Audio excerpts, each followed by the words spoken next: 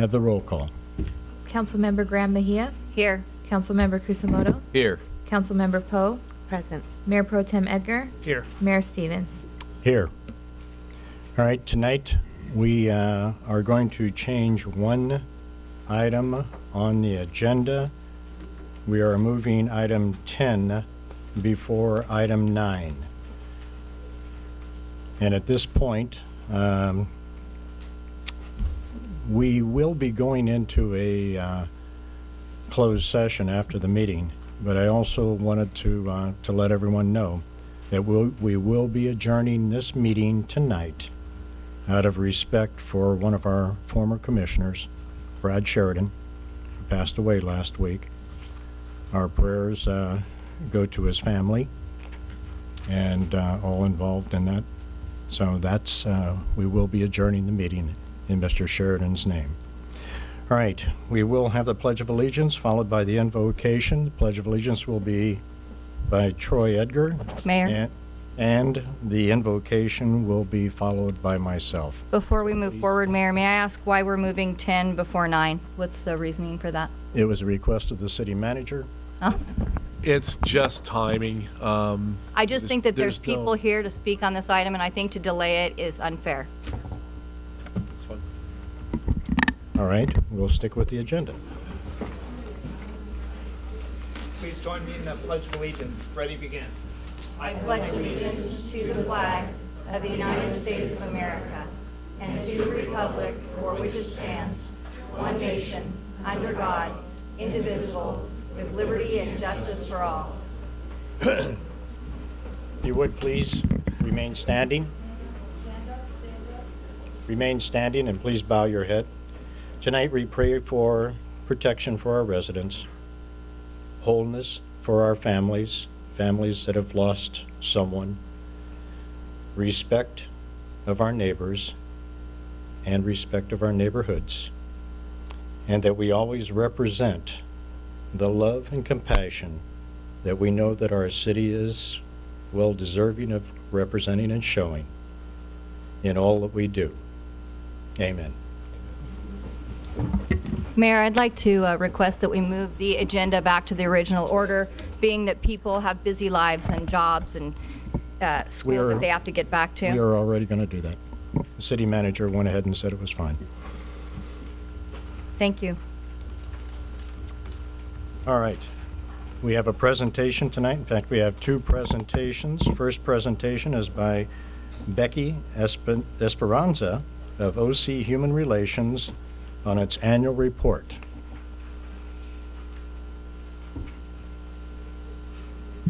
Good evening, Mayor, council members, Mr. Stewart, Chief Todd Mattern. Am I saying that correctly, I hope? Okay. That's right, but that's not him. Oh, I'm sorry, I apologize. It's okay. Please give him my my greetings to Chief Mattern. As usual, it's an honor to be here tonight to make our presentation of our annual report for the Orange County Human Relations, and I believe Wendy was kind enough to pass those out to you. Let me start by highlighting a specific project that reached out to assess the status of some of the local residents who were attacked after 9/11/2001 on this 10th anniversary of that terrible attack.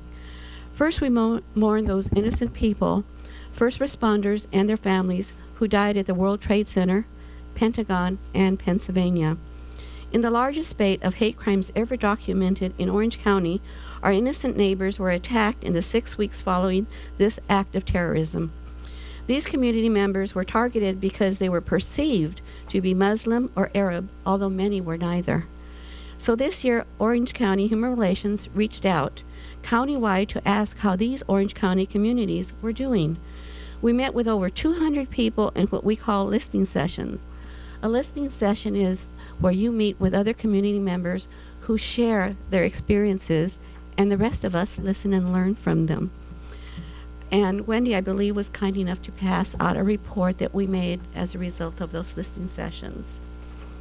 These community members wanted to share with you a little of what we learned. Of most concern was the repeated stories parents told us of harassment and bullying of their children. These children were among the most visible due to the top knot of the Sikh boys and the hijab of the Muslim girls. Parents told us of their children being verbally taunted, physically pushed and hit, having their head covers torn off, and threats being made against them as if they were all terrorists. We should be able to do better for all our children.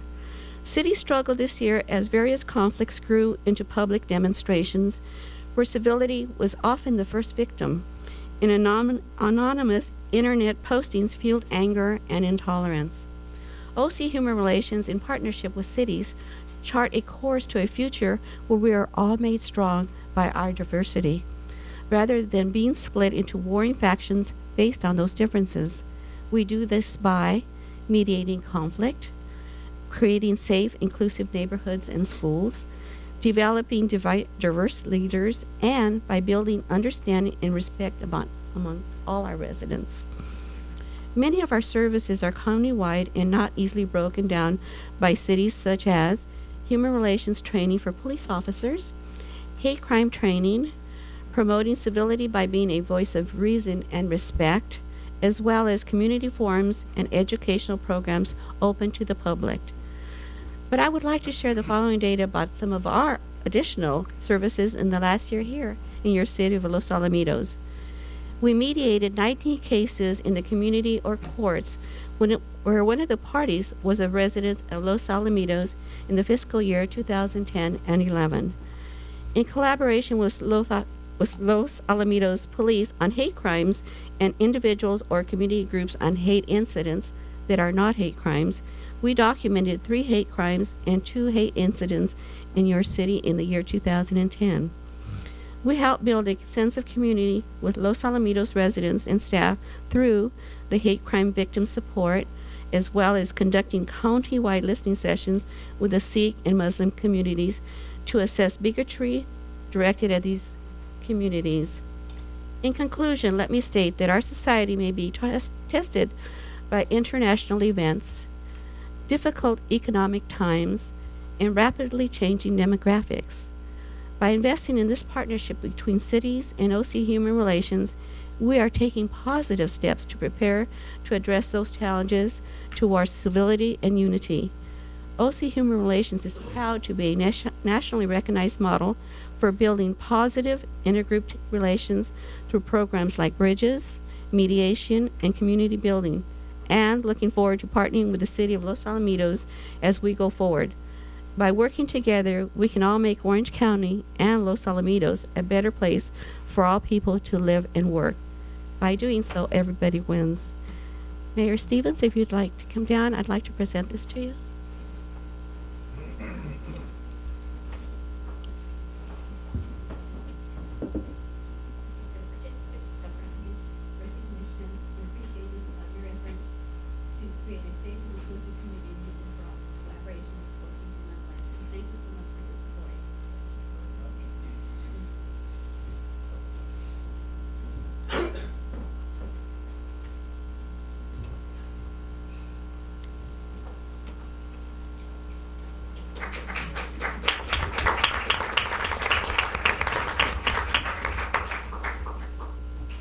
And again, I want to thank you for the certificate, and I know we will find a wonderful place to put this in our city hall and follow through with it too at the same time. So thank you again for the presentation.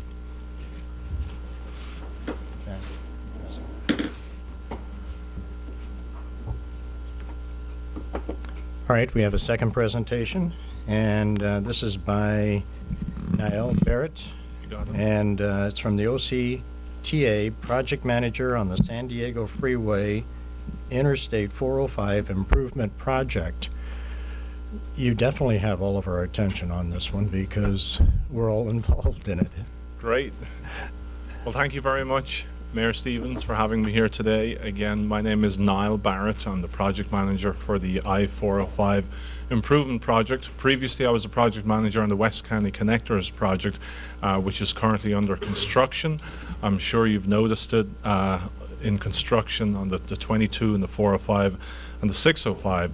This is the next project lined up. And really what I want to do tonight is give you an overview as to the status of the project and kind of walk you through where we are, what we propose on doing next in line on the project, and just to bring you up to speed as to where we are and where we're headed. So the idea tonight, again, is to give you the overview, the status, and to really explain what the draft EIS, which is the environmental document, is, talk about the public review period, the public hearings, and then what happens after the public hearings. The 405 project spans from the 605 to the north here in the city of Los Alamitos, all the way down to the 73 freeway in the south in the city of Costa Mesa. And you can see it goes through all of the various cities. The project study area is approximately a quarter-mile wide from each side of the 405 freeway, and that will become relevant later on in my presentation. The need for the project, well, the 405 was built primarily in the 60s. The photograph really says it all. As you can see from the 405, it's hard sometimes to determine when rush hour is on the 405 because it kind of goes on all day, and that's not just on the freeway itself but also on the auxiliary lanes as well as in the carpool lanes, collector distributor lanes, and also on the arterial streets that come off the 405 and the ramps. And our projections are that the congestion will only get worse. Some numbers we're looking at are that the congestion could get worse by a factor of 35 to 40% by the year 2040. And so the objectives of the project are to increase the freeway capacity to better meet the future, existing and the future demand, and to improve the freeway operations as well as the interchanges, always to enhance safety, and then to minimize the amount of right-of-way acquisition needed for the project, to implement strategies that would ensure the earliest project delivery, and to meet the commitment of the renewed Measure M or M2. So the existing condition, this shows us, it's a good overview here of the Springdale Street overcrossing, and we can see the 405, you've got 4 general purpose lanes, 1 carpool lane, and on the left there's also a collector distributor lane also. And one thing to point out on this slide are the 3 rows of columns that support the Springdale Street overcrossing, the bridge crossing over the 405. Really, over the years, Caltrans have maximized the amount of lanes that we can have on the 405 with the minimum number of dollars spent. Now that's a good thing, and it's given us carpool lanes. But really where we are today, and you can see from this photograph, is we've maxed out the footprint of the 405, and so any additional improvements to the 405 to add additional lanes require us to demolish and reconstruct every single bridge that crosses the 405, really from Bolsa Chica all the way down to and including Fairview Road down in Costa Mesa. So we're looking at 3 study alternatives on the 405, 3 build alternatives. Alternative 1 would be to add 1 general purpose lane in each direction, shown here in yellow on the outside. Alternative 2 is to add 2 general purpose lanes in each direction, again shown in yellow. And then alternative 3 would be to add 1 general purpose lane in each direction, along with 1 hot lane or tolled lane in each direction, which coupled with the existing carpool lane in each direction would give us an express facility. Just like the 91 freeway. Now, anybody who's been out to Riverside may have seen or even taken the 91 Express facility. You use a transponder to get in and out of the facility, and this would operate very similar to what we have on the 91 freeway. If I can just draw your attention to a couple of things here. One is that you can see that the right-of-way is pretty much within the existing Caltrans right-of-way today. So we're fortunate that Caltrans has some areas on either side of the 405 which are landscaped, and we'll be able to use that area to widen the 405, which means that at this time, it's still draft, but at this time we have identified no full residential acquisitions needed to improve the 405 project for any of these three alternatives. So that's obviously great news if you live alongside the 405. And then also the concept is to rebuild the bridges that cross the 405 with these open abutments. You can see we've only got one row of columns this time as opposed to three, and that allows us again to really maximize the freeway while keeping within the existing right-of-way. So the alternatives that we have are for the three alternatives, 1.3, 1.4, and 1.7 billion dollars, and it says this assumes a design-build type delivery method. Typically with most projects you design and then bid and then construct the project. One of the things that we're looking at on this project would be to design build at the same time.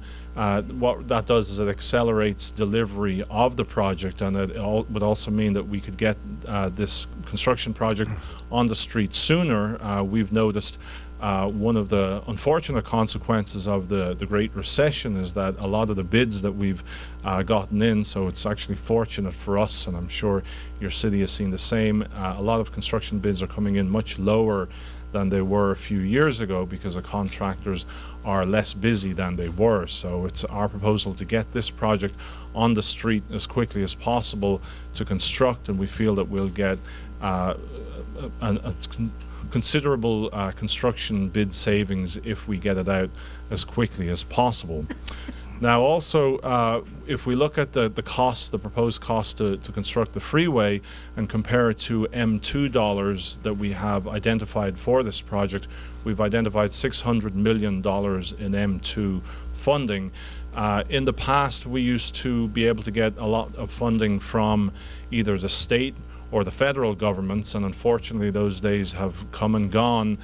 There's a large change, and the state and the federal government just doesn't have that kind of money anymore, and that's one of the reasons, frankly, why we do have an alternative 3, is to provide additional funding through tolls on the 405 project.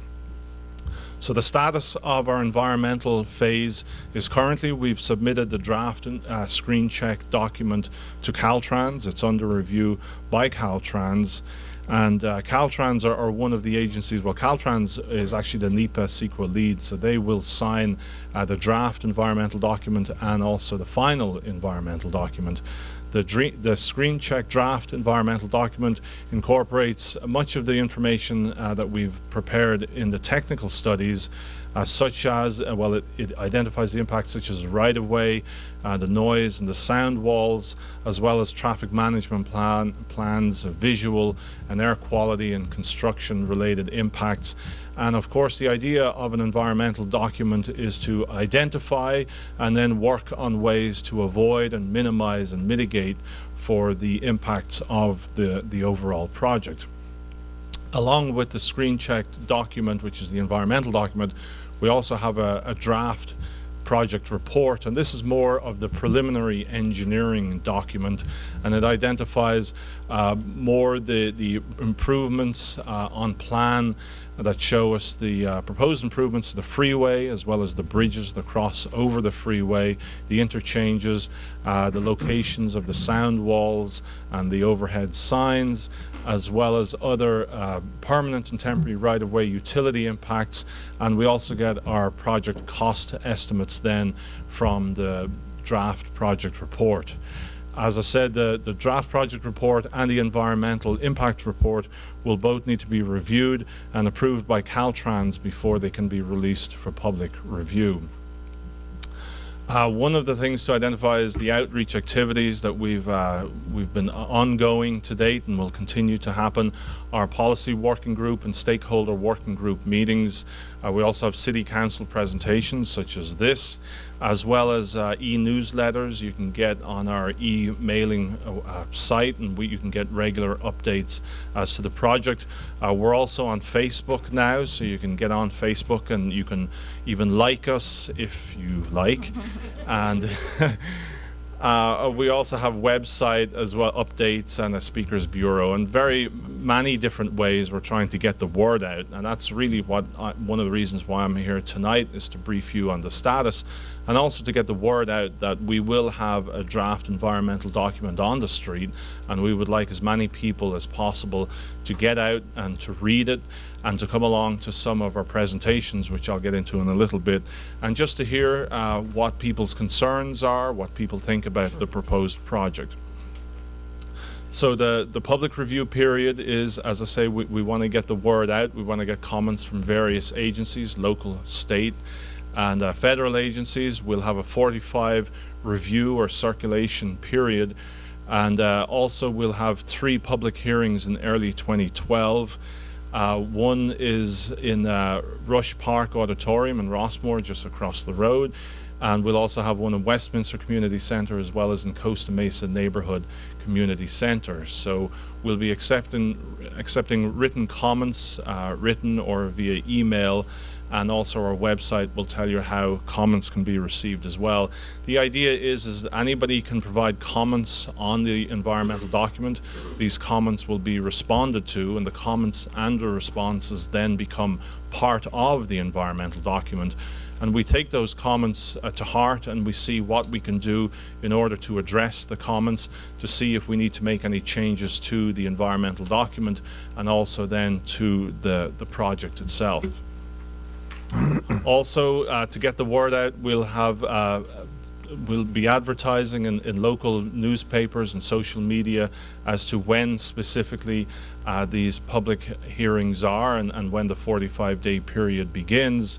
And then also we'll be mailing the property owners along that quarter-mile corridor that I spoke about earlier an actual written notice as to the public comment review period, and where we'll be having these public review meetings. And then also there are other various agencies and then stakeholders, user groups, and other local businesses. Again, as much as possible, we want to get the word out. We'll have copies in local libraries, and also you can get access from the OCTA and the Caltrans website. And again, we look to you to help us tell us if there's anything more we can do, or who else we should add, or any other ideas to get the word out. The public hearings themselves will be an open house format. I'll be there presenting the project. We'll also have a limited question and answer time. Sometimes they go on a lot, but we also have sample questions and answers on our website as well. So it's a good place to start if you have any more questions, and fact sheets to find out more about the project on the OCTA website. And then we'll be taking written comments. We'll also have a court reporter there, so if somebody wants to give a verbal comment, the court reporter will turn that into a written comment, and then again that becomes part of the environmental document itself, along with the response to the comment. So in the presentation, we'll again be going back over some of the impacts, the benefits, and the mitigation measures that I had identified previously. I won't go through them again, but these are just some of the impacts. There are many more cultural, community impacts, and the list goes on.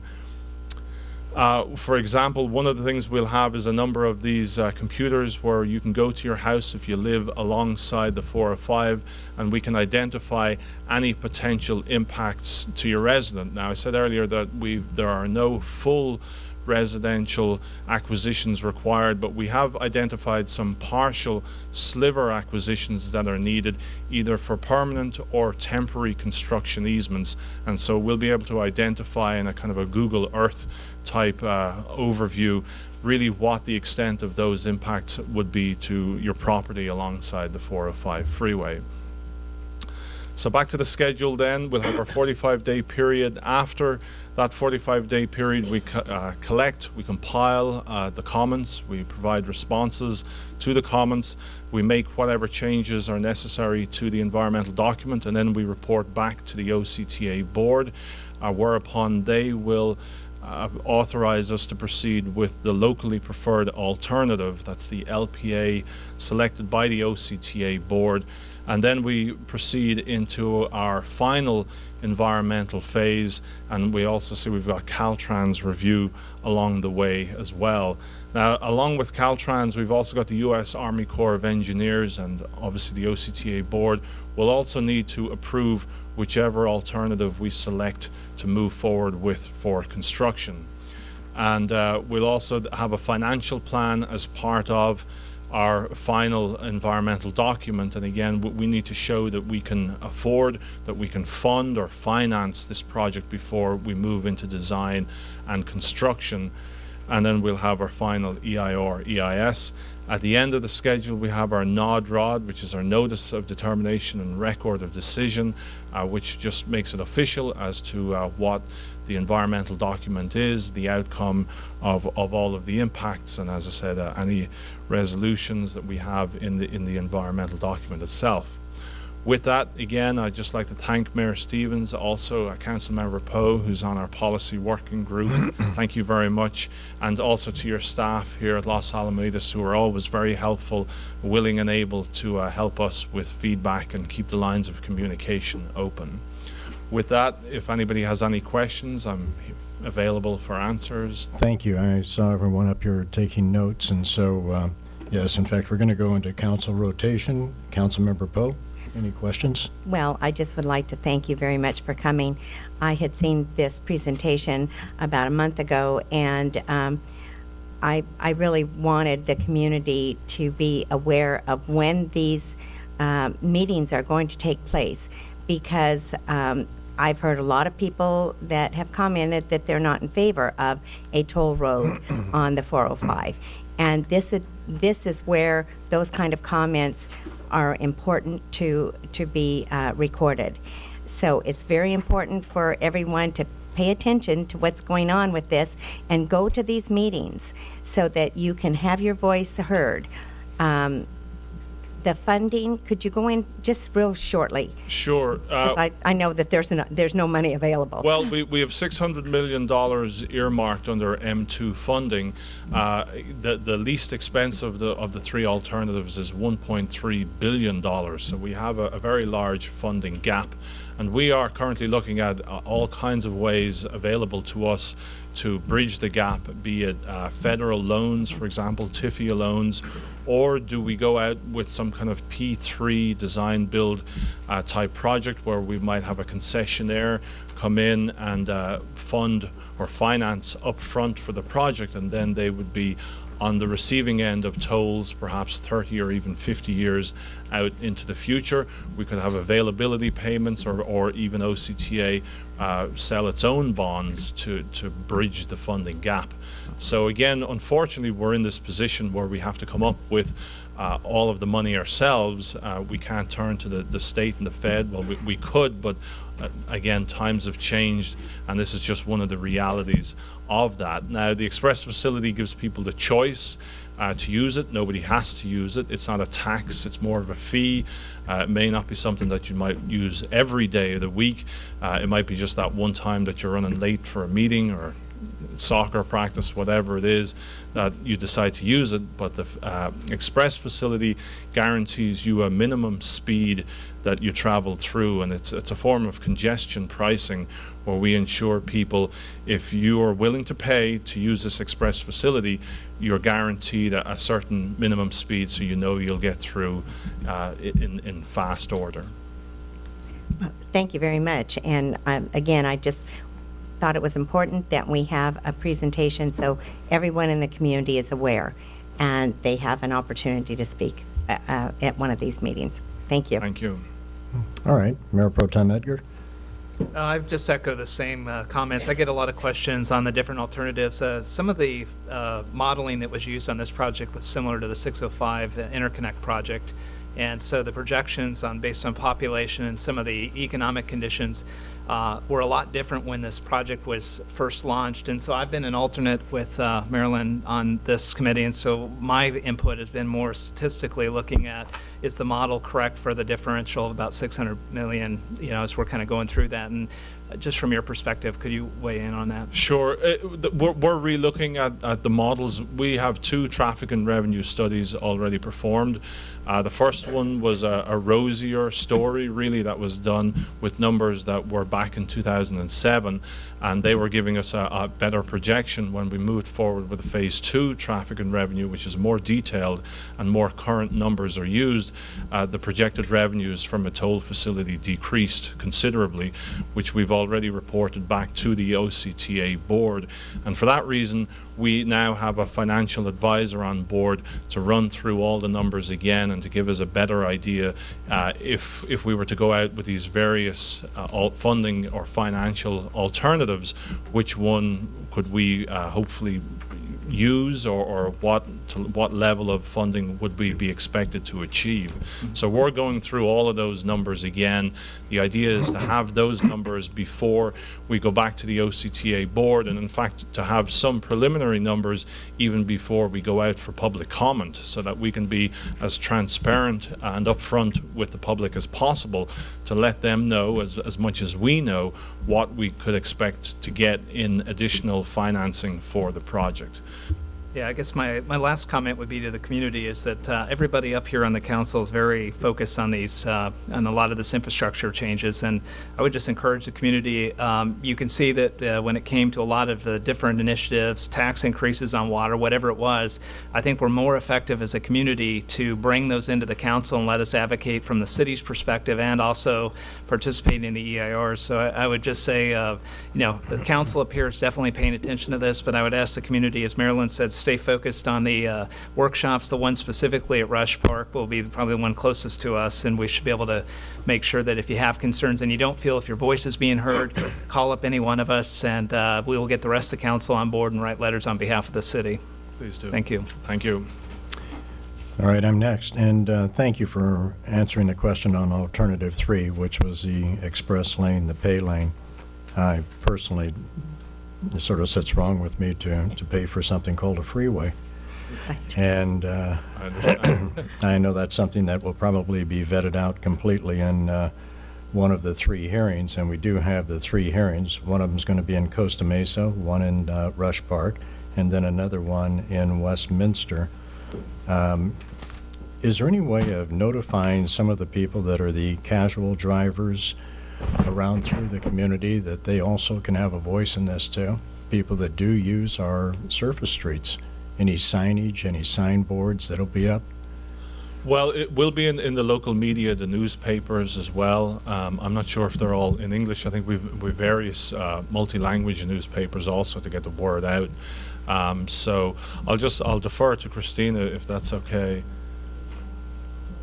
Social media, but specifically with regards to signage, we can look into it. That's the best I can tell you right now. As far as I'm not sure to what extent, frankly, we can put signs up around to tell people, but we can look into maybe what we can do just to get the word out. But again, that's part of the reason why I'm here tonight, is to, as much as possible, just get the word out, and we're trying to cover as many bases as we possibly can. Good, that's appreciated, because the majority of our traffic really isn't the traffic within the cities itself. It's people that are going through the city, and it would be interesting to see if we have some way, signage, flashboards, or something to be able to indicate that these public hearings are going to happen, and it does have an effect on them because this is part of their normal route. Sure, and I've been at the city councils in, well, let's see, Westminster, Fountain Valley, Huntington Beach, Costa Mesa. We're trying to get in on Long Beach, so really we're casting a far and wide net, Seal Beach as well, just to get the word out as much as we can. Very good, thank you. Thank you. All right, going to move on to Councilmember Mejia. Thank you, Mayor. Some of the questions I had have already been asked and answered. I am interested in alternative 1. Would there be a need to take any land in alternative 1? At the interchanges and intersections, the problem is the existing bridge is of a certain height, and when you widen the freeway, you have to lengthen the bridge, and you have to keep certain design standards on the new bridge, maximum slopes to and from the bridge. So really just at the bridges, that's one area that we're looking at some partial acquisitions needed just around the bridges. But by and large, on the main line itself, there's no, for alternative 1, there's no acquisitions required. Okay, how about alternative 2? Alternative 2 and alternative 3 are very similar insofar as the number of lanes being added. So again, there it's mostly around the bridges and the interchanges. We're also reconfiguring some of the on and off ramps as well. But again, there might be some, well, there's some commercial acquisitions needed further south, but there's no full residential acquisitions needed. So then no homes would be lost, just from your picture here, it just looks like a portion of the backyard towards the far end of their yard. In the businesses, any businesses taken? Just well, yes, we are looking again further south, down at the other end. I'll say that unfortunately with businesses, when you take a partial acquisition, that often turns into a full take, because it's hard to take just, you know, part of a business. So we will get into negotiations with the business owners to see to what extent we can keep their businesses, or we just acquire the entire property.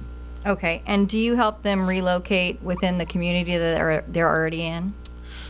We can and we do. It's a very extensive negotiations, and it'll take quite a while to make sure that the businesses are happy. So yeah, it's obviously it's up to them to an extent as well, but we'll be working closely with the businesses and the residents who are affected also. Sure. Just with businesses struggling so much, I would hate to see anybody impacted. And then my last question, if you take the properties from either the businesses or the homes, even if it's partial, do you pay for them, and if so, do they get fair market value? Yes and yes. Yes and yes. Okay. That's it. Thank you. Thank you. All right, Councilmember Kusamoto. Thank you, and thank you, Mr. Barrett, for presenting this and taking time out of your schedule.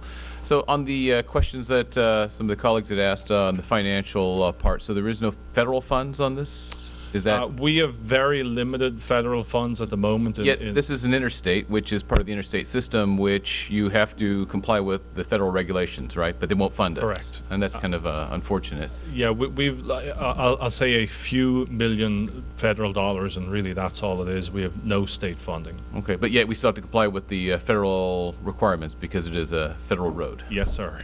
Kind of. And then the other part on the idea of a toll road, I don't support that, because I just don't think we ought to be paying for our roads.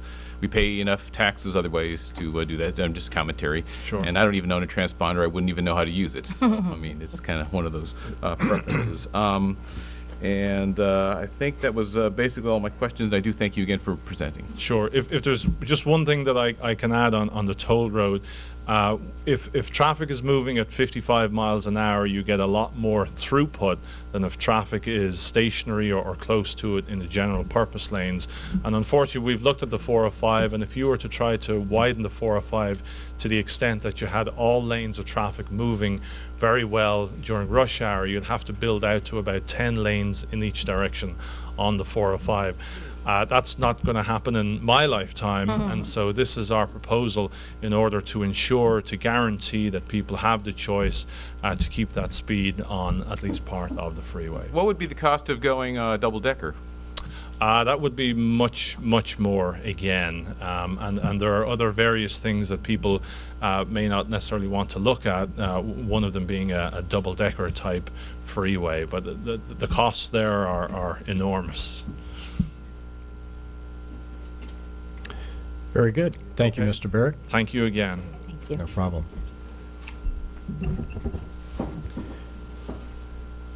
All right. City Manager, did we also have another presentation from Southern California Edison that you were aware of? Yes.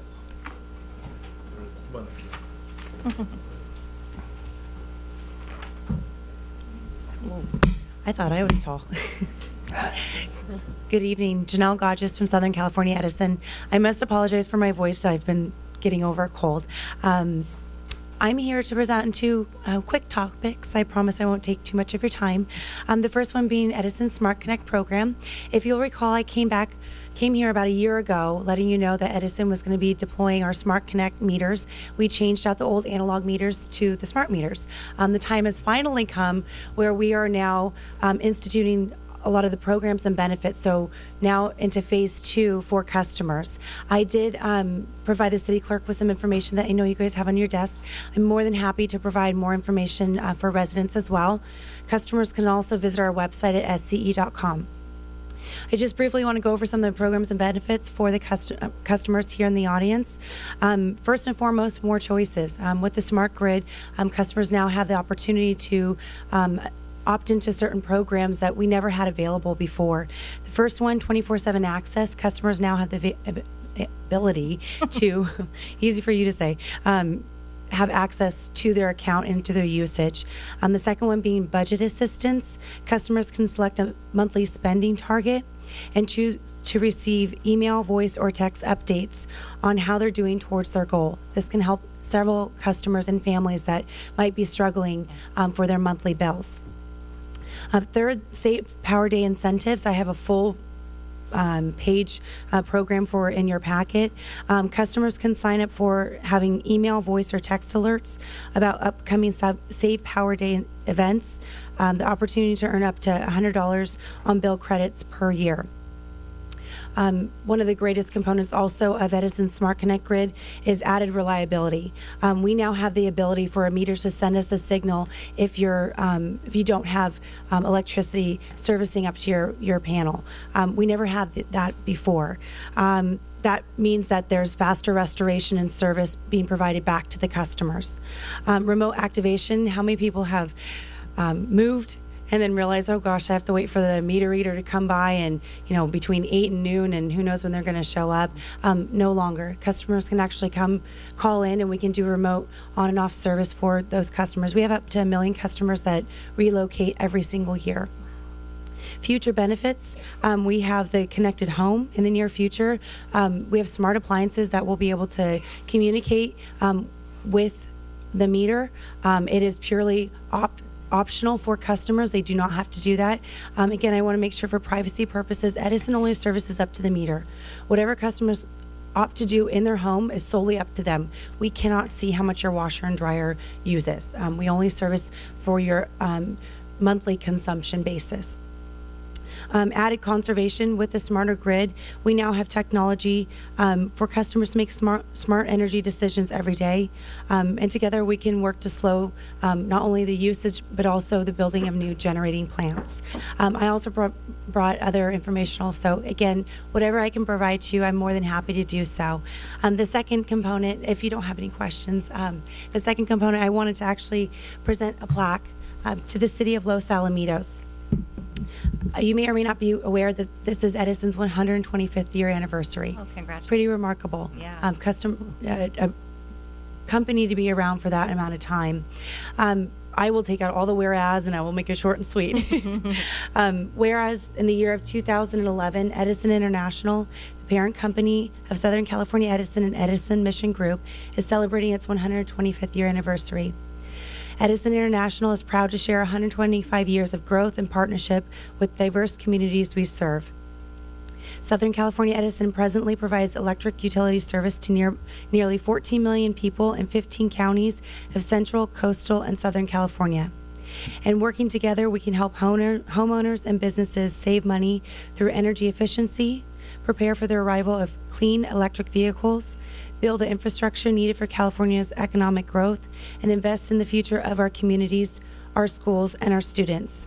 To celebrate this milestone with the City of Los Alamitos, be it that resolve that an unanimous decision by the Board of Directors for Edison International extends its appreciation to the City of Los Alamitos for being a valued and significant part of our history, and be it further resolved that Edison International looks forward to a lasting partnership as we embark on our next 125 years of service. So, Mayor Stevens.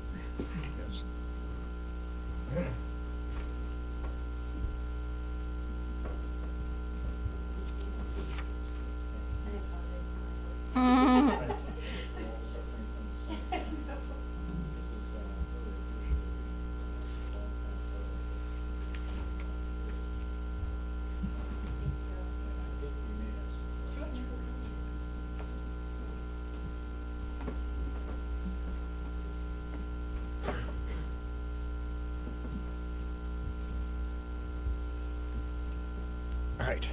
Bringing it back to the council. Councilmember Poe, do you have some questions for Janelle? I don't have any questions, but thank you so much for coming and sharing the information and for the beautiful plaque. And congratulations. Thank you. Mayor Pro Tem Edgar? I just also congratulate you on 125 years, and Janelle, as everybody knows, continues to help us on the Rivers and Mountains Conservancy Park over here right behind Oak Middle School, and I just want to continue to thank you for your help. Absolutely. I want to make sure that you guys are aware that Edison really wants to work hard to make this a great partnership with the RMC project, and we're doing our darndest, literally, to make sure it gets approved, and then we can send it off to PUC. Great. Thank you. All right. It's going to come back to me right now.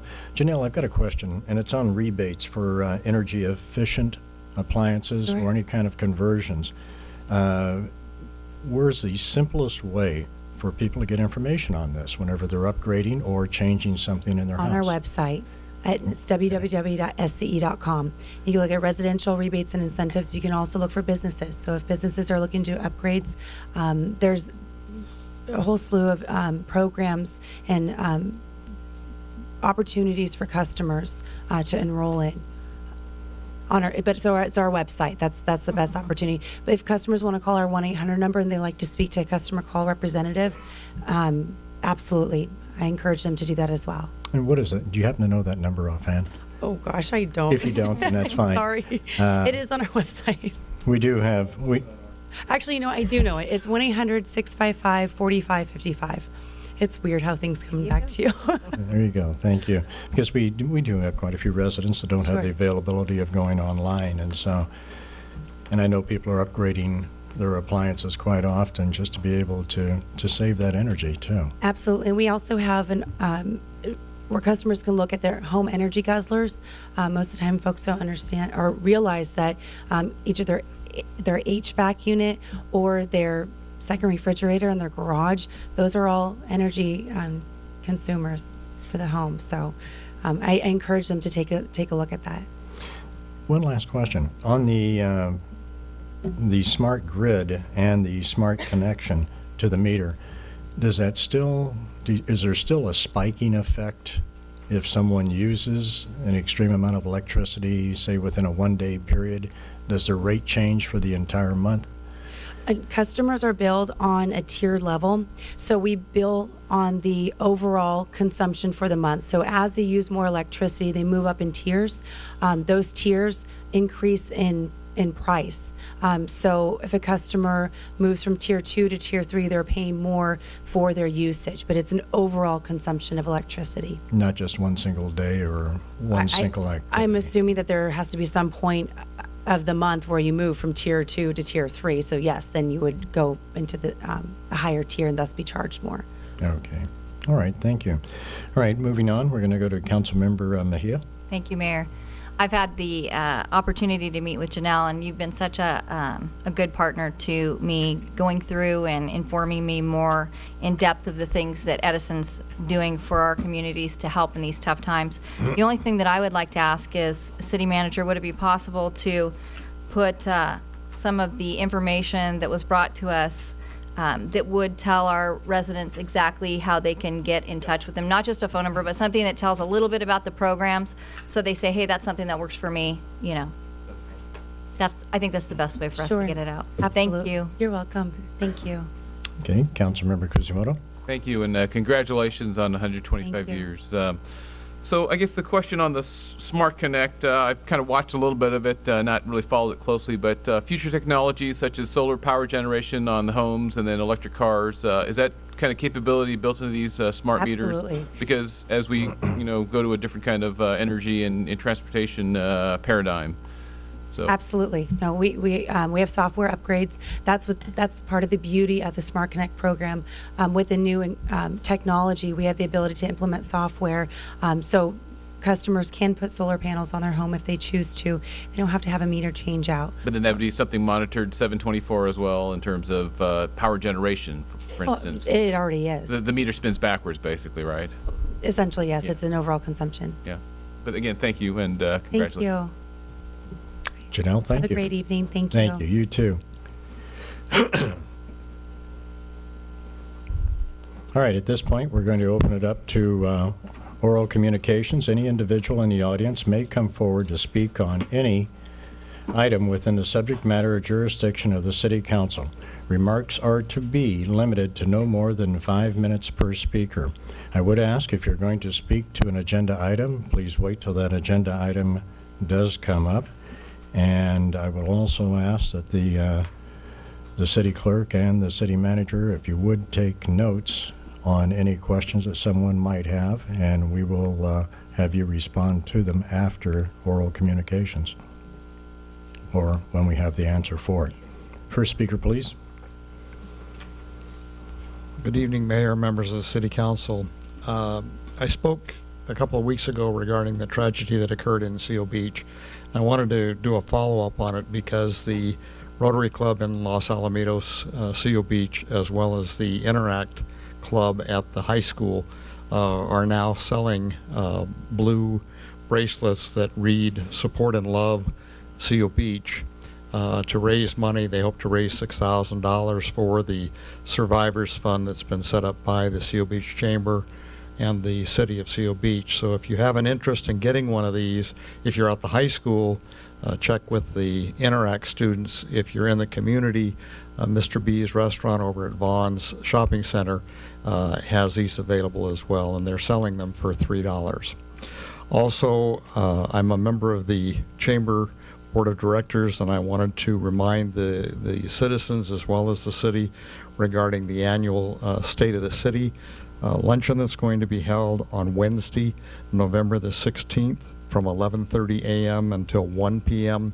at the Eagle's Nest over at the Navy Golf Course off of Valley View and Orangewood. Speakers are going to be Mayor Ken Stevens, the president of the Los Alamitos Unified School District, Karen Russell, and Chamber Chairwoman Judy Clabeau. And that's open to everyone, and we would encourage you to attend that particular luncheon. Thank you. Thank you. Next speaker, please.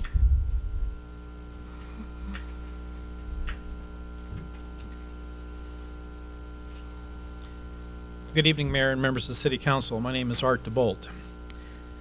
On October 17, I sat in these chambers and listened to City Attorney Sandra Levin oversimplify, mischaracterize, and distort the words and intent of Orange County Superior Court Judge Andrew Banks as he voided the trash contract improperly awarded to Consolidated Disposal Services. Ms. Levin said in his ruling the judge found the 2008 trash ordinance in his mind to be unclear. He was concerned about the procedure and that the judge sent the matter back to the City Council to determine what to do next. What an insult to the people of Los Alamitos, the City Council, and to the court, Ms. Levin. Shame on you. For the benefit of the public present and those watching on television, here's what Judge Banks said. The City of Los Alamitos award of the contract for the provision of solid waste services to CDS failed to comply with the municipal code sections which require that the contract for solid waste services be awarded to the lowest responsible bidder. The judge continues, the court further finds the contract is void and orders that the city follow the procedures of Los Alamitos Municipal Code Section 2.60. There is nothing unclear in the judge's ruling about the violation of the city ordinance by Troy Edgar, Marilyn Poe, and Ken Stevens, and his voiding of the contract. Tonight, in his agenda report, City Manager Jeff Stewart says, and I quote, a trial court ruled that Section 8.12015 required a low bid process. Under Section 2.60, your words, Mr. Stewart, are a further distortion, mischaracterization, and I dare say an outright lie. Judge Banks and the existing ordinance call for the contract to be awarded to the lowest responsible bidder, not low bidder or bidder, but rather lowest responsible bidder. A huge difference. Why, Mr. Stewart? Why do you and the city attorney continue to mislead the public, the council, and insult the court? Judge Banks gave this council three choices after declaring the contract void. 1, continue to use the code as written and rebid the contract. 2, amend the code to eliminate references to the word professional when referring to trash collection, tighten up some of the language, and rebid the contract. or 3, craft an entirely new solid waste collection process and rebid the contract. The contract is void. To prevent disruption in trash collection, the judge allowed the city to continue the services of CDS for a reasonable length of time to allow the city to complete one of the 3 alternatives. Here's what the judge said to you, City Council, at various points in the hearing. They are entitled to the dignity and respect of being the City Council. The court has made its ruling. They are elected officials. They are going to respect the court's order. They may choose to appeal it or not. That's fine. That's their decision. He said further, I'm not interested in taking jurisdiction or tight oversight of the City Council. I want them to do what they're elected to do. Here's what the judge told us, to the citizens group, regarding our possible objection to the city's amending or crafting a new ordinance. You won.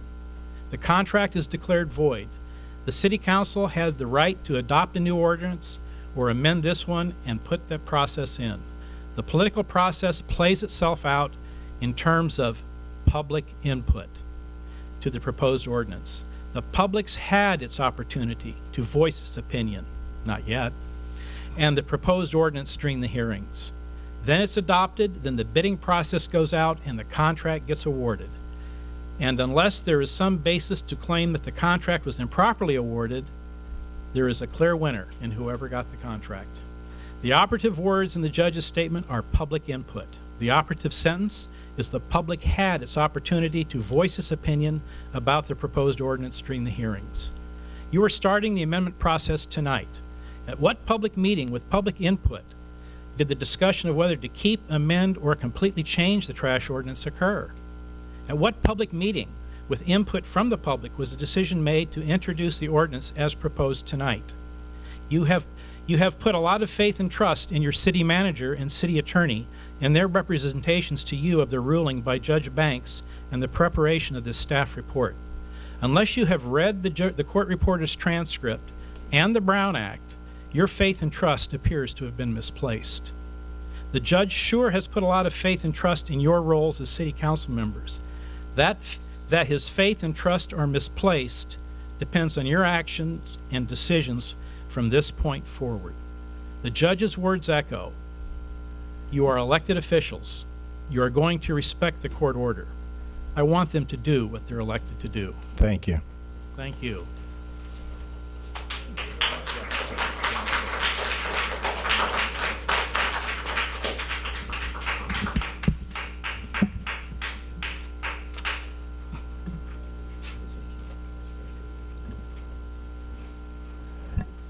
Next speaker, please. J.M. Ivler.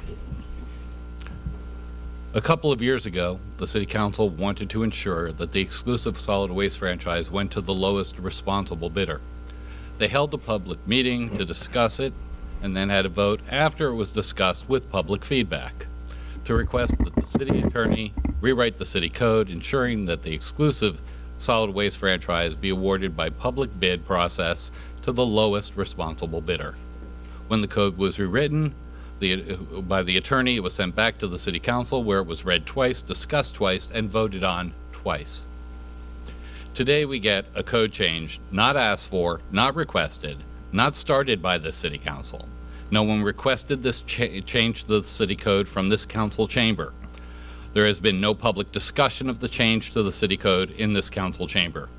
There has been no discussion to whether the city should change the code or use the recommended methods as provided by our consultant, Joe Sloan, in his 1996 co-authored and published article with Reason Foundation entitled Solid Waste Management, A Guide to Competitive Contracting for Collection, on how to run the bid of an exclusive solid waste franchise agreement so the process cannot be gamed and corrupted, like our last attempt to put the franchise out to bid.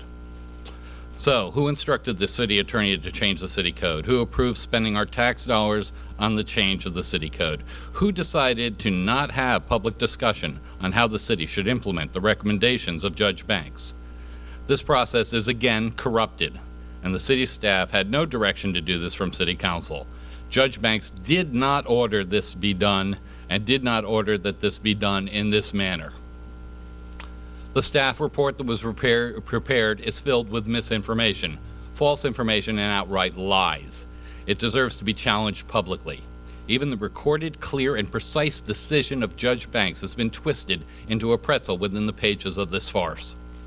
Staff says, quote, "The court also indicated its intent to declare the existing contract void," when that is not what Judge Banks said. He said, quote, "The court finds that the contract is void," unquote.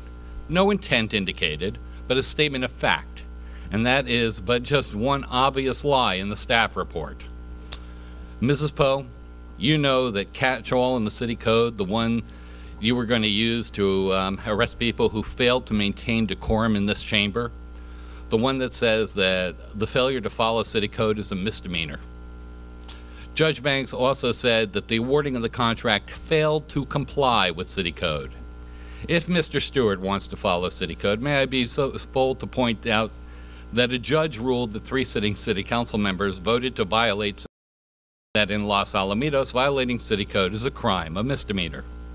That we have a law firm on retainer that prosecutes violations of city code, and that he should have referred that violation of the 3 city council members to the firm for prosecution.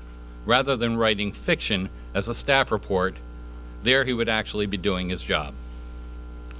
Mr. Egger, I publicly defended your vote about 4 years ago, even though I disagreed with it, that since the city manager did not follow proper process and procedure, you voted against cars for our police department. You have time and time again stated that proper procedure trumps everything else. Here we clearly have a case where proper procedure was not followed. Any vote for this measure, Mr. Egger, would be a case of situational ethics on a Nixonian scale. Since you're running for higher office, I'm sure your opponents are foaming at the mouth for the opportunity to show that your ethics, that procedure trumps all, is situational and can be tossed out when the situation benefits you or your campaign financiers. Tricky Dick, me, Tricky Troy. This item should be dropped. Thank you. Thank you. Next speaker, please.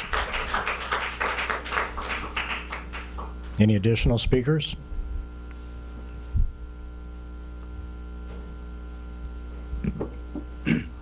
I'm Dave Emerson. I live in Los Alamitos. You'll notice that I and several others here are still sporting our purple patches from today's services for former Traffic Commission Chair Brad Sheridan. And I just wanted to address Brad and his contributions to the community. Some of us may be wearing these for quite a while. As you also know, I edited a small blog, the only website, interactive website devoted exclusively to Los Alamitos, letsfixlosal.com. And after Brad tragically and unexpectedly passed away at work last Wednesday,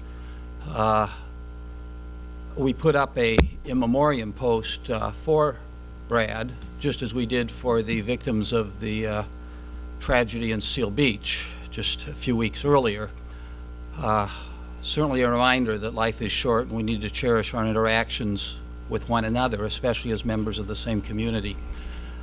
I was surprised and shocked by the response that little blog post received. We received 40 different contributions from far and wide, including grammar school, college, law school colleagues of Brad and a number of members of the community.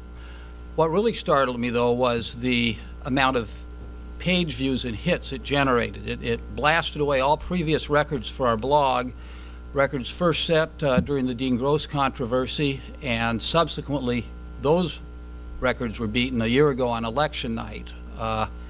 Literally thousands and thousands of page views showing the interest in former Traffic Commissioner Sheridan. I just wanted to read a few of those just as a tribute to Brad. And I see we've got a new timekeeper that doesn't let me know when I'm in the orange, but I'll try to guesstimate it. I liked that old light.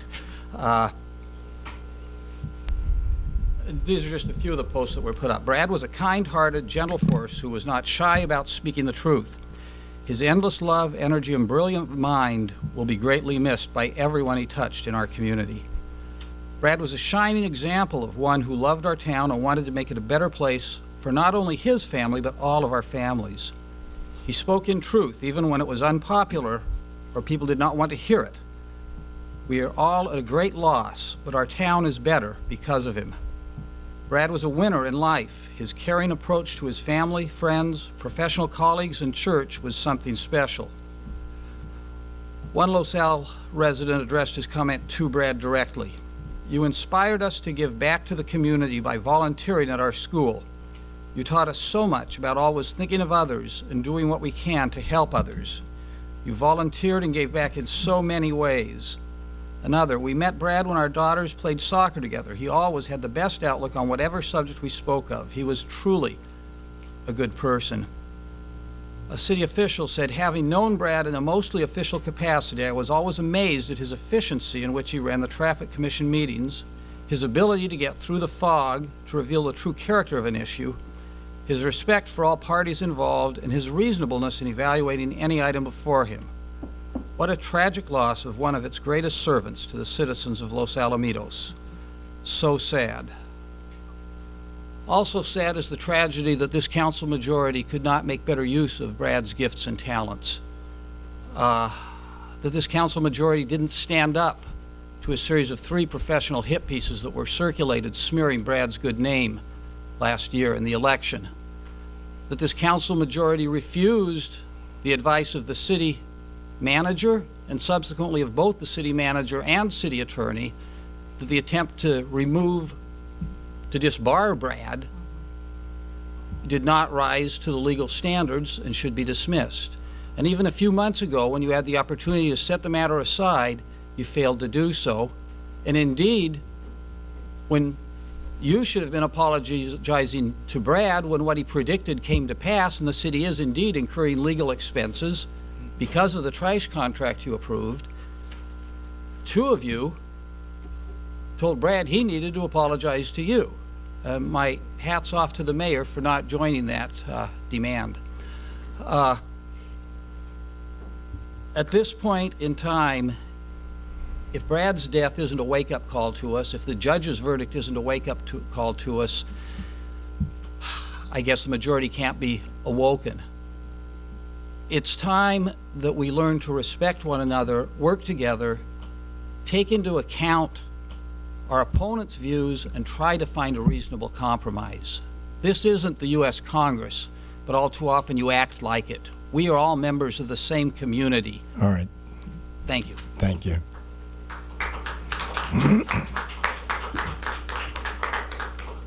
All right. Next speaker. Good evening, Council. My name is Kathy Sela, and I'm a 24-year resident of Los Alamitos. I just have a couple of brief points, but first I'd like to extend my deepest sympathy to the Sheridan family. I didn't know Brad well. We worked together on very low levels, more often than not, with opposing points of view, but I would certainly hope that neither friend nor foe of Brad Sheridan would not attempt to capitalize on this family's tragic loss and allow them to regather their thoughts and feel their loss on their own independently. Brad was aware of his condition, but it doesn't change the shock to his family. But I also think that it's necessary to mention that his passing does not make him an enemy nor a hero, and we need to keep that in perspective. So my 3 points would be, I wanted to congratulate the Chamber on Wings, Wheels, and Rotors. I thought it was an excellent event as always, very well attended and very well organized. So I think we should all thank them for their efforts there in bringing that wonderful event to our town and all the publicity that it brings. I would like to show my support for our trash contract. I find consolidated disposal to be the most responsible lowest bid to our city. It got us out from underneath that horrible expense of trying to get that street sweeper out every week, which often was not out. More often than not, you didn't know if it was going or not going. Since Consolidated has taken over the street sweeping, something that's part of that contract that we don't even talk about, I haven't missed him once. He's been there every week, even on rainy, misty mornings. So I appreciate that. I like to have my street sweep. So I want to congratulate you on taking a responsible bid and looking out for the best interest overall for the residents of Los Alamitos. And last but not least, Mr. Stewart, I want to thank you for the sidewalks on Bloomfield. I noticed them. We now have them going north and south on Bloomfield. I can walk south while the children are walking to school, and there's no conflict. Bikes are going up and down. It's all good, and I appreciate it, and I did notice. So thank you. Thank you. Next speaker, please. In between, Mayor, I'd like to address that comment. I absolutely agree.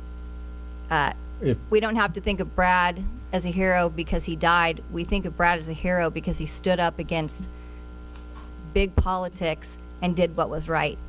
Thank you. You're welcome. You guys should be ashamed of yourself.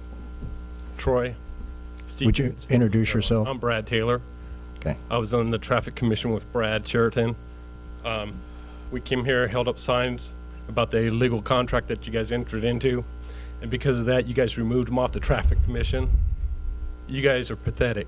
He was out here last meeting, asked you guys that now that you've been found guilty, and I don't expect a response from the city attorney afterwards like you did last time, Stevens. You asked him to respond to something. Brad didn't ask her any questions.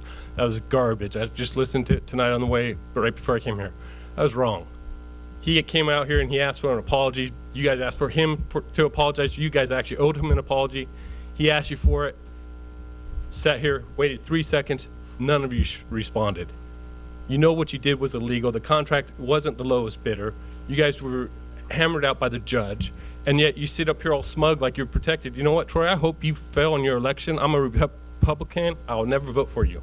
And I ask all the other Republicans don't vote for you either. I think what you've done is horrible. You've done this illegal contract. All three of you had a chance to apologize to the man while he was still alive. He's not here to do that anymore. I sure hope tonight, at the end of this, you guys would have actually apologized to his family for being such a bunch of smucks. I'm sick that you're in charge here, and I can't wait till you get voted out of here.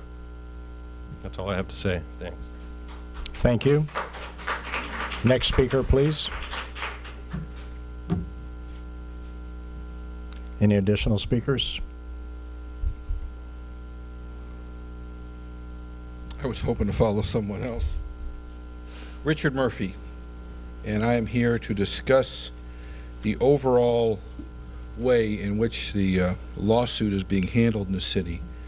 But first, as to 9A, the only word that comes to mind with this is premature. We've had a bunch of closed-door meetings, and now this just appears. No discussion, no explanation. Really not even clear as to what it does or why it's here. But more importantly, this is the time for leadership and an open discussion of this lawsuit. I know this is ugly. It's personal. It's gotten very personal. 3 of you were personally named in this matter. That can't be fun. But these closed-door meetings are not generating any faith within the city. As a nonpartisan citizen, I do want to know that my city attorney is working looking out for the city. And I don't feel in the last 2 meetings that has been the case. I could take a day and go over the conflicts of interest that appear now because of the loss of the lawsuit. And I'm not saying that people here have conflicts of interest. I'm just saying that the loss has generated people have different goals now. People are protecting themselves as well as the city, and we're trying to balance it. This needs to be brought out in the open. It's not pretty, but this to me is what leadership is about. This could be an opportunity in the end to work together to heal some of the divisions in this city. However, that can't be done by any more backdoor, closed-door meetings, particularly when one of our council members are excluded from that meeting. I'm asking that this matter 9A be considered a little premature at this time. Maybe it is the right thing to do, but please explain to us why it is the right thing to do. And second of all, please come up with a way to discuss this matter honestly and forthrightly with the citizens of Los Alamitos in a way that explains to us what's happening. I don't even know if the street sweeper was ever even sold, or if the offices that were supposed to be opened were ever opened. I believe we're due a review of the contract so far and how we're going to go forward, but it needs to be done openly. Thank you, and then thank you. Thank you. Next speaker, please. My name's Laura Williams. I live in Los Alamitos. I agree with the gentleman that just spoke. There is no reason this ordinance should be even talked about right now. 9A is premature. We need to deal with the fact that it's a void contract. They need to relook at the bids. And I know some of the other bids had street sweepers in them, and they were lower. And you guys are still hiding behind the same math that you did before. And now it's involving putting out, writing ordinances and changing them without even getting the public's response on any of this. You're, again, just turning your backs on what the people want. And it's wrong. And we lost a very good man. And I think Brad Sheridan should be sitting up there instead of any of the three of you. Edgar, Stevens, or Poe. He would have done a better, more honest job. He was an honest man. He gave to this community with honesty. And when he was bashed at by all of you, he still stood strong and still was honest. I wish only you could look in the mirror and be as honest with yourselves. And same with the city manager trying to pass his 9A without us even, we've got a void contract right now. So we need to re-evaluate that before we move on with this kind of garbage. That's all I have to say. Thank you. Next speaker, please. Candace DeWitt. I've lived in Los Alamitos for 22 years. I haven't been to a city council meeting for a little while, but one thing that I find kind of disturbing is people pointing fingers at our council members and calling people liars. My best friend and I disagree on a lot of things, politics and such, but I would never call her a liar or point my finger at her to her face, because I think it's great to disagree. It's wonderful to disagree and to work out our problems. So I do find that a little insulting as a person in the audience with finger pointing and insulting words to people that are giving their time, everybody on the council, to try to help our city, whether you agree or not. So I do find that disturbing. The one reason I wasn't even going to say any of that, but I had thought about coming up and just talking and telling a little story that happened to me just like 2 weeks ago. And it's about low bids, high bids, and what have you. Well, I was going to get my trees trimmed in my yard, and I have 3 large ficus trees, and then a whole little hedge of trees between my neighbors. So I thought, well, it's been a while since I really got a bid from 4 or 5 people, so I'm going to go out and call all these tree trimmers because I get their cards on my porch. So I called 5 tree trimmers, one that I had used previously and saved his card. And all 5 of them, I had one that was $250, 2 or 3 that were $350, and 1 that was $450. And so I thought, well, that's kind of interesting, but I took a look at the people that came, how they presented themselves, what they had to offer. Did they have a big truck to come mulch the trees up and haul it away? Did they have a garbage bin that they were going to take it to, or are they going to use our garbage? What were they going to do? How much trash were they going to leave? And the $250 guy, I decided, I'm not sure about him. Does he have insurance? Is he covered with all liabilities? And even though he was $100 less, I decided to use the guy that was $350 that I'd used before. And I liked him. I knew he did a good job. And I think this is what people need to think about, is sometimes it's who you know is better to use than someone that comes in a whole lot less and who you don't know.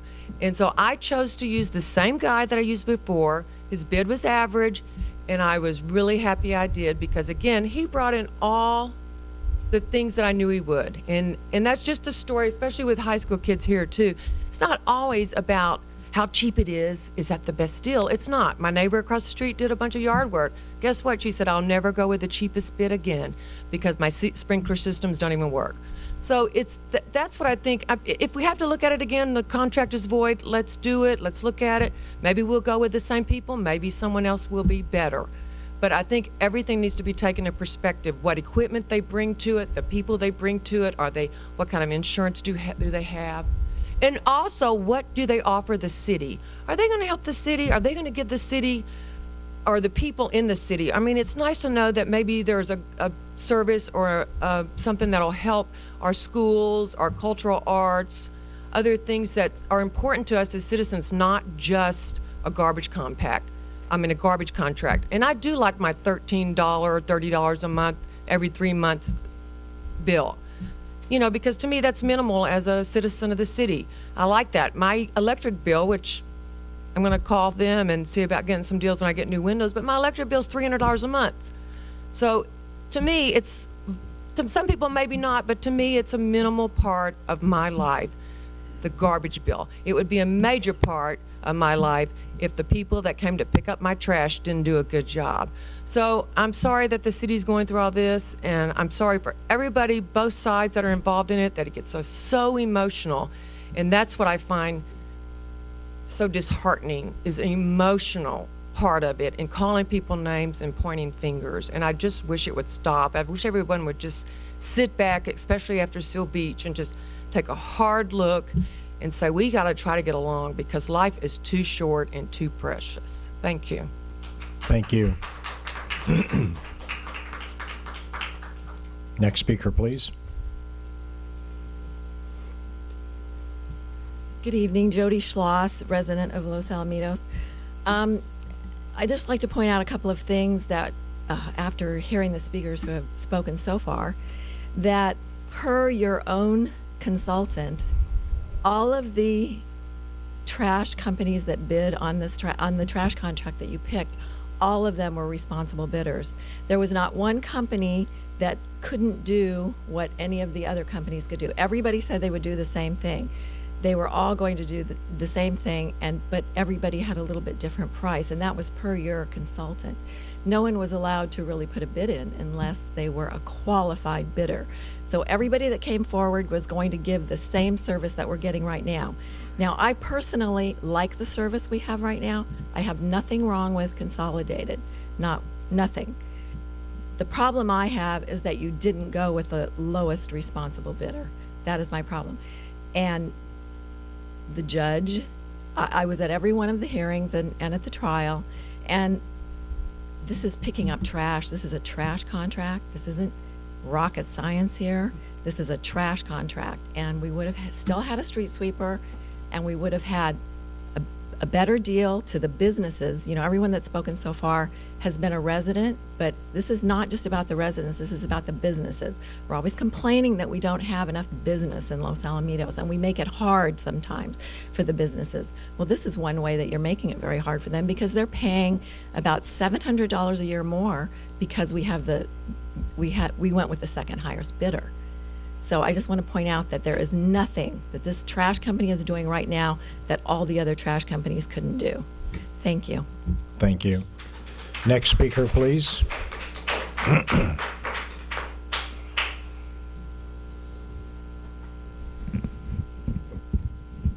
Good evening, City Council. Javier Mejia, Los Alamitos resident.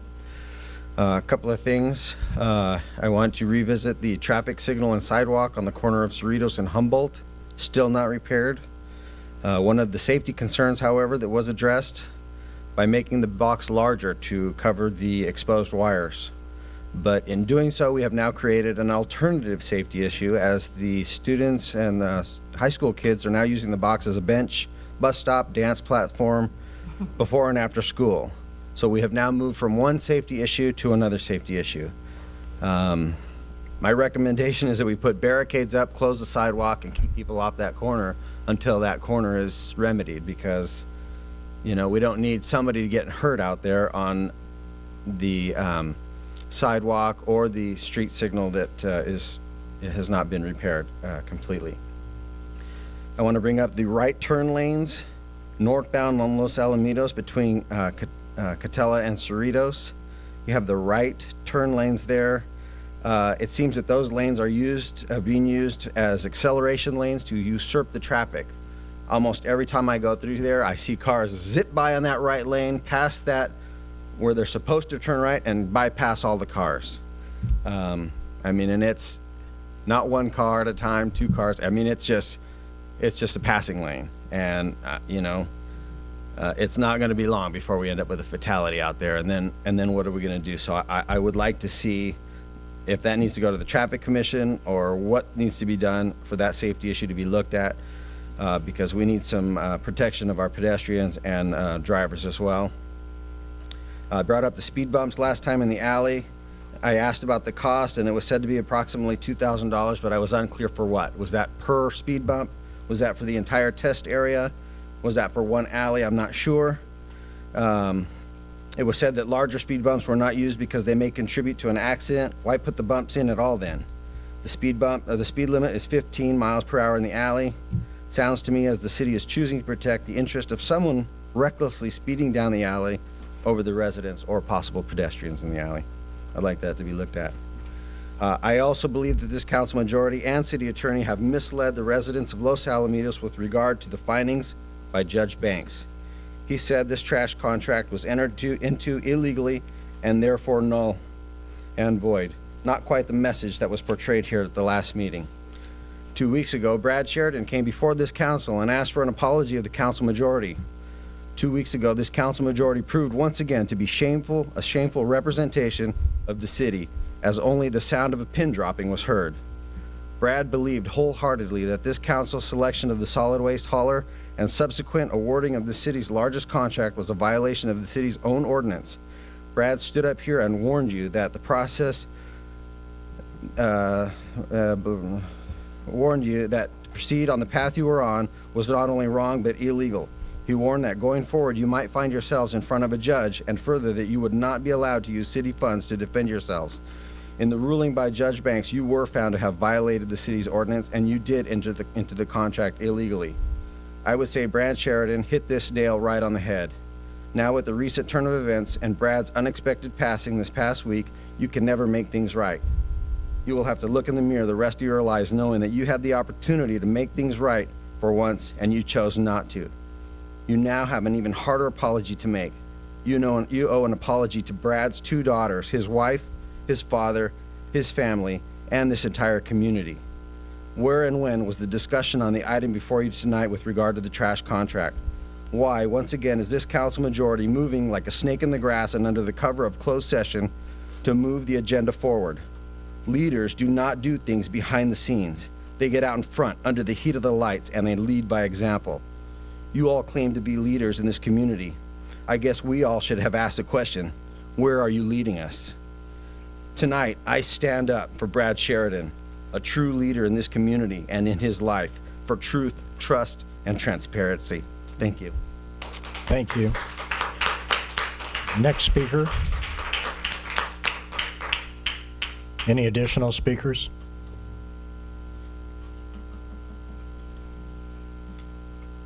My name is Pat Blanchard. I live in suburbia on Rochelle Street.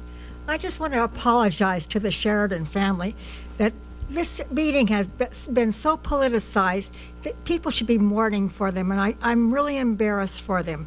We owe you an apology, Sheridan family. Thank you. Next speaker, please.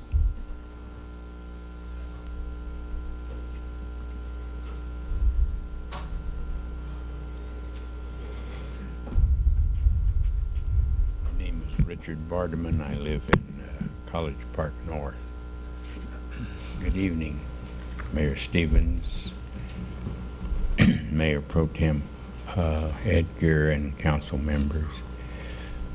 I admit, somewhat confused by all of this legality talk, but I think, from what I believe, the legality or illegality is a non-issue because the judge has made his ruling, and the things that the council is putting forth tonight are legal or they wouldn't be doing it. In spite of the numbers of experts here, they probably are not attorneys. I think the city council needs to look at what is the best thing for the city. The best thing for a particular contractor is unimportant. If you had a gardener that you had employed for 20 years, he did a very good job, and you were very happy.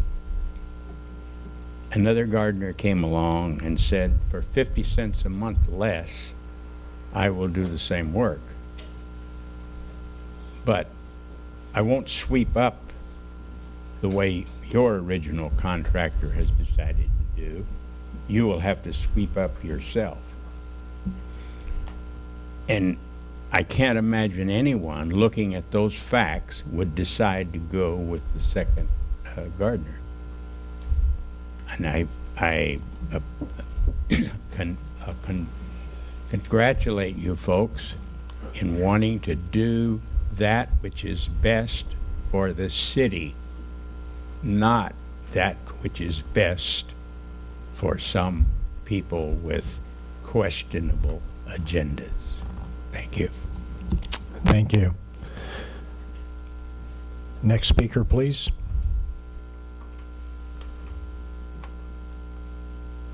All right, seeing no additional speakers, I'm going to bring it back to the council.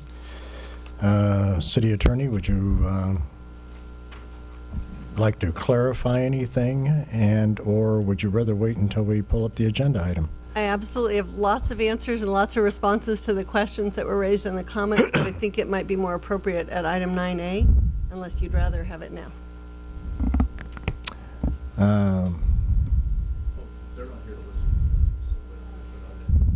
Wait for 9A. No, they didn't. They're standing right there. All right, go ahead. Do it go now? ahead. Okay. Absolutely. So, first and perhaps most importantly, this ordinance is on the agenda because we were asked to bring back a recommendation, not because we were asked to bring back this particular ordinance. The city manager and I conferred and brought back this as our recommendation. It's our recommendation because it's consistent with the interpretation that this council had previously discussed. It's consistent with our interpretation of the ordinance. It's consistent with what the majority of cities do throughout the state of California. It's consistent with what the experts that we had retained recommended, and it's consistent with our past practice with regard to services contracts for any number of other kinds of services that the city retains.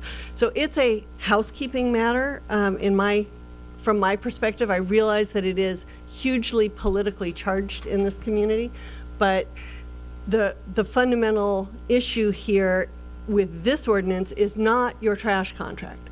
The fundamental issue is that there was language in the waste ordinance that was unclear in its reference to your purchasing ordinance.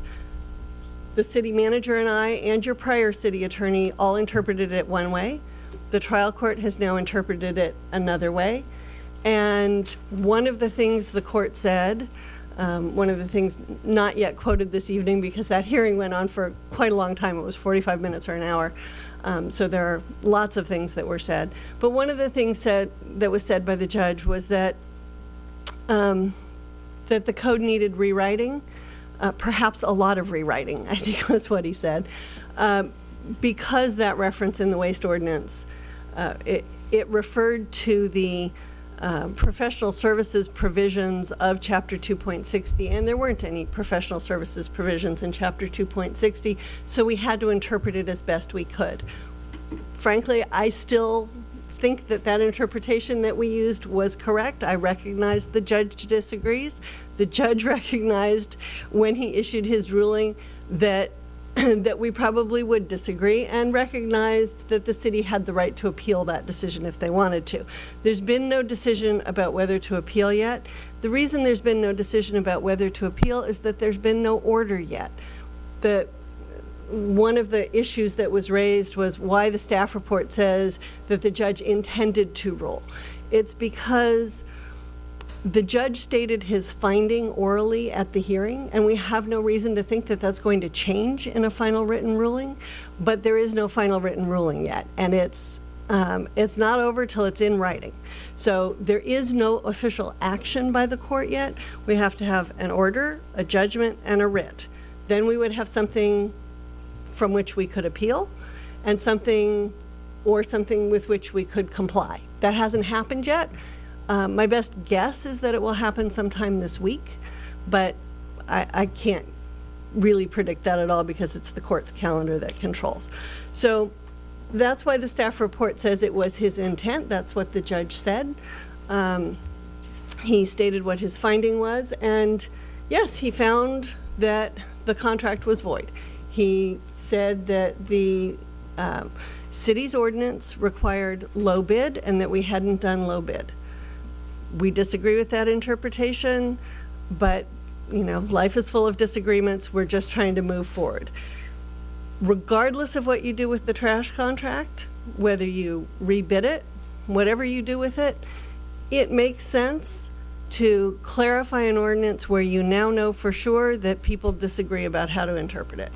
Okay, so that's why we're presenting a clarification that will just clean up the ordinance. That has to happen first before you can decide what to do next, and we need to get a written ruling before you can decide what to do next with the trash contract. This item tonight is not intended to be a decision about what to do with the trash contract. This is a cleanup ordinance. It leaves open every possible option that the judge identified, and the judge identified more than 3 options, and in fact said that he was sure there were many more that he hadn't identified. He went to great lengths to say that the city council has full discretion in how to deal with its trash contract and how to deal with its ordinances. So this is the first hearing on an ordinance. Ordinances require a minimum of 2. You can decide to do something with the ordinance tonight or not, but it is an opportunity for public input. If you were to approve it tonight, there would be a second opportunity for public input, which would be the next meeting. And then there would be a whole separate item at some point in time about what to do with the trash contract, and that in part depends on whether or not the city appeals. If the city appeals, then the current trash contract would remain in place, absent any other city council action. The trash contract would remain in place for the entire duration of the appeal. And the trial judge acknowledged that as well. Let me look back at my notes for just a minute.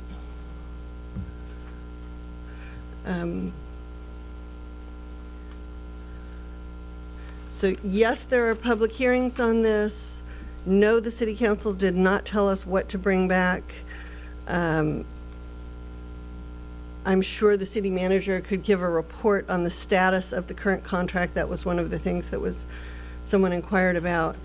There was a comment made that we should evaluate what to do with the contract first before we consider any ordinances. As I explained, it would be premature for you to evaluate how to comply with an order we don't have, particularly before deciding whether you're going to appeal that order. And you really need to have a clear ordinance in place that everybody can understand and follow, which is the gist of what the court told us to do. The court did not tell us how to amend the ordinance. He didn't. In fact, he went to great lengths to say that he wasn't going to tell us how to amend the ordinance. You have every option available to you. There is a difference between, and I don't want to get into too many technicalities here, but Should you be saving some of this for 9A? we can refer back to it if you want. I'm almost done. Sorry if I'm being too verbose here. People talked about responsible bidder. Responsible is the minimum threshold. It means that they're responsible, that they meet the minimum criteria. That doesn't make them the most qualified. Okay, there's responsible, that's the minimum threshold to be eligible to be awarded the contract. Once you get past responsible, then in for example, a public works contract, you don't look at qualifications again. Once someone is responsible, it's just based on the cost. It's low bid only.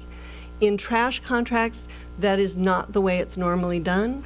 In fact, there was only one example that anybody could come up with in the lawsuit of anyone ever having done it that way for a trash contract.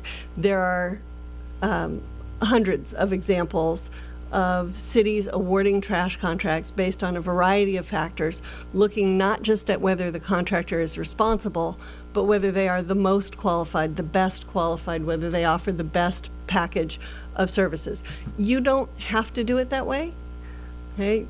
As the judge said, state law affords you the full range of discretion. You could say you want to do it based on low bid. You could say you want to do it based on most qualified. You can. That is the city's determination. We brought back to you our recommendation based on our experience and based on the city's history of how it awards professional services and other kinds of services contracts in other areas. And it's not always based on the low bid. It is based on qualifications, experience, and capabilities, and that is what we put into this proposed ordinance. But it's your municipal code, it's your law, and you can completely change this. You can take it as is. You can defer it to another day. It's your choice. Thank you. Mayor. All right, there was one other question too. In fact, a couple of other ones that were brought up by some of the speakers. Why the closed sessions? We have closed sessions to discuss pending litigation. It's normal. It's authorized under the Brown Act. It's one of the express exceptions under the Brown Act where city councils are allowed to discuss pending litigation in private. All right, and the other question was that there were only 4 council members in those sessions. That's right. As had been stated previously, Councilmember Mejia, as she announced herself, had prior communications with the plaintiff's counsel, and as a result of that, recused herself from discussions of the lawsuit. All right. Also, I'm going to switch back to the city manager. Mr. Mejia brought up the sidewalk repair. The signal repair at Cerritos and Humboldt. And Dave, what's our time frame on that? That is part of the next project's going out to bid next week, and it'll be fixed. It's on the schedule, though. We put a lot of projects out to bid the last month here, and that's the next one going out. So. All right. And then as far as the creation of the unintended hazard, I'll go take a peek at that tomorrow. So that wasn't our intent to create a dancing stage, but we'll take a look and see if what we can do to mitigate that in the meantime until we go to bid. Yeah, if it is a hazard, please find a way to be able to block that off. The right turn lane issue. I think I want the commission to look at that. People was talking about the right turn lanes on that, so I had noted here that I want to follow up on the commission on that issue and to look at the markings. Just for the record, so that you know you're looking at the right one. Marilyn brought it to my attention that he may have misspoke. It's when you're proceeding down La Salle Boulevard and where there's a right turn to go onto Florista. People are going past that right turn and then graduating over. Yeah, that's kind of what I thought he was talking about. Okay. So I think we'll take a peek at that and go from there. Yeah. And the next question was cost of the speed bumps. He was unsure as to $2,000 or what was the cost on the speed bumps? installing 2 speed humps, it was $2,000 for both combined, so. All right. And $1,000 a piece. we're still evaluating whether that's going to be effective or not. The second speed survey should have been out there last week and be completed by mid this week. I'm going to check with the traffic engineer to see if that was done, and then we will then take the whole package to the traffic commission in December. All right, so this is something that is going to be reviewed by the Traffic Commission. That is correct. Very good. All right, we're going to save everything else now until we get to the other items on the agenda. And so we've closed oral communications. We are going on to item 7, Register of Major Expenditures. Do I have a motion? I'll move it. Mayor, may I have ask to please take a restroom break very quickly? Right after we go through. Okay, Do we have a great. second on this? A second. All those in favor? We need a roll call vote. Councilmember Graham-Mejia? Aye. Councilmember Kusamoto? Aye. Councilmember Poe? Aye. Mayor Pro Tem Edgar? Aye. Mayor Stevens? Aye. All right, we will take a 10-minute restroom break and come back to the consent calendar and carry on.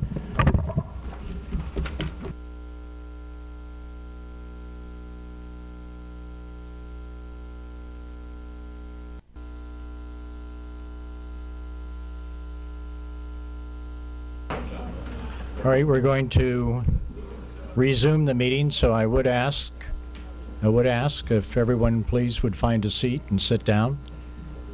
We have quite a few fewer people here now. All right, we're going to continue on now to item 8, consent calendar. All consent calendar items may be acted upon by one motion unless a council member requests a separate action on a specific item. I'll move approval. I'd like to pull item A. Second. All right, can we have a vote on the remainder? You want roll call? Roll call, you please. Councilmember Graham-Mejia? Aye. Councilmember Kusamoto? Aye. Councilmember Poe? Aye. Mayor Pro Tem Edgar? Aye. Mayor Stevens? Aye. Okay, Councilmember Mejia, you pulled item A. Thank you, Mayor. On item 8A1, October 17th, regular meeting on page 8.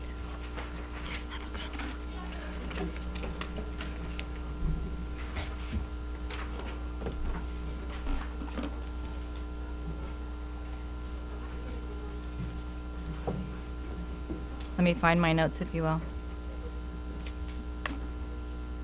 Oh, under the closed session, number 11, on page 8, it says, discussion of Councilmember Graham-Mejia's eligibility to participate in decisions ensued. City Attorney Levine stated that she was not eligible to participate since she had discussed this issue with the plaintiffs. And also, in addition to that, I believe I said to you, and I spoke to every resident that would answer the door regarding the same issue. So I feel like there's this intent to make something appear a way other than it was. So I'd like to have that included in the minutes if I could. And then item 8A2. Or was that 8A2? I apologize, guys. These pages are sticking together. That was one? Okay.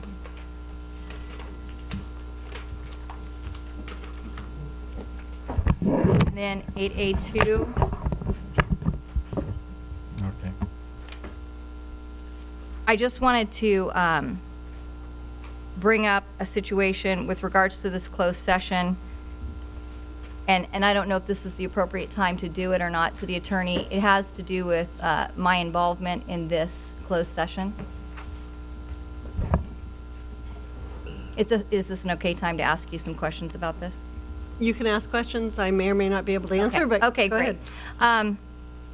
Let me frame this in saying that for most of the litigation, I've not been in closed session because I'm conflicted out, which I've been very honest about. I do have the concerns that there's an appearance that certain council members and staff are trying to make that I've done something inappropriate, just like to go ahead and clarify that hasn't been the case. I did speak with the city manager on October 24th during the day. We were speaking about another issue, and I asked him if it would be necessary for me to attend this council meeting, since potentially we had spoken at the prior regular meeting about remedy. So, City Attorney, if there was remedy discussed, should I have been in attendance at that portion of the meeting? All that took place at this particular meeting, the special meeting, was a closed session regarding the litigation. I can't talk to you about what aspects of the litigation were discussed or not discussed because it's closed session, but there's no aspect of the closed session that you're eligible to participate in. Even if it's remedy? Whatever aspect of the litigation it is.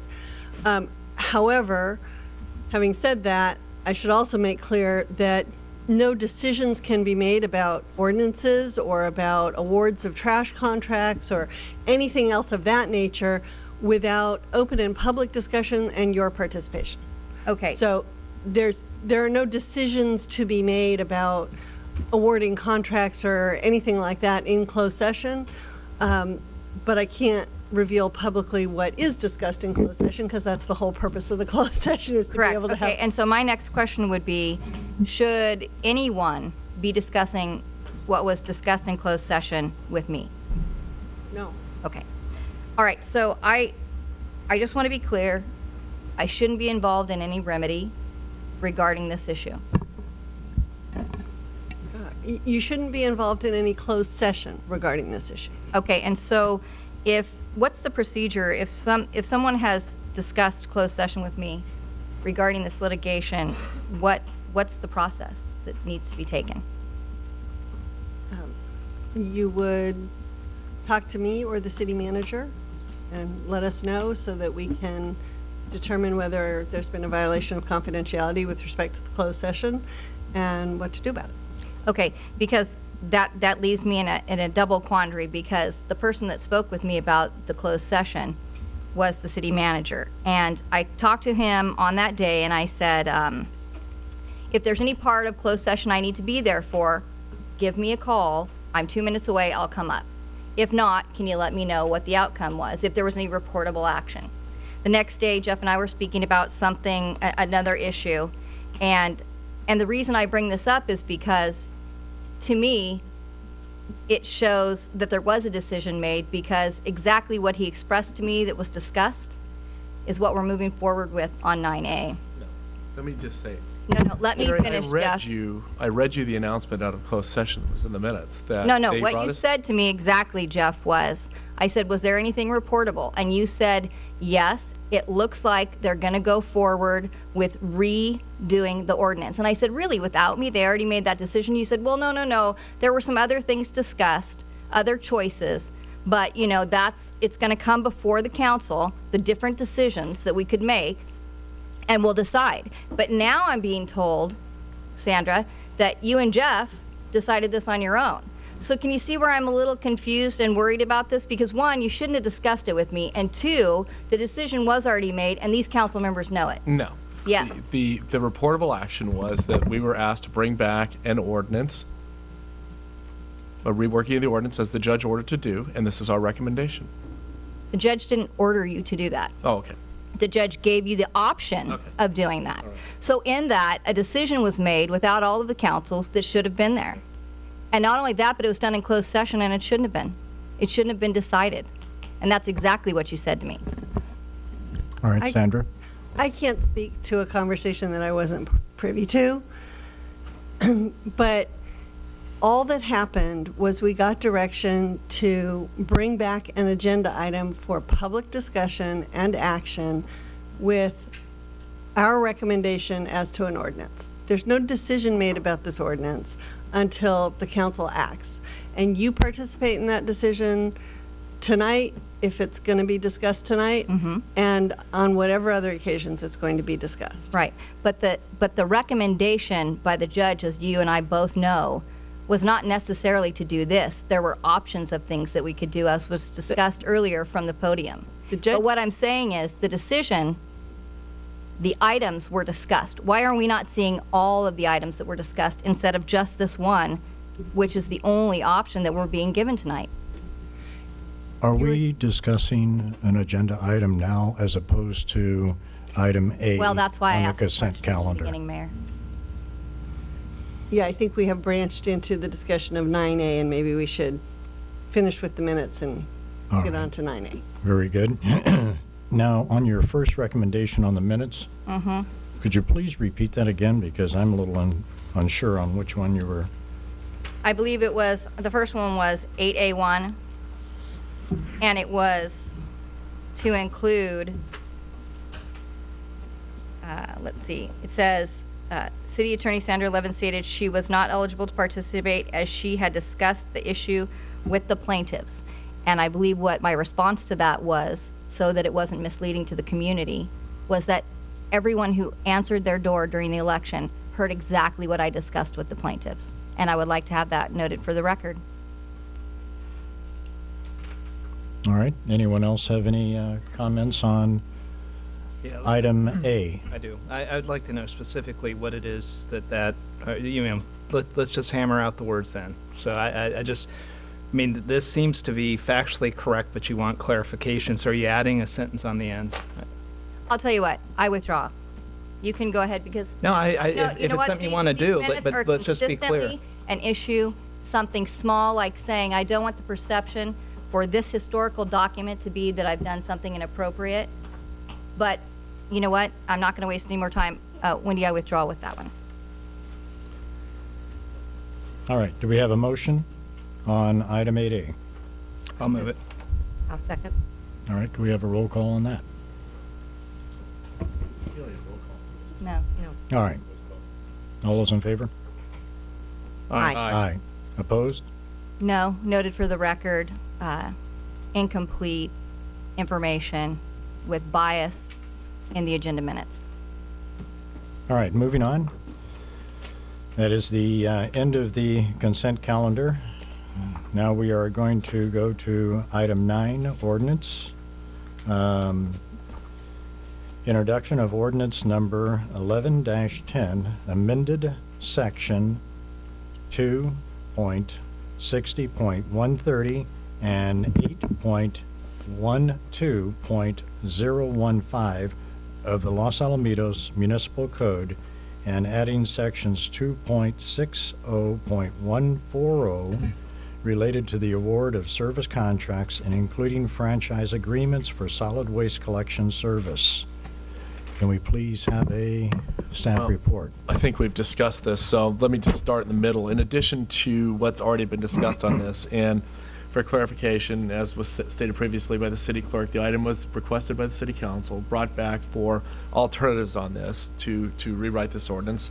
This is truly a collaborative effort. The city attorney and I got together, and this is our recommendation. It's as simple as that. But the only thing that I really want to point out, in addition to what the city attorney has said, is the intent to maintain the spirit of the previous council's consideration of this ordinance. And toward that end, I reviewed, 4 hours, 5 hours of DVDs over the last couple of weeks, looking at from the beginning, the origins of this item, and all the way through those meetings, which went all the way through December of 2008.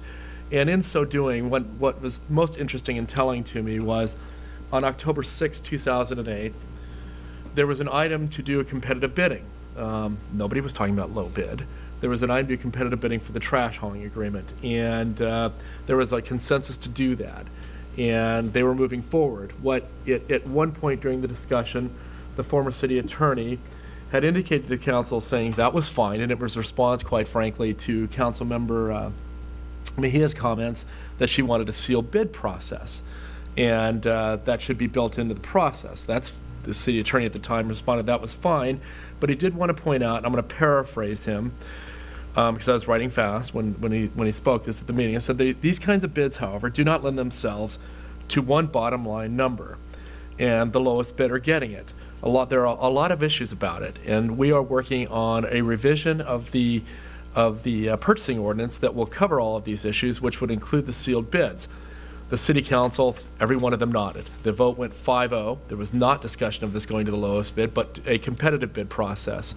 And unfortunately, and I think what we're trying to correct tonight was, during the course since the introduction of the ordinance, and then of course a second read, then another second read of the ordinance because there was not public comment allowed during the second read, getting us into November and December of 2008, there was no further discussion of a purchasing ordinance, not by the city attorney then, not by the previous city manager, not by the previous city attorney with me, not by Senator Levin or anybody else, because we didn't know that was to be the follow-up. Unfortunately, we learned it. Frankly, in hindsight, it should have been clear that this was an incomplete ordinance because it referred to a section that wasn't there. So we were left to go back and do the intent of this process. I mean, the lowest bid discussion, frankly, I think that's a little bit of revisionist history. But honestly, I think this amendment we have before you tonight is a reflection of the historic discussion of this council. And if you'll notice that the first two sections of this ordinance have very, very few amendments. The first section, 8.12.015, has exactly it has the word section 2.60.140 2/3 of the way down as its only amendment on this item. It refers back to the new section with the new language. Again, 2.60130 has one section in italics, awarded informal award of non-public contracts on the title of the item. That's it. Then we go back to section 2.60140, which is new language. And this is in keeping, we believe, with what the city attorney had expressed to the previous city council on this item. Ms. Levin and I feel pretty strongly this is not only meets the current needs and what the judge wanted us to do, it frankly met the past needs and what the previous city council wanted to do, and frankly what the previous city council should have completed. And it's what we do for services contracts, period. This reflects what we do. And yeah, I'm a little agitated about this, quite honestly. There is no effort to mislead anybody on this. This is a straight up attempt to rectify a wrong and to bring the council an ordinance that they can be proud of. And that's our recommendation. City Attorney, do you have any additions to that? No, just one last comment to finish up the discussion that we started to get into on the minutes. You can see from the minutes themselves that the announcement out of closed session was that staff was directed to bring back options. There are a variety of steps, as I said earlier. One of them is a housekeeping ordinance, a cleanup. There will be other options, and we'll have to bring you back recommendations on those about what to do about the trash contract. Closed session discussion where we bring back recommendations and options regarding what to do with the litigation. This isn't the only item. This is, frankly, the simplest piece of all of this. The direction out of closed session was as stated publicly on the record when we came out of closed session.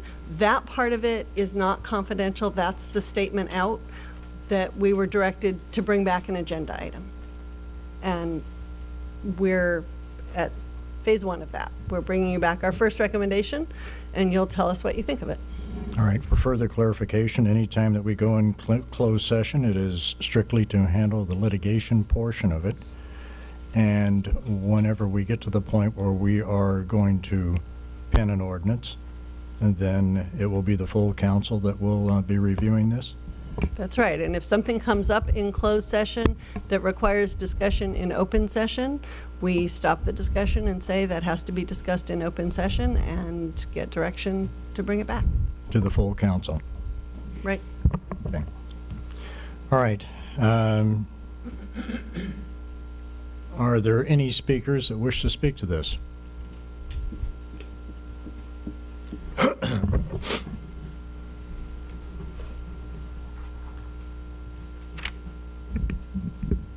J.M. Eibler. Art DeBolt already covered some of the key points of the court's decision and the commentary from Judge Banks in his comments. I would like to continue and focus on page 18, line 17 to page 19, line 12 of the legal transcript. In there, Judge Banks talks a bit about process, public input, and the fact that Citizens for a Fair Contract may not like the outcome, but as long as the process is followed, citizens really don't have much choice in the matter. Because following process is even more important to the court than it seems to be to Mr. Edgar. This item should be dropped. Process, as Judge Banks clearly states, involved public input and involved direction by the City Council based on that input, and expectations that the process will be followed. Judge Banks clearly states the citizens may not like the income of the process, but it only takes 3 votes and then it's a done deal. Process states that there should be public discussion on how the city wants to proceed in light of Judge Banks' decision, and then a set of instructions to city staff and maybe the city attorney. Pushing through bad changes to the city code that do nothing more than enshrine into the city code the criminal activity as now legal is unacceptable. Why? Because the staff report is filled with lies, half-truths in some cases, and clear and concise and precise rewriting of reality, creating new realities out of whole cloth or lies. There's a good reason that the criminals and city staff want this pushed through, not following proper procedure, because they're afraid of the truth. They can't handle the truth. They have to live a lie, and in that lie, they will enshrine the criminal activity into the city code. At some point, this criminal activity goes past misdemeanor and becomes racketeering, and voting for this is crossing the line. I am not an attorney like Brad Sheridan, able to provide you with a warning like he did. I'm a pissed resident who doesn't like being lied to, and you on the dais know that I'm willing to stand up and do something about it. Judge Banks said if you can count to 3, you got what you need. I can count to 3 as you can. I'm going to leave my prepared remarks for a moment and say that I want to see us discussing, not a city amendment adding another paragraph that says it's perfectly okay for us to just do whatever bidder we want. I want us to go back and take a look at that 1996 paper that talked about how to do a process, and let's rewrite the code to match that business process. Let's rewrite the code that says first you determine who all the responsible bidders are. You can even rank them. You can even say we'll add 1.5% to this guy's bid because he's so wonderful.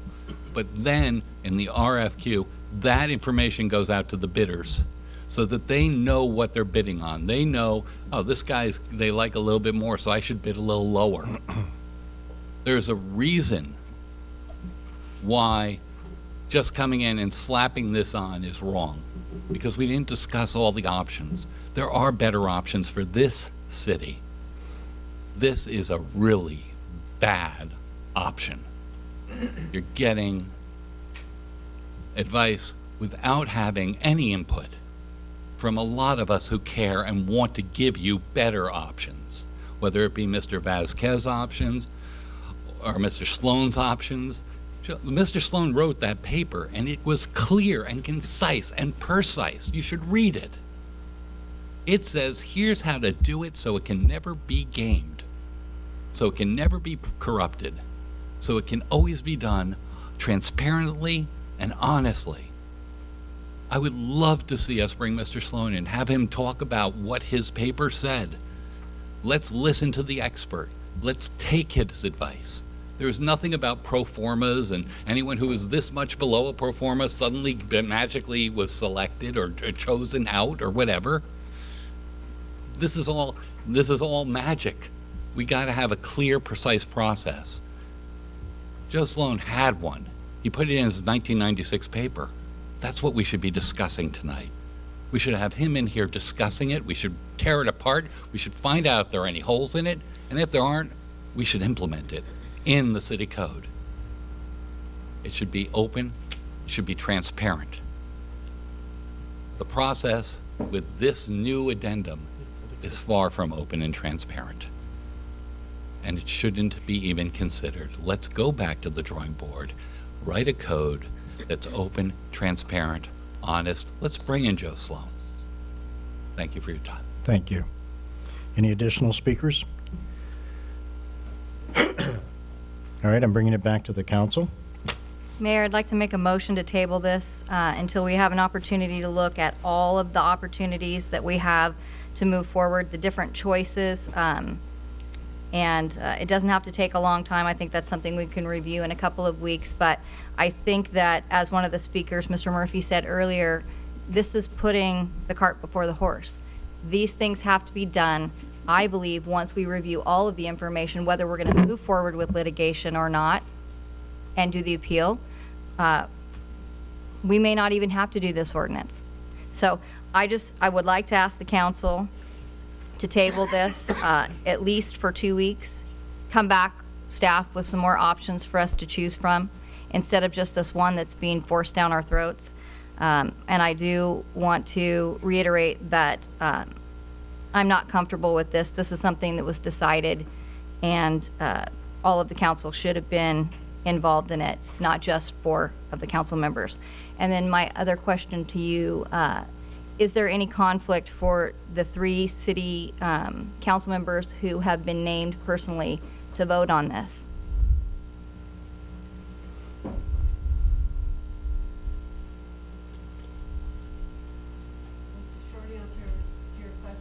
In my opinion, no. This is an ordinance, and it's a legislative act. They have no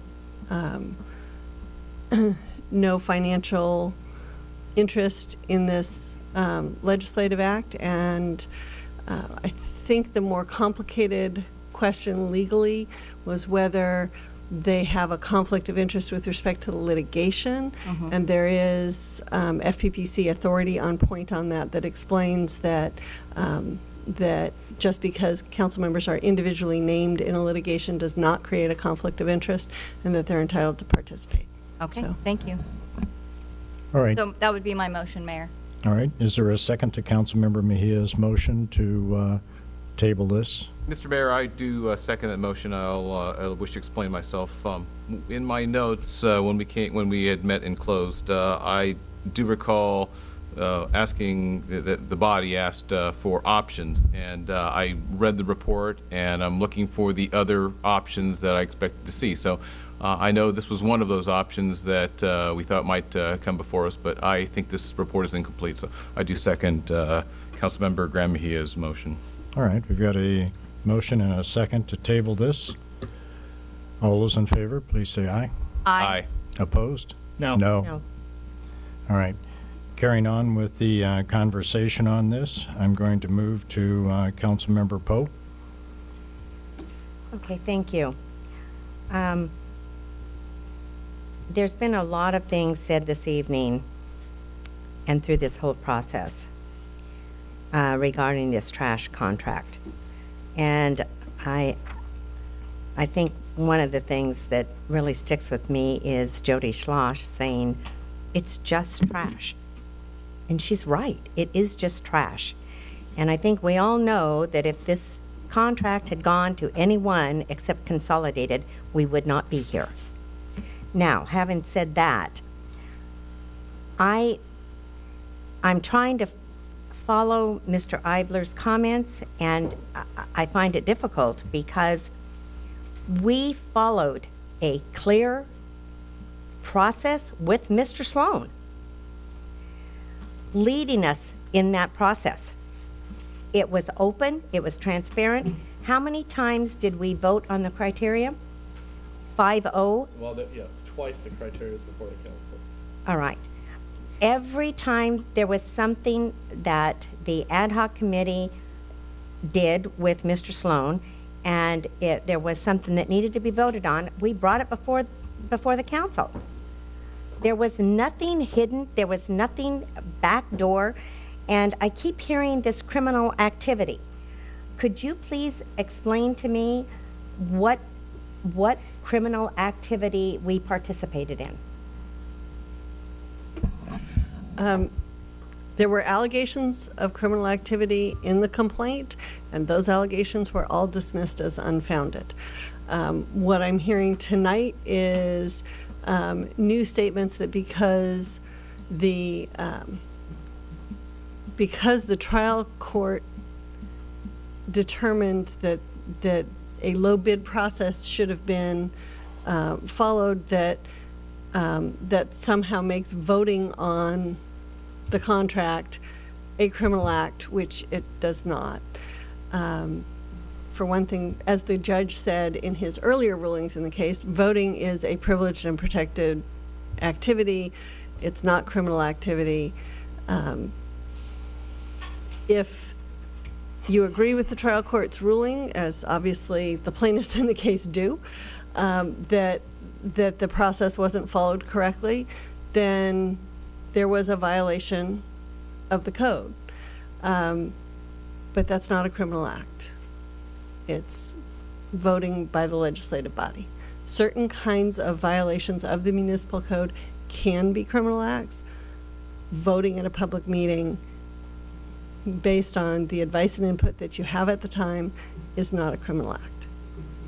Well, thank you. And, you know, I realize that this is a very emotional thing for everyone that's been involved with this. But to be continually called a criminal when we are not criminals, I think is ludicrous. My goal, I can only speak for myself, my goal has always been what is best for this community. And I continue to say that we have the best trash contract. Doesn't make any difference who has it. We have the best trash contract in Orange County. I know that our city manager has received calls from other cities that said, how did you get something like this? We did what we thought was the best for the people in this community. And I don't see a lot of people, we see the same people coming up complaining about it, and they're the ones that filed a lawsuit. I don't see any other people in the community coming up and saying, I don't like the way they picked my trash out. In fact, tonight we heard that people did like it. And all right, we've had how many closed sessions since the judgment was made? 2? I believe 2 closed sessions. There's been no judgment since the hearing. I believe we've had 2. Okay, 2. All right, so this idea that there's behind the scenes no transparency, things are being done behind closed doors. All we've discussed is the lawsuit. So I can't put any validity into that. I read, and I have marked up this, I'm so tired of reading about this. It was very obvious in the staff report the intent was in 2008. And we tried so hard to live up to that. I guess that was our, if there was anything that we did wrong, is that we didn't, that we tried to live up to the intent of the 2008 decision. I truly thought that we were doing everything we could to do that. And we have the information, we have the tapes that show exactly what our city manager just indicated this evening, that the attorney at the time said that that it was not a bottom line number to the lowest bidder.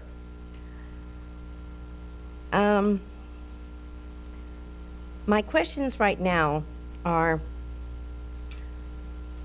and I read the transcript from Judge Banks, but can you go over it one more time? What he asked of this council.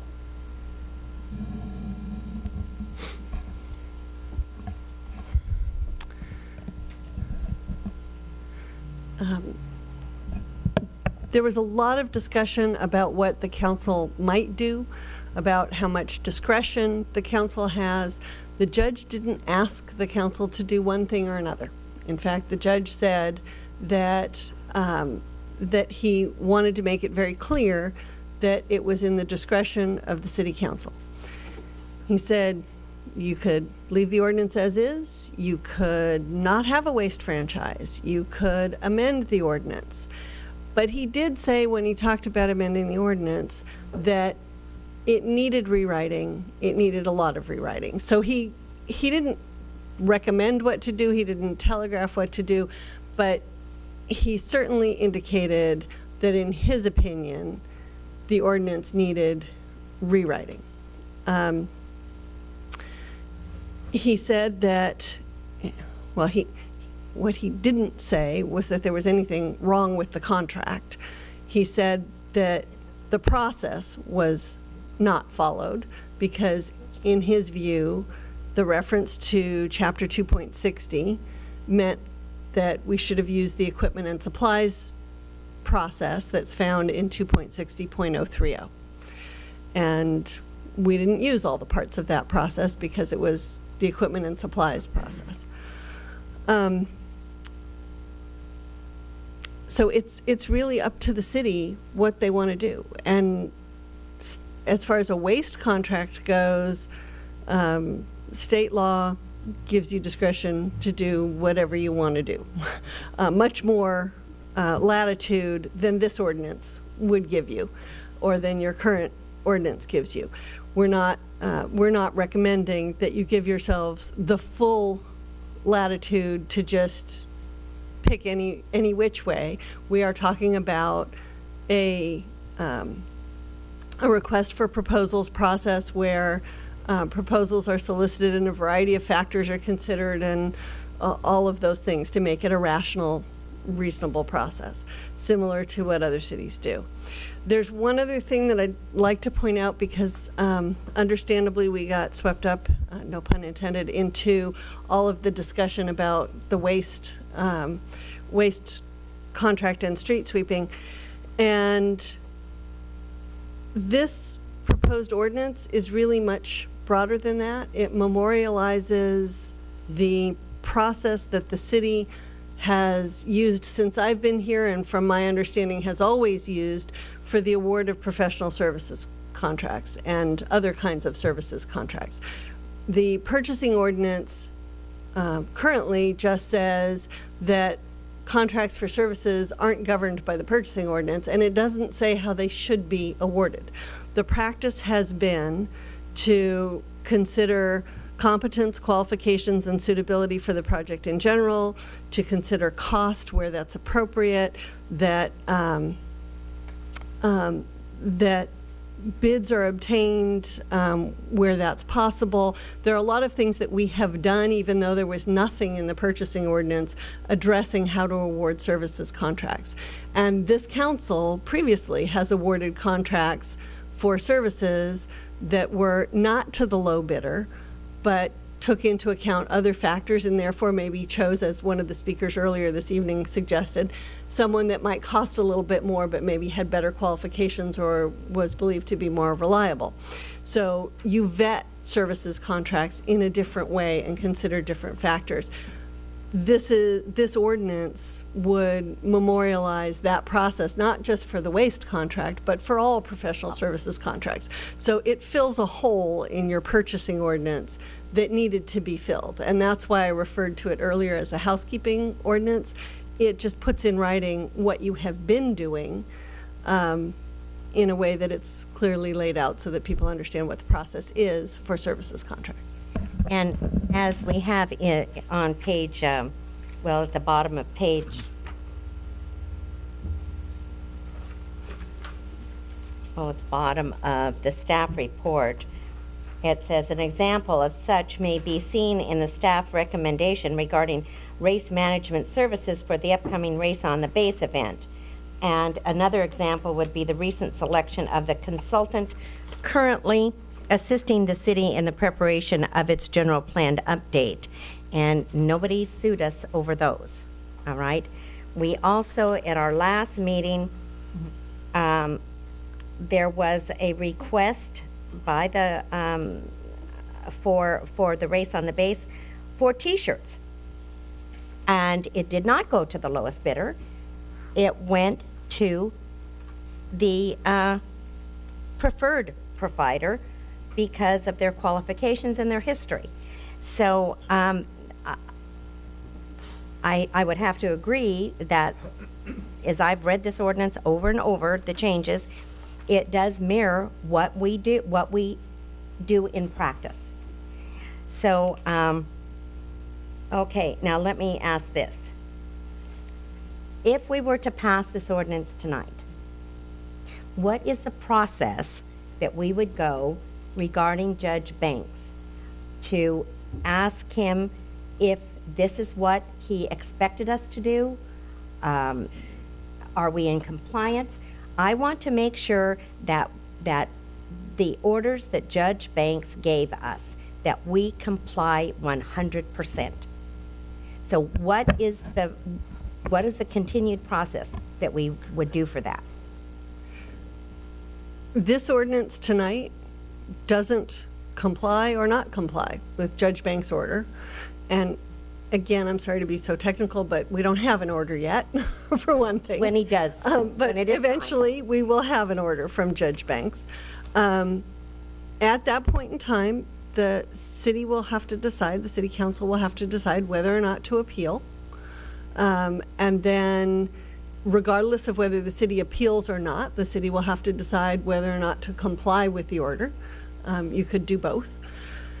And at that point in time, what is necessary to comply with the order is to figure out a transition from the current waste contract to some other means of providing waste hauling services to the community. You could do that by not having a franchise agreement, just letting it be void. You could do that by awarding awarding a new contract. You could do it awarding a new contract with or without a new proposal process. There are a whole lot of different options as to how you would go about that phase.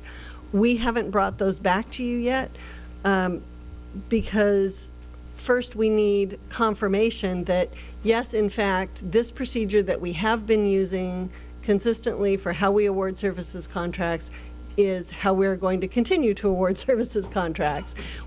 Once we have an ordinance in place, and once we have an order from the court, and once we have a determination from the city about whether or not to appeal that order, then we can look at all the options for what to do about a waste contract. Once we do that, we don't actually go back to the court and ask for permission to do it or for approval of what we've done. We simply report back to the court what we did. You're an independent body, you're part of the legislative branch, and the courts don't have the authority to dictate to you how to exercise your discretion. So the court doesn't review what you've done in response to the writ. The court simply receives a report that says, this is what we did and we believe we have complied with your writ. Now, if the plaintiffs think that you haven't complied with the writ, then they could bring challenge in court or take other steps, but the judge doesn't review it unless it becomes a contested issue. The judge simply says in issuing a writ, I'm asking you to exercise your discretion and figure out how to solve this problem. And then we write back to the judge and say, either we're done solving this problem and here's what we did to solve it, or we are in the process of solving the problem, here's what we've done so far, and we'll let you know when we've completed. And the judge made clear we could do either of those things. He didn't necessarily expect that we would be done within 60 days of issuance of the writ, but he wanted to hear something back from us within 60 days of issuance of the writ. So there's a lot of time and a lot of steps that we could go through before you're done with this. This is just the housekeeping ordinance to get the rules straight about how we award services contracts.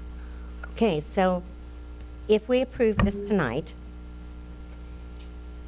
would, in your estimation, we be will we be one step closer to complying with the judge's order? Yes, we'll be one step closer because we will have cleaned up the ordinance to make it clearer and more straightforward. And he specifically said it was not clear and straightforward and we needed to do that. Almost. He said it was not clear and straightforward and it needed rewriting. He doesn't actually tell us you city council need to rewrite your ordinances because he doesn't have authority to do that. All he can do is but say... it was highly suggested. Yes, I would say it was highly suggested. He even talked about his experience before being a judge as a legislative counsel in Sacramento, and how when faced with unclear proposed legislation, he always tried to get them to clean it up, and it didn't always happen. And I think his words were, and this ruling was a big thank you, I think was what he said, meaning it was his opportunity to say he saw legislation that he thought needed cleaning up and had the opportunity to suggest that it be cleaned up. So this evening, we have this on the agenda. We have had, let me see here.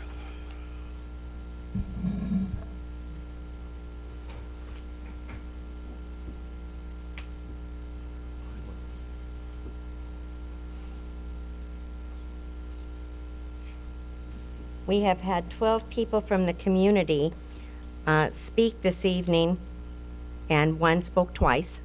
Mr. Ivler spoke twice. Some in favor of going forward with the approval of this ordinance. Some stating that they felt that we were doing a good job. Bless you. So would the input that has been given here this evening fulfill the requirement that he put, or the comment that was made in his statement regarding input from the community?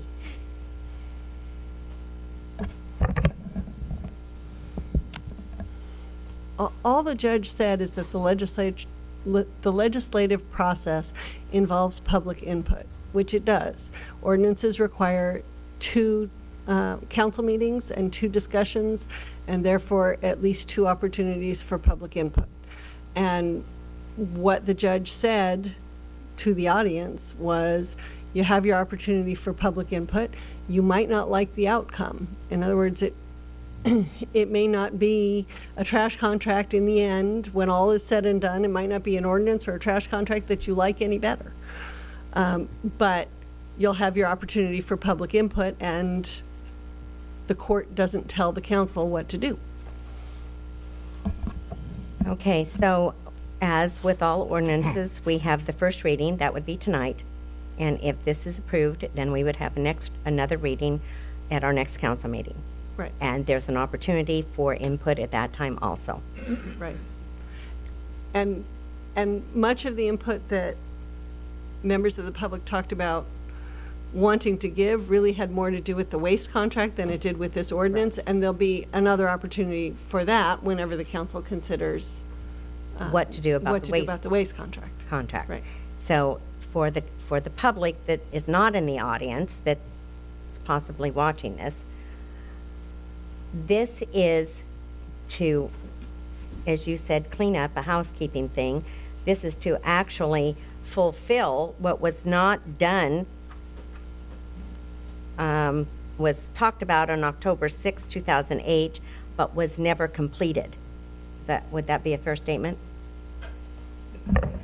Yeah, it's one of the things that was never completed. It also just memorializes what the city has always done with services contracts, and what was contemplated and discussed in 2008 about what to do with services contracts. Okay. I would like to, if I have some other questions, I'd like to be able to come back. All right. If I may. But for right now, I'm okay. Moving on to Mayor Pro Tem Edgar.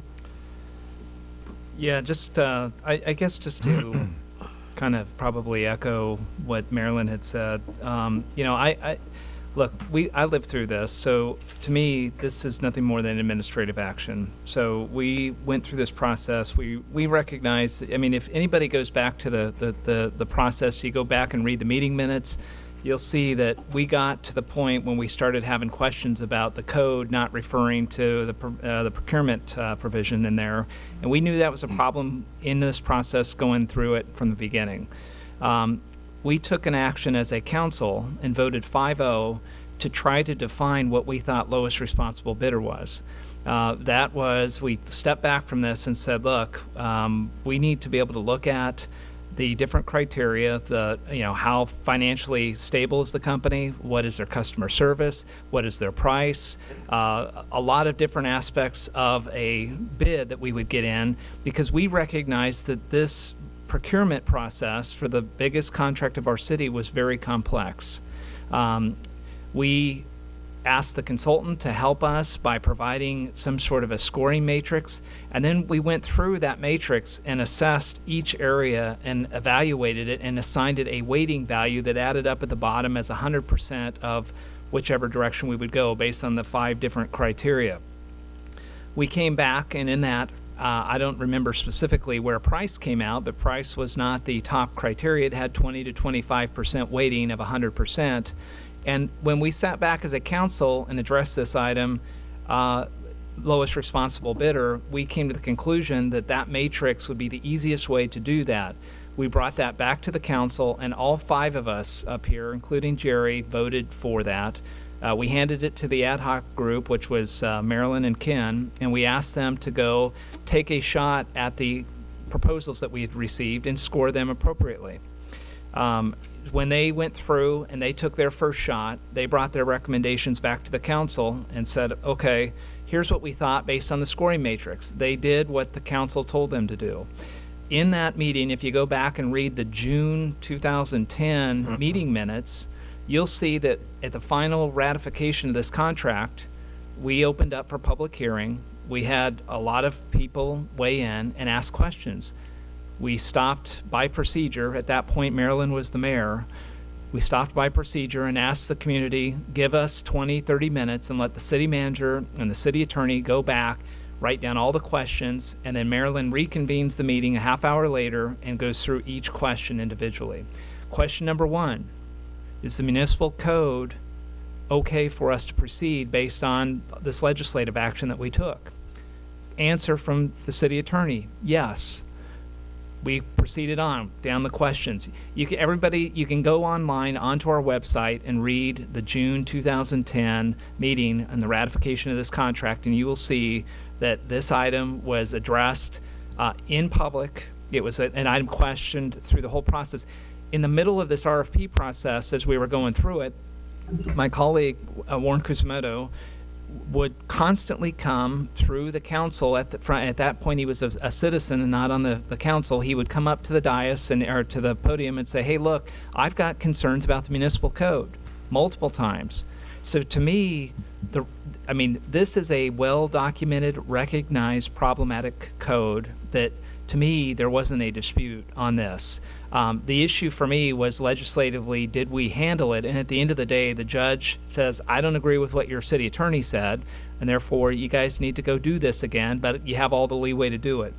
You know, I'd also say that you got to go back further to the code and say, look, we had the same trash contractor for 40 years. This is an untested process and an ordinance in our municipal code.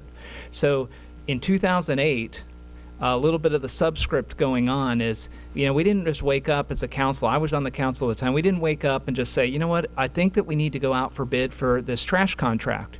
You got to put that decision and that issue in context. We were getting ready to have an election in 2008.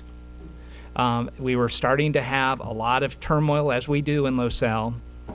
We had 2 people, Marilyn and Ken, that were running, and it wasn't going good for the 2 incumbents. And when this thing started going through as a last-ditch effort, it was agendized by the outgoing majority that they wanted to send this thing out for bid. None of us on the council at that time, Dean Gross, myself, Jerry, Ken, and Kat, said that sounds like a great idea. You know, basically going back to the recordings, you'll hear the warnings from the city attorney at the time. Honestly, from my perspective, living and going back to that, all I remember is we're going out for bid, and it's been out. It hasn't been out in 40 years. Why wouldn't I support that?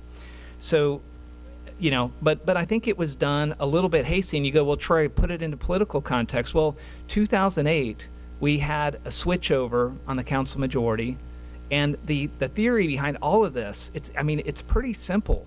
Consolidated/Republic was perceived to be, read the court documents, I'm not sitting there, this is part of the detail of the court case, of the 585 pages of this court case.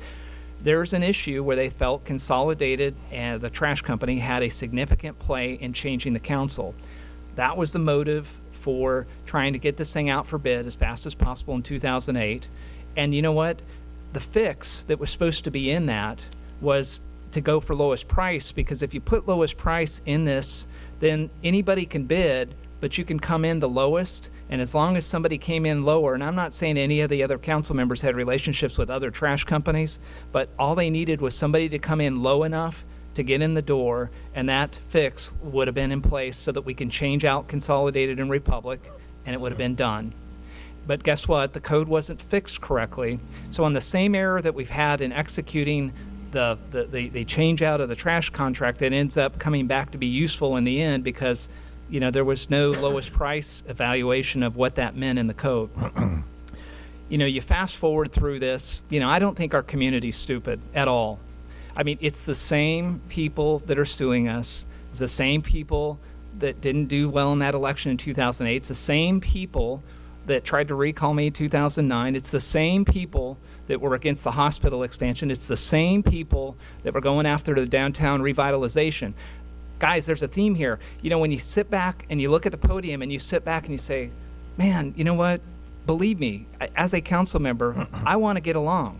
I'm tired of arguing, and I'm tired of going back and forth. I really want the city to heal. And you know what? Altruistically, I mean, if there was a way to find through this trash contract fix a way to put these things to rest and to try to move on, I can't talk about it specifically, but in closed session, it was attempted. Because to me, this is a symptom of a root cause problem, which is deeper, which is our political landscape in our city. So what I'm hoping to do, look, this is an administrative action. It's to fix problematic code. It's an untested process after 40 years.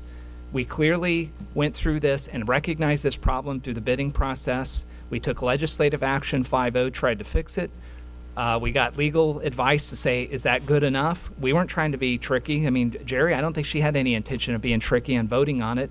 But when it got to the end, then you got to look at this lawsuit was filed 4 days before the last election, 2010, when I was up. And this lawsuit led with one item that we're not even talking about tonight. But you know what? Outside of here, it's the only thing that people talk about in the community. It's what Marilyn's talked about, this criminal or corruption perspective. And so the issue is, they led with the issue of corruption, which the judge threw out immediately. But people still talk about that. So, on a political scale, well-architected hit right before the election. They got 2 people on. And I think that's fine. But now we continue to take opportunities at every stop, including the death of somebody, we should just leave that out of this. We should let that family just mourn their loss and not pull them back. Look, if people were out there, we're always going to have political disputes in this city. I want to get past it, but it's just not going to happen. It doesn't feel like.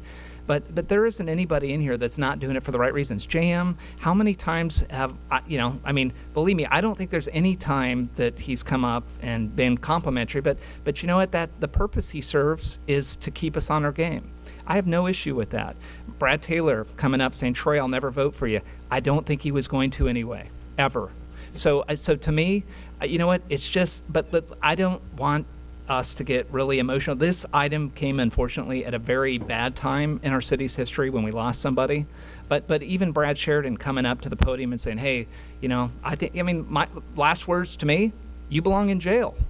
It's politics. He had every right to say that. I think we're both battling towards what we think is right, but when it comes to this is the easiest part of this, and it still leaves us options in the future to try to find some common ground and try to figure out how to get the city to move forward. So I'm very supportive of the staff recommendation. I think that what this tries to do, from what I can tell, is it tries to codify what the council really tried to do legislatively. There's no tricks here. We had a very complex problem. The code didn't work. We've tried to rate this trash contract on multi-dimensions so that we can get the best value for the city. The last thing I would say is, I know that Jeff will give the highlight of the trash contract and where it's going. That was one of the requests. But again, Jody came in and she made the statement, hey, look, it's causing businesses a $700 loss. You know what? All I see when I went through the rate structure, and I'm the data guy up here, I see a 19% rate reduction to our citizens, to the residents. I see a 6% reduction net in the commercial side. We requested that the company that we pick set up a sales office in our city because we tried to get a little bit slick. We thought if we can open up a sales office and ask them to buy their trash trucks and their supplies in LaSalle, the Board of Equalization would have to recognize that office as a point of sale location. So, and they bought not just trucks for Los Alamitos, for all of this region of West Long Beach, LaSalle, parts of Orange County. And Los Alamitos gets the point of sale transaction just as if it was Ganal or something else in our city. So I thought that was a good provision. We have the lowest trash rates in the county other than Irvine. And the reason why we don't have better trash rates other than Irvine is because Irvine has a clause in their contract that the Irvine companies, or the company that services Irvine, has to, by contract, be the lowest. So if we go down to 11, they go down to 10.99 by design. We're never going to be the lowest. So again, I think we got the best deal for the community. But look, as one of 5, if there's something to be talked about here to try to get through and heal the city, bring it up. This is not the point. This just says, look, we need to fix the code. Let's do that.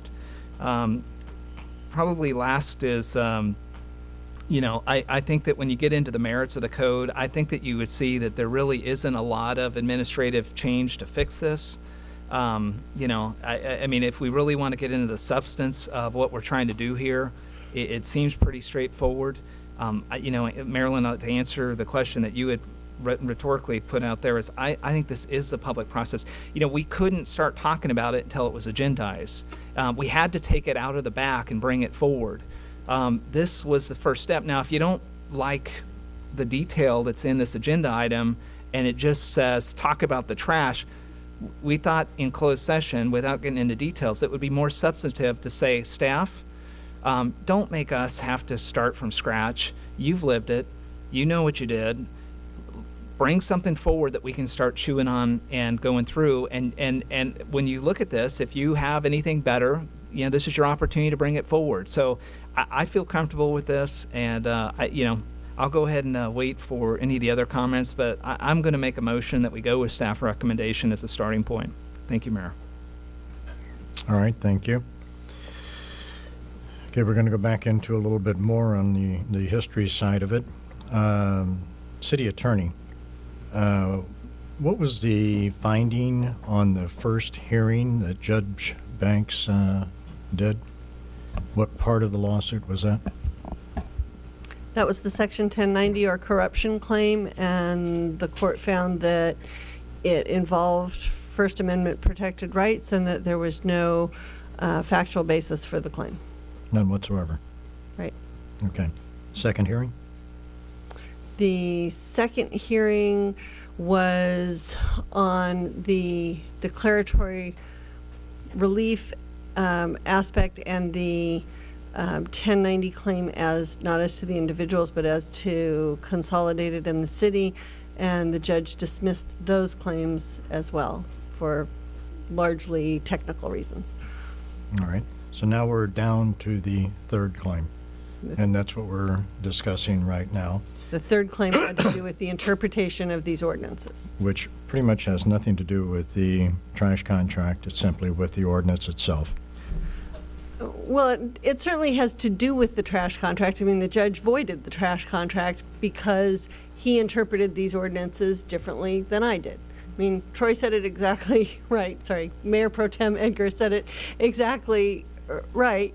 The council asked me at the meeting, point blank in public, how I interpreted these ordinances and whether the council was complying with the process, and I said yes. And I still hold to that opinion. I recognize that a judge has disagreed with me, and that happens sometimes. And sometimes that gets overturned on appeal, and sometimes it doesn't. And the judge and I agree wholeheartedly on one thing, which is that this ordinance could be a whole lot clearer and could be rewritten, and that's why you see the recommendation tonight that you have. Which brings me up to my second question, and it's more for, I believe, the city manager.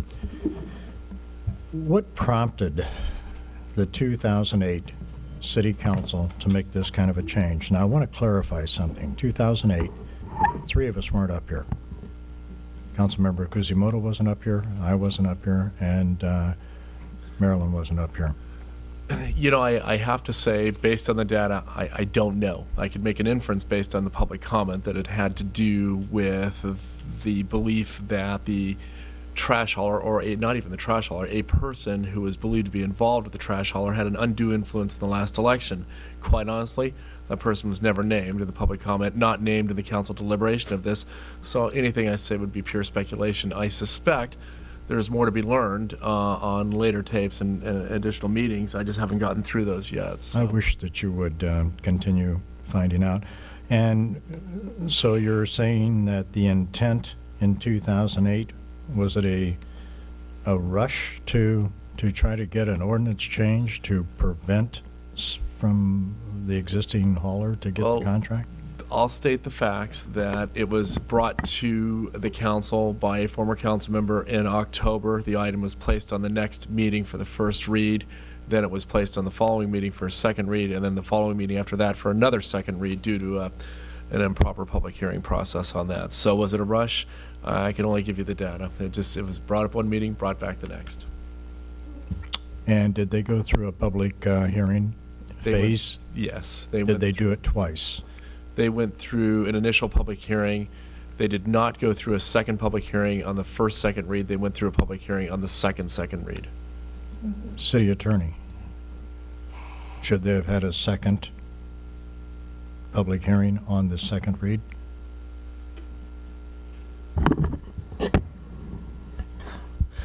I'm not sure I follow the whole process of exactly what happened. I'm going to have to repeat that one more time. I think it's a moot issue. You have 2 reads and 2 public meetings. Tradition is one of them should be a public hearing, but it's really just tradition and not law. If it's not a zoning ordinance, then there's no state law requirement that there be a public hearing. Zoning ordinances are treated differently, and you might be thinking about those procedures. What's important is you have 2 meetings and therefore 2 opportunities for public input. The reason I'm asking that is because that is one of the things that we've been discussing up here. Are there going to be 2 opportunities for public feedback? City Manager, was there 2 opportunities for public feedback on the ordinance? The initial one in 2008? Yes. Yes. So both of them did have public... Correct. There was the October 6th meeting and then the following meeting. They did it, yeah. Okay. I just wanted to make sure that we're all on the same page on that one. The other part that has been brought up is the criteria that was used was agreed upon by all of us. Another question that was brought up, and it's the FPPC. Do we have anything from the FPPC that says that we should not be treading down this path? No. Do we have anything that says that it's okay? No, other than the prior opinions in other cases. We have precedent. We have but precedent. We don't have an opinion from the FPPC at this point. Okay. Another question, did anyone up here violate any closed session? Councilmember Kuzimoto mentioned something of closed session, and then Mayor Pro Tem Edgar also. Was there anything that was said in just reference to closed session? I have not heard anything that violated closed session confidentiality. Okay. I understand that everybody is struggling with how to combat allegations that something improper happened in closed session when you're not allowed to talk about closed session, and that's always a very difficult thing. People can, hurl accusations about what might have happened, and you're not allowed to talk about it. I know for some in the audience that maybe this isn't much comfort or consolation, but there's a reason that your city attorney sits in on your closed sessions, and that is that when you stray off of topic, and it happens from time to time with every city council I've ever participated with. It's my job to say, whoa, you know, that's not the agenda item, we can't talk about that, and so on. And I try and keep you on topic, and I can say that I wouldn't let you discuss something that I felt was a Brown Act violation in closed session. Good. You would see me storm out of the back room if you insisted on doing it. I don't participate in Brown Act violations, and all 5 of you have been very good about following the advice that I give with regard to Brown Act. All right. Again, this is just further clarification from some of the accusations that were made, and I appreciate that. Actually, you probably answered just about every other question that I would have had. So by doing this housekeeping, we are not guaranteeing that the existing contractor is still going to have his contract, are we? No, in fact, as it stands, we're expecting an order from the judge saying that that contract will be void. And so by doing this, we put ourselves in a position to be able to come up with a decision whether we're going back out again, looking for another contractor or not. Right. Very good. I'm trying to simplify it. I know. I just have to restate, it's broader than that. This has to do with every agreement, every professional services agreement we do. And it is a housekeeping effort to make sure that we comply with our past practices and to make sure that as we go forward, we're doing this in the clearest way possible. All right. I think my biggest concern was, why wouldn't everybody be in favor of this? Because it's not a guarantee that the existing contract is going to stay in place. And it cleans up something that was obviously, for lack of a better expression, not followed through on or messed up by a previous council because they didn't make sure that everything was pinned correctly and vetted correctly. And so this is something where, again, doing the business of the city just simply to clean up this one code. And again, not guaranteeing that anyone is going to have a contract or anything else. But by cleaning this up, we also make it better for one of the discussions we're going to be having next, which is the race on the base, correct? And any other? That is a prime example of a professional services agreement that we go into probably every other meeting in this city. All right. Very good. Thank you. I don't have anything else, and we're going to move on to Councilmember Mejia. Thank you, Mayor, and I'll try and make this as quick as I possibly can because I know, Warren, you still have to speak.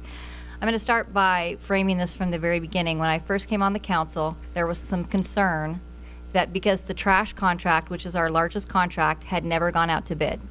There have been statements up here saying that, you know, this council's decisions have saved this community money on their trash bill.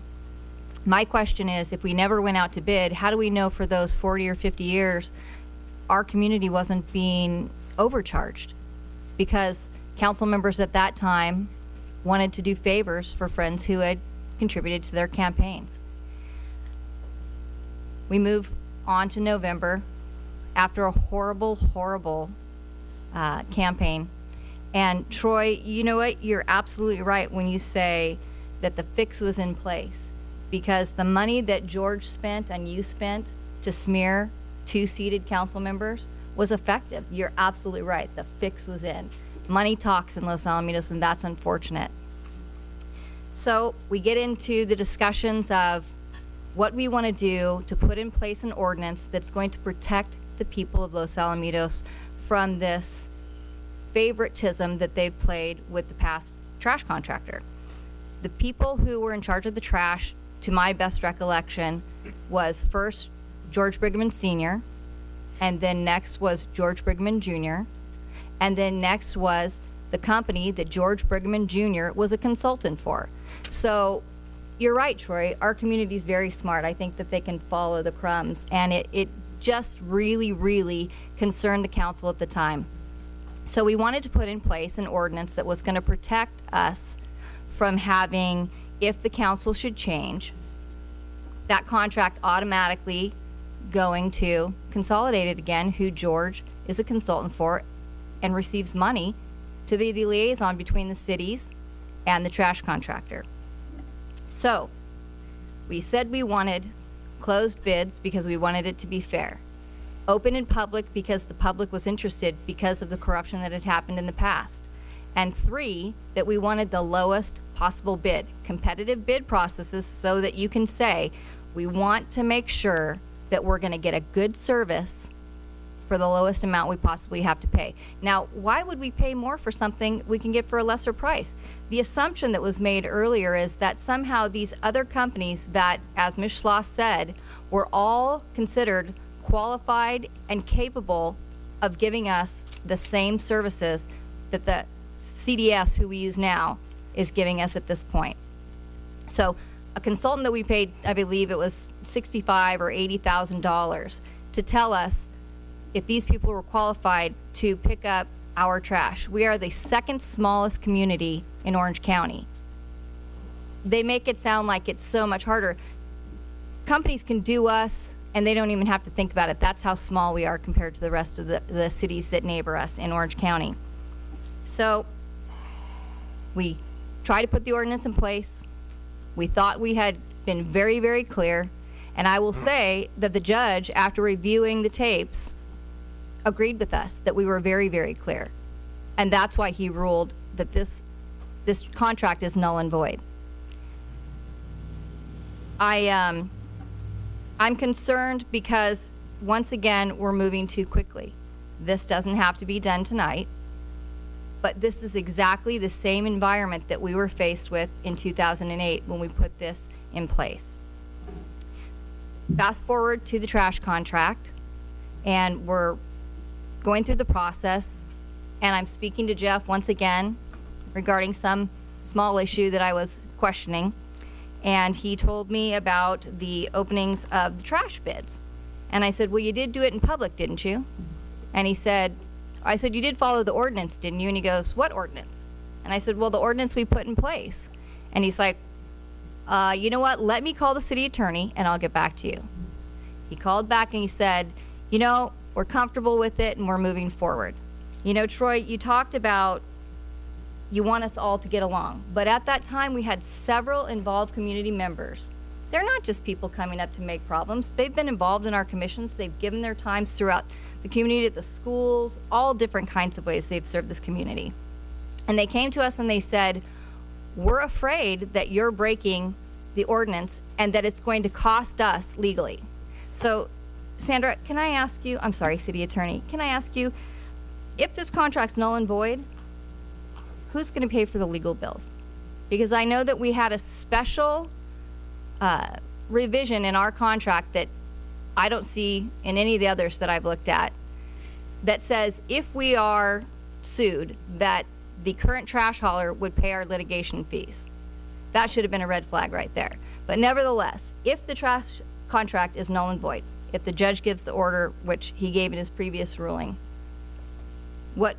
who's paying for the trash contract litigation?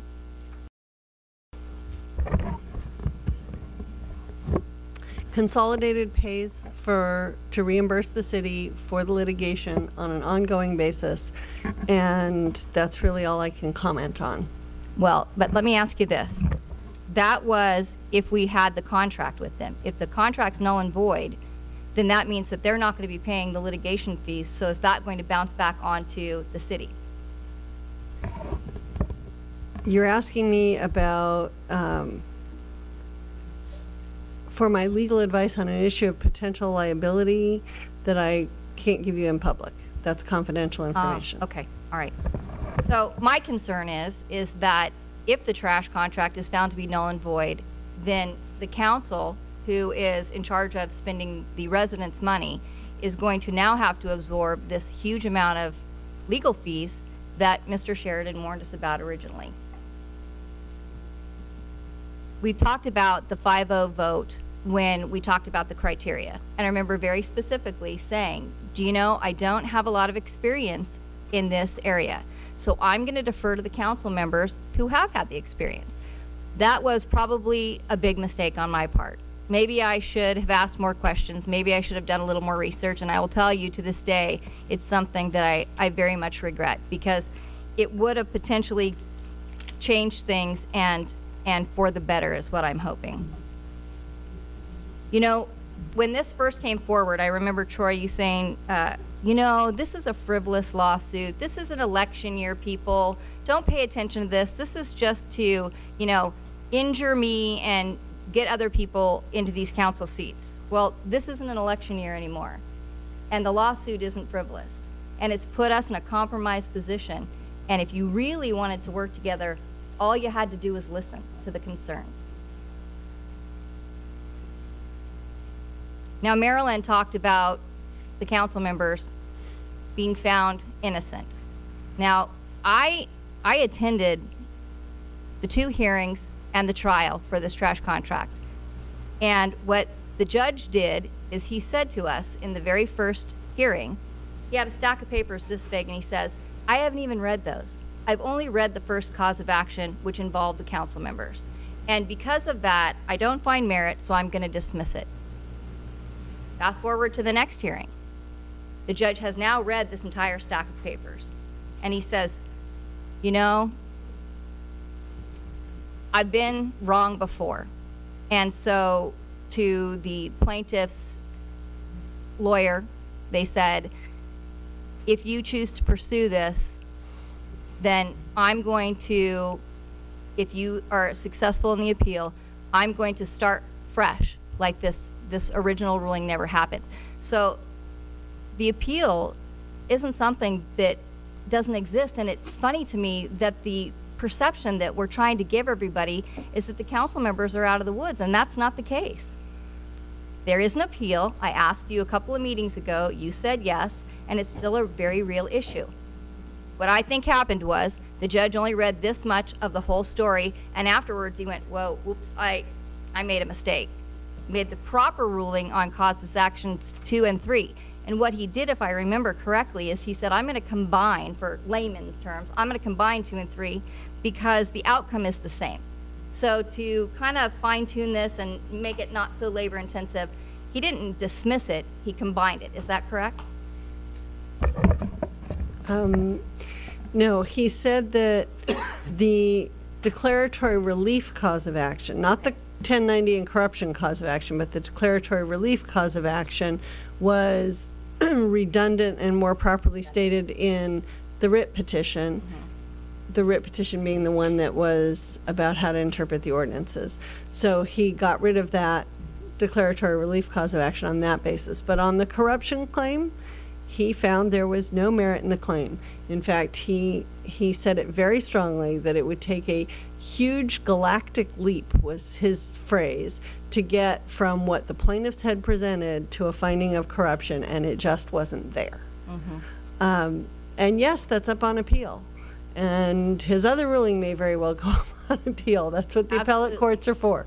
But we're upfront with the residents about the appeal with regards to the judge's ruling on the trash contract, yet we're not upfront with them regarding the appeal on the council members. So I just want us to be truth, trust, and transparency. That's what we were hoping for on this council, and that's what we ran on.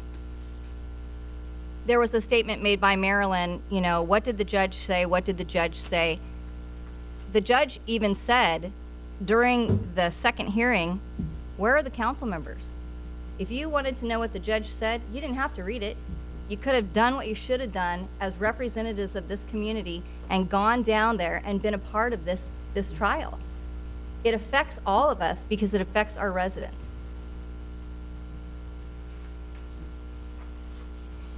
I think one of the things that the judge said is when he was discussing why this was not considered a professional service contract was because he didn't feel like trash haulers were a profession. He said judges are a profession, lawyers are a profession, but trash haulers are not. And I think that when you go back, if the judge was able to go back to those original meetings and find out the clear intent of the council, I think that you guys should have been able to do that. He said that at best, the ordinance was ambiguous. And when that happens, as a lawyer, you go back and you check the intent. The intent was to make sure that we got the lowest bid and that this favoritism that's been paid back time after time after time to the council members, contributors, would stop. That's all we wanted.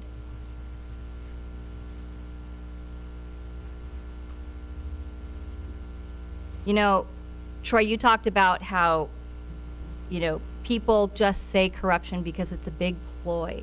It's a big ploy to damage someone so that they won't get elected, right? Yet, you don't have any problems with the flyers, any of you, that went out during Maryland, yours and Ken's elections, that were false statements about all of the council members, that were lies about Brad Sheridan, and yet you never expressed any concern or any remorse that those things had happened. I think that what I'm seeing with you three is you've already decided that this is the way it's going to be. You're going to take the steps to change this, and while they're small steps, they're just enough to give them the opportunity to go with Consolidated again, because that's all this is about paying back George Brigham and paying back the contributors that helped them get these seats.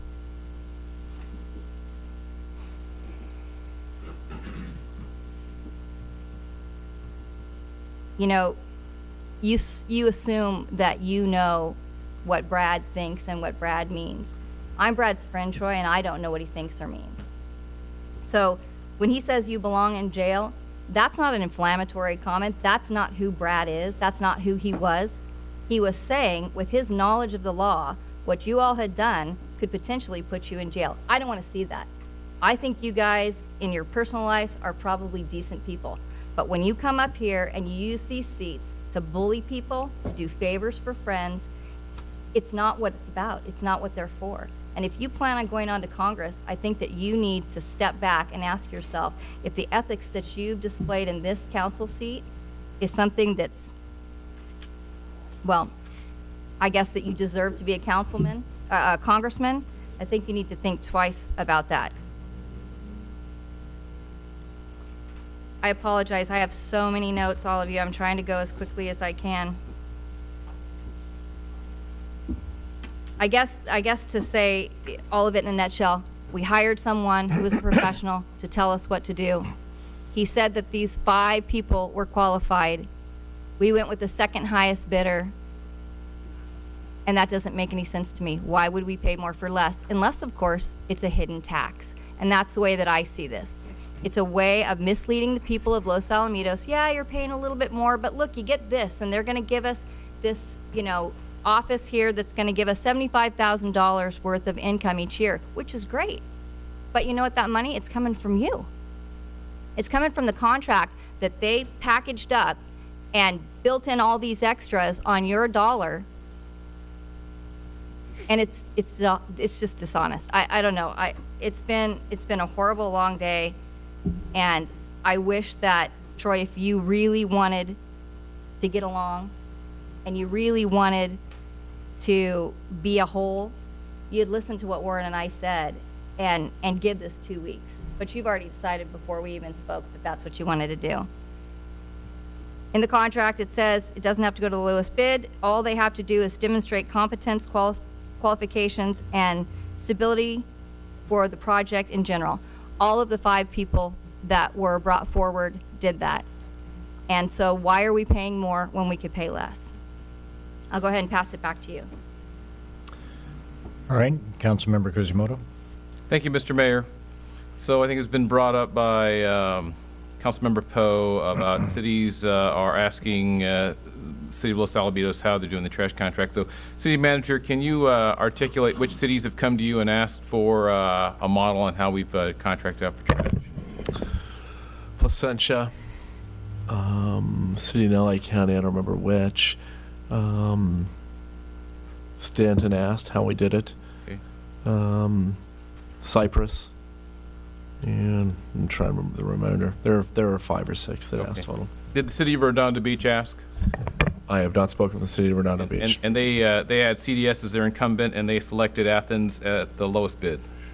And to the best of our knowledge, it's the only city in California that's done that. Their reports are available online. I read through them, and they're very interesting. Okay, on the concept of low bid versus best value, Campbell soup versus, plain wrap, I understand that argument now. In selecting the consultant for the general plan update, is there a ordinance that says we have to go out for bid on that, and how? It's a professional services agreement. We don't handle any other professional service. There's no separate ordinance. On the Race in the Base organization, there's an ordinance. That's how we select the organization to run the race for the Race in the Base. Same answer. Thank you. Okay. In the point of sales for the $75,000 payable to the city, how many? I asked you this question. Do you know how much sales tax they've generated this year? I'm not aware there of any. The purpose of that was to get the guarantee in the back end payable at the first of the year. And if I understand how the mechanics of the contract is, the $75,000 is guaranteed. Correct. So if there is no point of sales, there is $75,000 that comes out of some fund that goes to the city to make up any shortfall from the point of sales. Right? Okay. And the money comes from somewhere. Okay. And then lastly, to a statement about the Los Alamitos Medical Center, I hope you know that I'm not against it. Might have been characterized as that. Certainly my questioning and my desire to send it back to the Planning Commission for a second review based on some new information. I do that to protect us, to protect the city. I have a deep worry about not following it correctly such that we have a mess again, and that was the last thing I wanted to see, because let me tell you, being up here is no fun, having to grind through all this kind of stuff over and over and over again. So I would think that a little bit of let's take a step back, let's really look at what we have to do, and let's make the right decisions. And with that, back to you, Mr. Mayor. All right. Any additional comments from Councilmember Poe? Yes, first of all, I would like to second the motion. And I would also like to ask our city attorney, I could be wrong, but the stipulation in the contract that they would pay for any lawsuit, when was that stipulation put in the contract?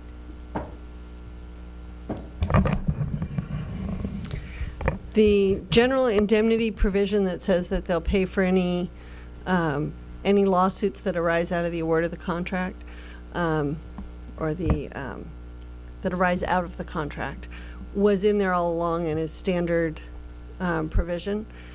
Then a question was raised about the process, the same question we talked about earlier that City Council asked about, and we spoke with Consolidated. Jeff and I did, the city manager and I did, to make sure that Consolidated was comfortable with the process and that they too read the ordinances the same way and that their council was comfortable and that they were willing to put their money where their mouth is, so to speak, and make sure that if there was ultimately a challenge that it wouldn't be at the city's expense and that it would be at Consolidated's expense and not the taxpayers. And so we added that in before the final approval. Right. Okay. I did read the transcript thoroughly, many, many times. I did ask the questions here this evening just for the public's information. And, this idea that there's favoritism and contributions, constantly we keep hearing this. Jerry keeps saying contributions were made to your campaigns. I have brought my 460 forms here. I know that practically anyone in this community has pulled them to see them. I have never received a contribution from George Brigham. I have never received a contribution from Consolidated. So I don't know why we keep hearing that over and over again. There was no contribution made, and this was not payback. In fact, I was rather disappointed when we found that the lowest bid came out to be Consolidated, because I knew that this is exactly what was going to happen. This idea that there was favoritism, that this contract didn't go out, had never gone out to bid. You know, when this city was incorporated in 1960, it was a real small city. And there was one trash man here, Mr. Brigham. And it was just logical for them to use him for the trash contract. There was many opportunities. I can't speak to councils over the years. I have no idea why they continued to, you know, go with Brigham and trash. It was long before I was involved. But I do know that I believe, and I could be wrong, but I believe it was in 2000 that Mr. Brigham sold the trash company to Consolidated. And at that time, Art DeBolt was on this council. And we voted to accept Consolidated. It was a 5-0 vote. No, I take it back. It was a 4-0 vote because one of the council members was missing. And there was no one even here. Nobody came to the hearing, nothing. There was nobody even cared that Consolidated was getting this contract. It was, the business was sold and Consolidated bought it, and it's just hard to understand why this has turned into being so divisive. I've said it over and over again. You know, I have never received money. This was not payback. We went through the process. We honored what was done in 2008. It went out to bid. Everything we did was out at this dais. So it's very disheartening to keep hearing the same accusations over and over when they're just simply not true. I did make a second, and I would like to call for the question. No, we should all get to respond a second time, Marilyn.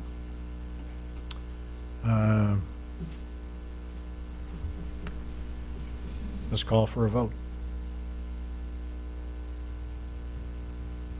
Can we do that? Definitely working together, Ken.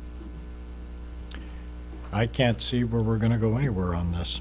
Well, you gave Marilyn a second chance to speak. The council should get the rest. I asked for that. We always do that, Marilyn, so don't act like it's something new. It is. I asked specifically, and I have called for the question.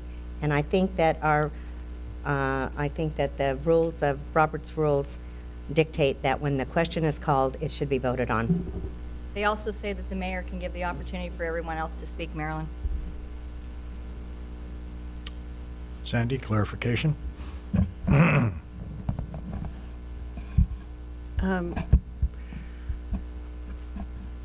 I believe that under Robert's rule, when someone calls for the question, then you have a vote on whether or not to call the question.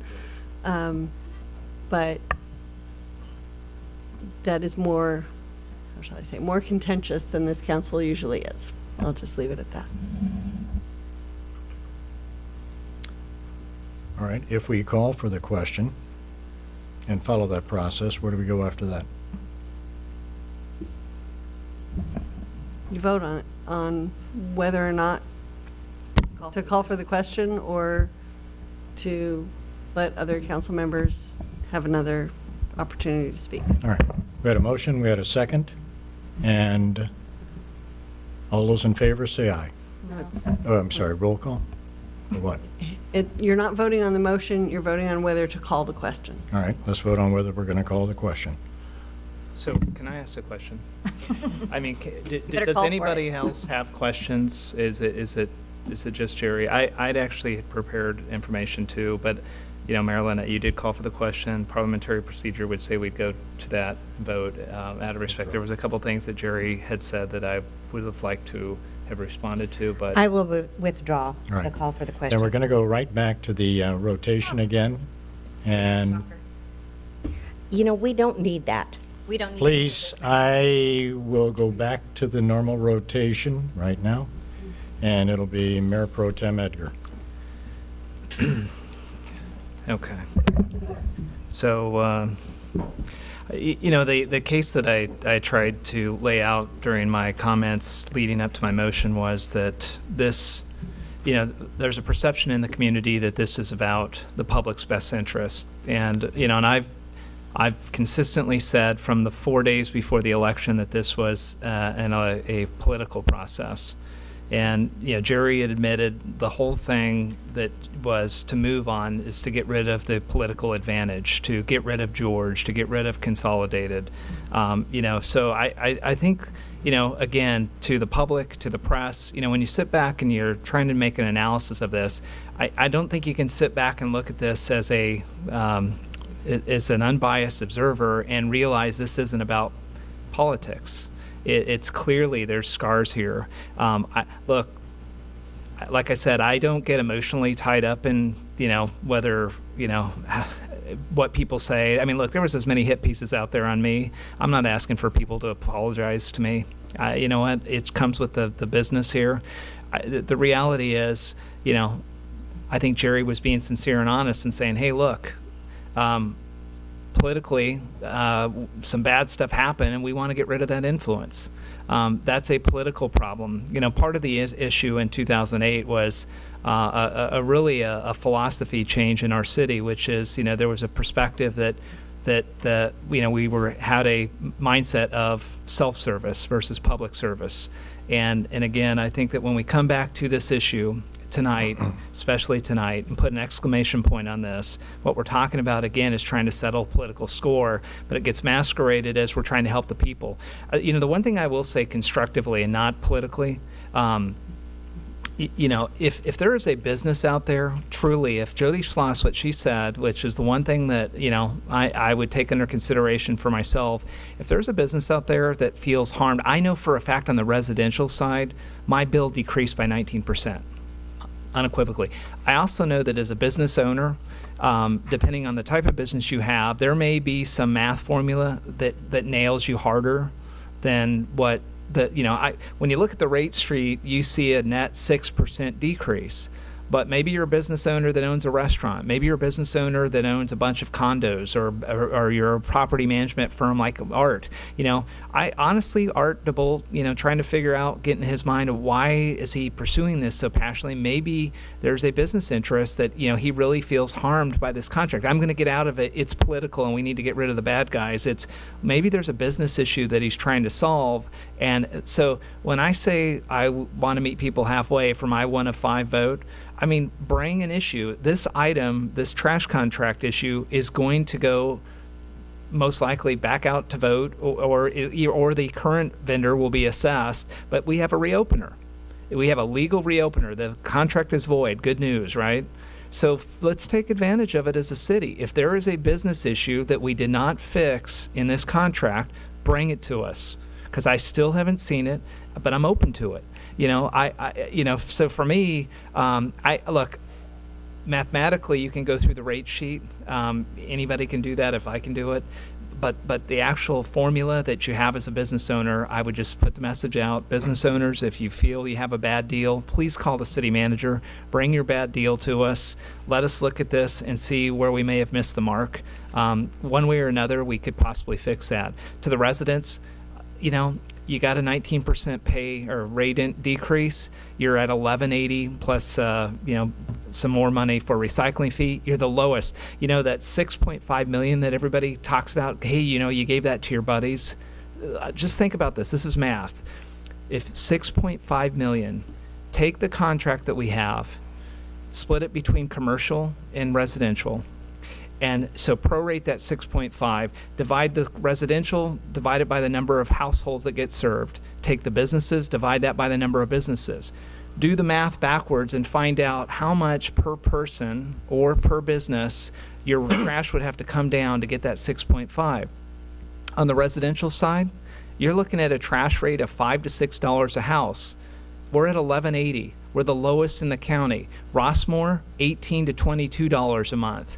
Stanton, $23 a month. Cypress, $19 a month. Go through this. It is not logical or reasonable to think that you're going to get trash for $5 to $6 a house. It just will not happen. So when you see those numbers, when I say the fix was in on it should have been the lowest price.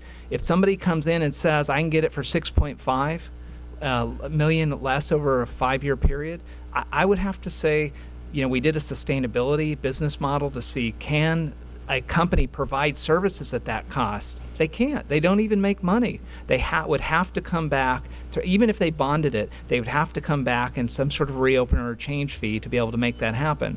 So the bottom line is, like I said, big picture for me, this was very political. I haven't moved off of that, but let's look at this as an opportunity. If there's something to fix here, let's fix it. I'm open for it. Every move in this contract, it's so funny, is that we get beat for being business savvy. We put a clause in that says point of sale, that we want to try and get a point of sale so they'll set up an office and we'll get money of $75,000. That's one police officer, right? But now the technicality is, well, what do you mean? Did they set up an office? Well, the money had to come from somewhere. How much have they done in point of sale? Well, you know what? We were smart enough in the contract to say, you know what? Honestly, we don't control your operations. They could have put an office in this city, and they could have told us what we wanted to hear, shook our hand, and walked away, and then never transacted through it. I wanted the $75,000. I don't care how it came. I just wanted to make sure that office was set up and that the mechanism was in place. I knew they were going to buy a lot of trucks, and I knew if we had that office here, they would do it there. But I can't make them do that. None of us on the council can. But the business model said, if you did that, it wouldn't cost you any more to do it. But if they decide to pay it electively somewhere else, I personally, as a businessman, I don't care. So going through this, the indemnification, look, what I do for a living in the corporate world, contracts have indemnification clauses. Even contracts that I provide services to Fortune 500 companies have indemnification clauses. If I screw up, people are going to come back, and if they incur legal fees, I'm going to have to pay them. I didn't think that was really tricky, and I didn't try to be slick. What did he call me earlier? Slick Troy? Something. But so the bottom line is, I just think that, being smart business-wise, and this isn't me, this was the entire council. This was something that came up, and it came probably through the ad hoc committee, is put an indemnification clause in there.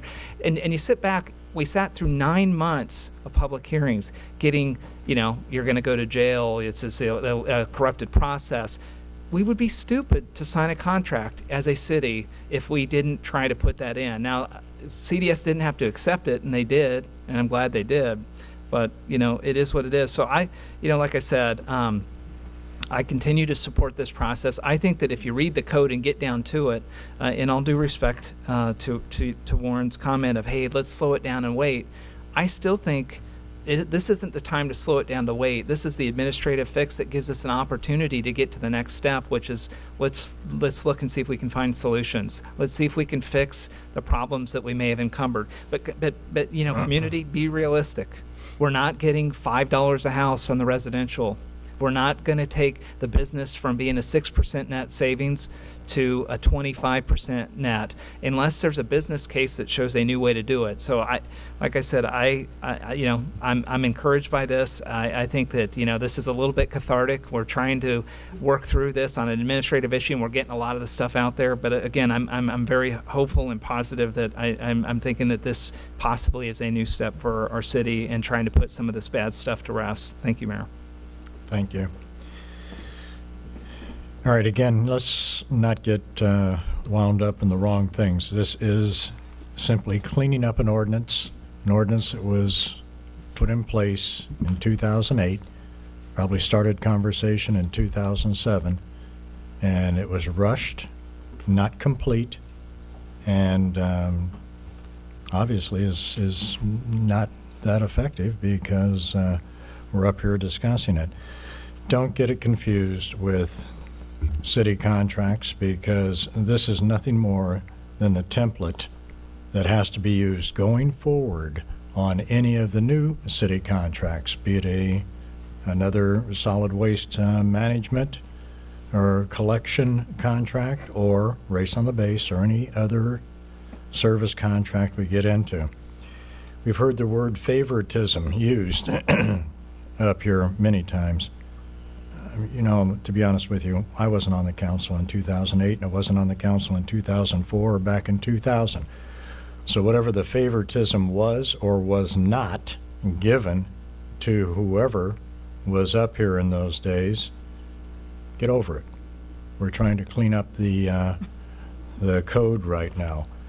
And then I hear, well, you know, we want everybody to have a chance at the ordinance, and we all agree. That's why we're cleaning up this ordinance right now, so it is inclusive of everyone and has a better interpretation of it. Again, this is something that was done back in 2008, and for the life of me, you know, the same people that are sitting here complaining about the contract and the ordinance are the people that should have penned it in the first place. And so if anything's distressing to me and you want to call something political, I think that's more political than anything. Excuse me, I screwed up, but I'm going to blame you for it? No, not happening.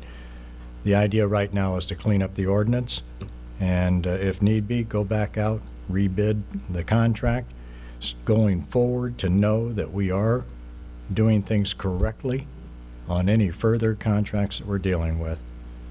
So this is a legal cleanup of an ordinance. Simple as that. All right, Councilmember Mejia. Thank you.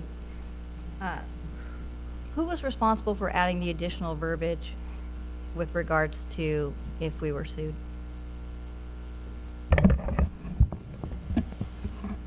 The contract had an indemnity provision in it. Right. So for most types of lawsuits, if we were sued, it was already in there. Right. The tweak to that was from me and the city manager, and he negotiated it with Consolidated.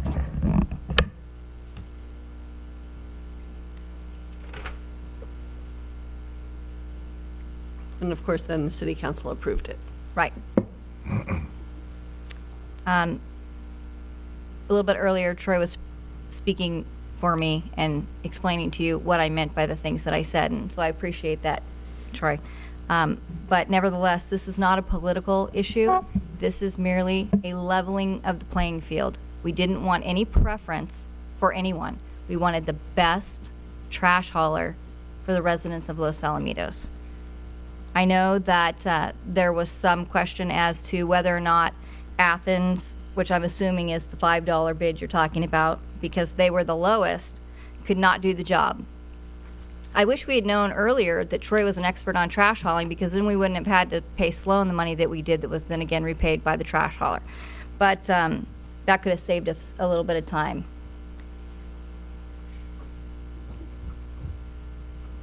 And Ken, to your statement just now, we obviously were clear enough about it because the judge ruled against you. So be careful when you say people made a mistake, because obviously we didn't. The same people, you made the statement just a moment ago, the same people who are claiming that this is a problem are the ones who pinned it. Well, you're incorrect there too, Mayor. That was a different council. What I'd like to say is, no matter what you say, it becomes political. And one of the first things I said when I got elected, there was a reporter that came to my business and said, you know, how do you like it now that you're a politician? I'm not a politician. I'm a girl from this city that didn't like the way some of the decisions were being made, and I thought instead of complaining about it, I needed to give my time and try and understand and be a part of the process. There is no politics to me. There's only concern for the people that I love, and that's the people that I've grown up with here and the people that I've come to know as an adult. There should be no favoritism. And all that ordinance was to remove any chance of that and to make sure that every company that came and applied at this city got a fair shake. You know, I hear the council members sometimes say, oh, well, we're never going to be able to get another city clerk because now we've got a bad name out in the community. It's politics, everyone. It's just what it is. But this trash contract, you talk about math, it was $6.5 million more than it had to be. If you take the $750,000 at the $75,000 a year over the life of the contract, which is 10 years, and the $250,000 they gave us for our street sweeping, you still have about $5.5 million extra. Why? Why would we give them extra money when the people who offered to do the job are bound to the contract that they offered us? at $6.5 million less. It just doesn't make any sense. So my dad always used to say, if it's too good to be true, it probably is. And that's all I'm going to say, and I'm going to go ahead and pass it back. All right, Councilmember Kuzimoto.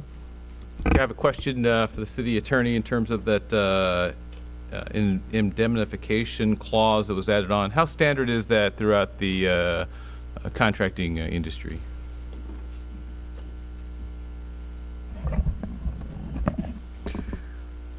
I'm not sure I can answer that. Okay. Basically, let me rephrase it. I'm sorry to interrupt. In your experience in city contracting, how many contracts have you penned that put that clause in there that in the event that the city is sued, that the contractor will defend the city?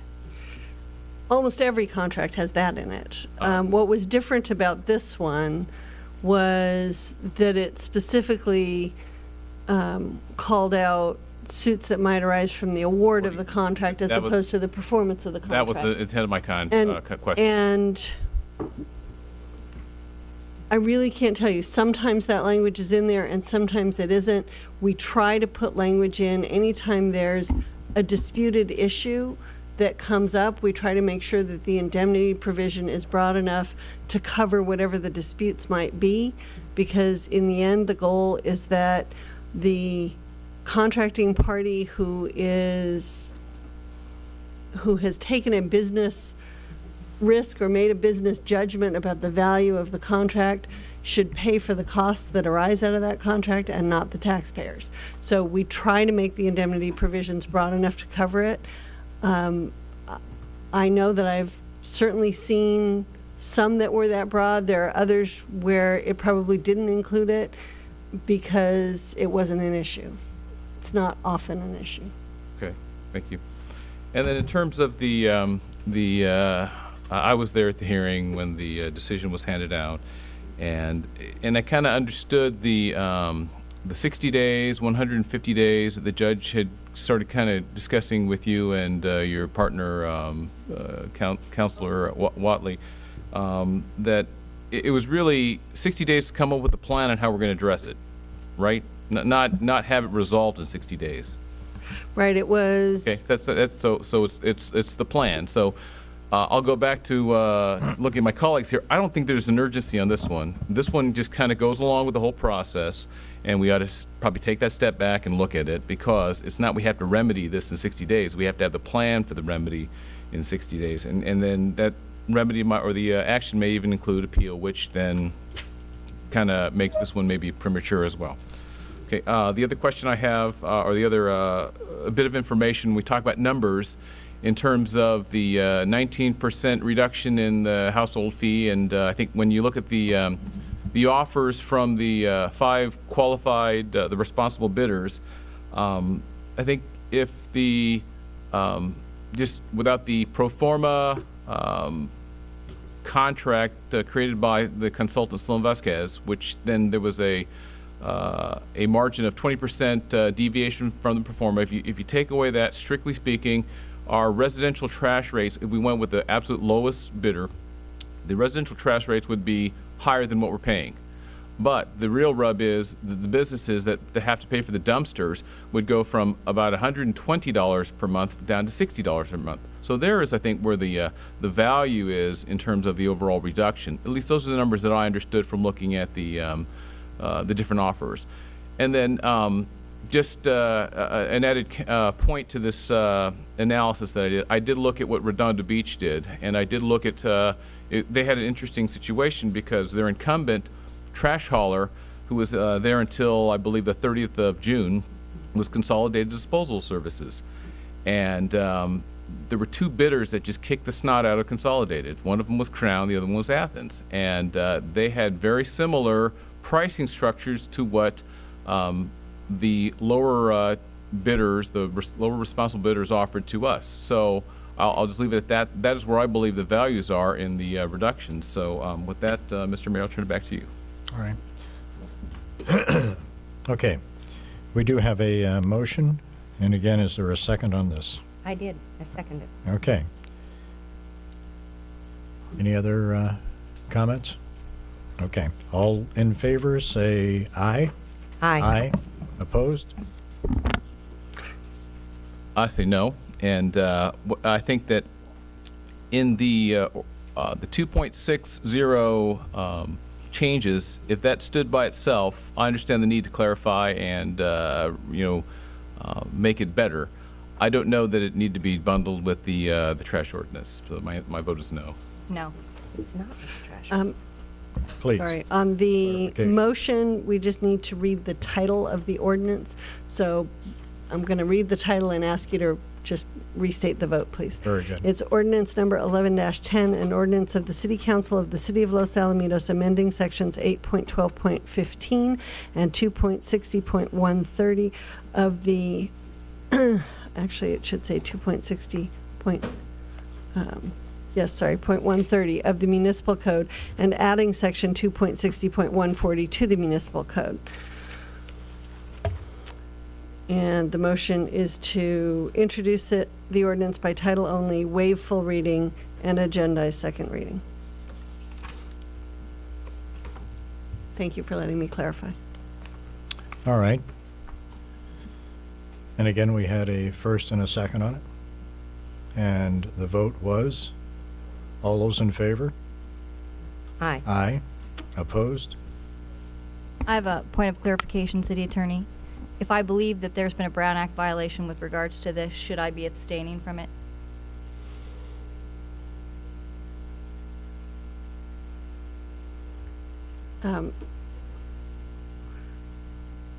Not, how do I say this? If you believe that the vote that you are participating in is itself a Brown Act violation, then yes, you would abstain, but you would have abstained from the whole discussion. Earlier. So I think you raised a question as to whether a Brown Act violation had occurred previously, right? With respect to disclosure of confidential information. No, that's not grounds for abstaining from this, but you follow your conscience. All right. If I should have refrained from this, saying that I thought that there was an issue, I would have appreciated you letting me know that in the beginning, and I would have stepped away from it. If I missed you saying that, it wasn't clear to me. I don't see a legal issue with this, but each, as I've said before, each individual council member has a responsibility themselves to abide by the Brown Act and to do what they think is proper. So I don't want to stand in the way of anybody doing that. Very good. All right, moving on to item 10A.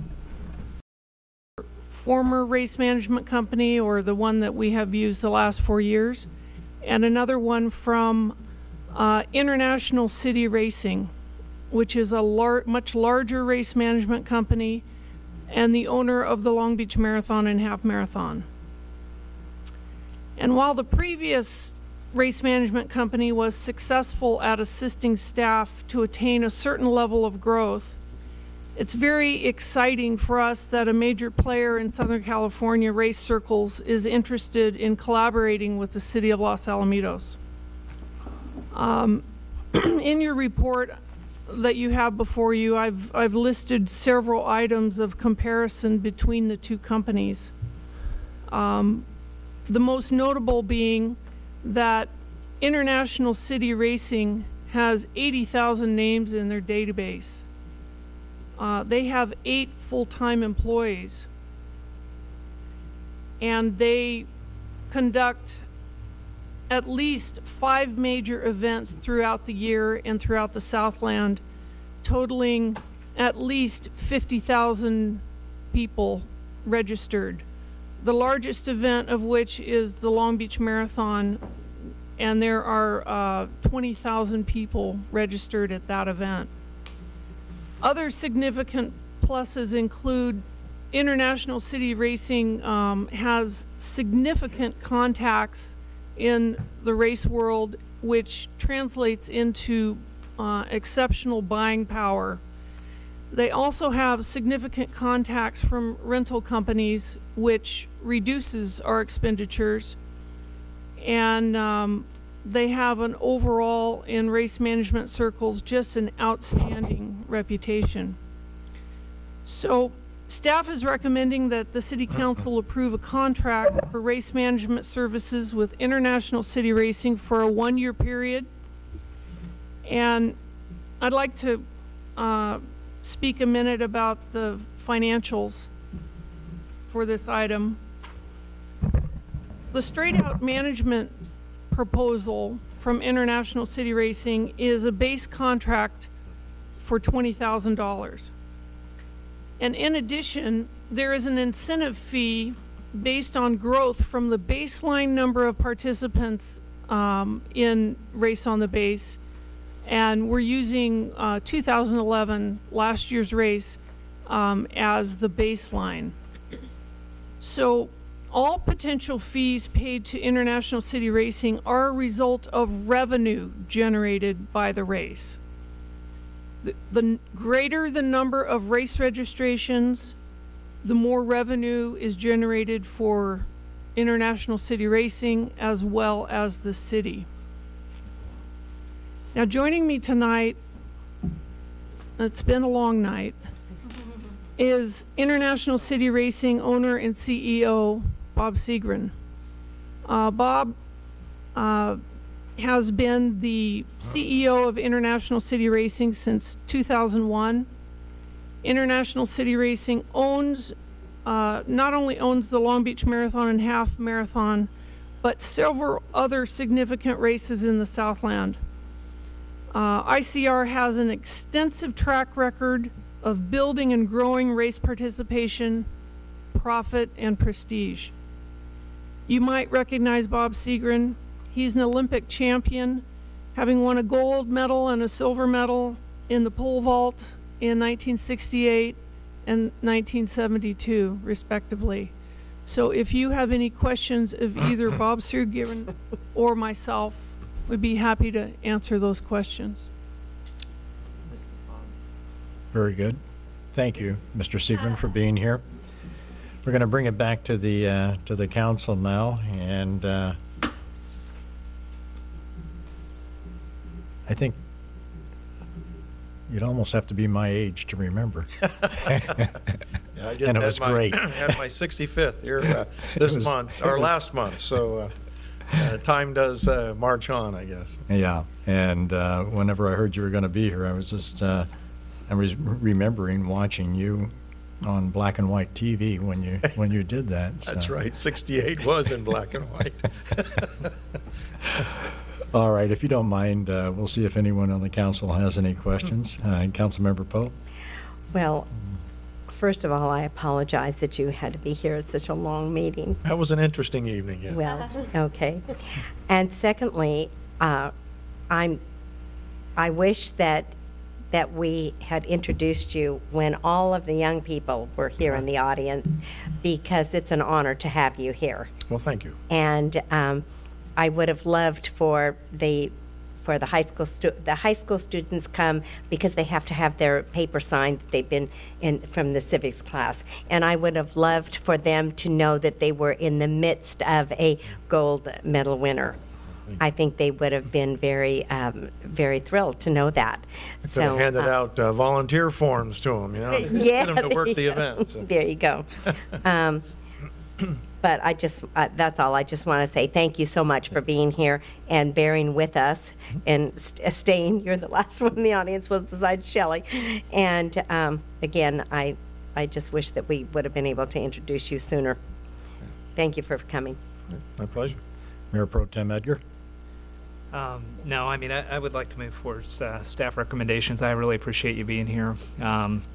You know, I respect you as a athlete, but as a company, I've heard a lot about your company, especially in Long Beach. And, you know, I guess, Angie, you know, we go with your recommendations on this type of stuff. We're moving up. You know, we've had quite a journey in this race on the base, and from especially when I first came on to where it is now. You've done an outstanding job. I would tell you that there's a little part of me that thinks that that company that got us up to this point, I feel kind of bad leaving them, but it's time to go on to the, you know, to the next thing. And so I would also ask that if we do this tonight and accept, this proposal, that you would let them know that we're very appreciative of everything that they've done. I'd like to try and see us, give them some sort of a proclamation or, help them in their business process, because they've been a great partner with us too. But I think we all realize we've probably outgrown that. And with that, I just want to thank you. All right. Going to move on to Councilmember Mejia. You're not going to make any statements? Nope, already did. Great. Angie, just for the public to understand, what's the goal with this event? What's our hopes for the future? Our hopes for the future are to continue to put Los Alamitos on the map, to generate revenue, to help the city bottom line, and give the community something they can be proud of. Okay. Is there any chance that with going with this other company, which I know other people who have dealt with you and they do speak very highly of you, International City Bank, as a matter of fact, is there any potential that this could be a losing venture for us? Absolutely not. Okay, and that's because you expect that with their large database, we'll get that many more people and it'll offset the cost?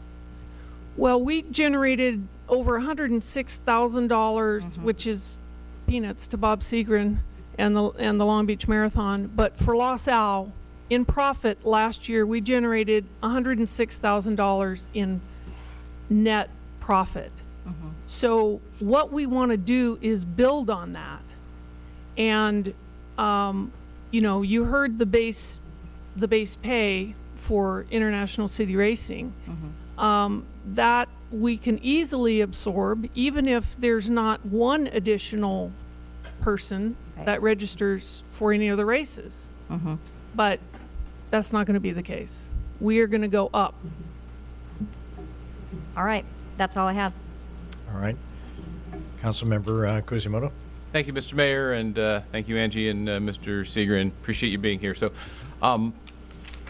not that to be contrary or anything, I do want to ask, so explain to us why you're the company that we need to use for this race.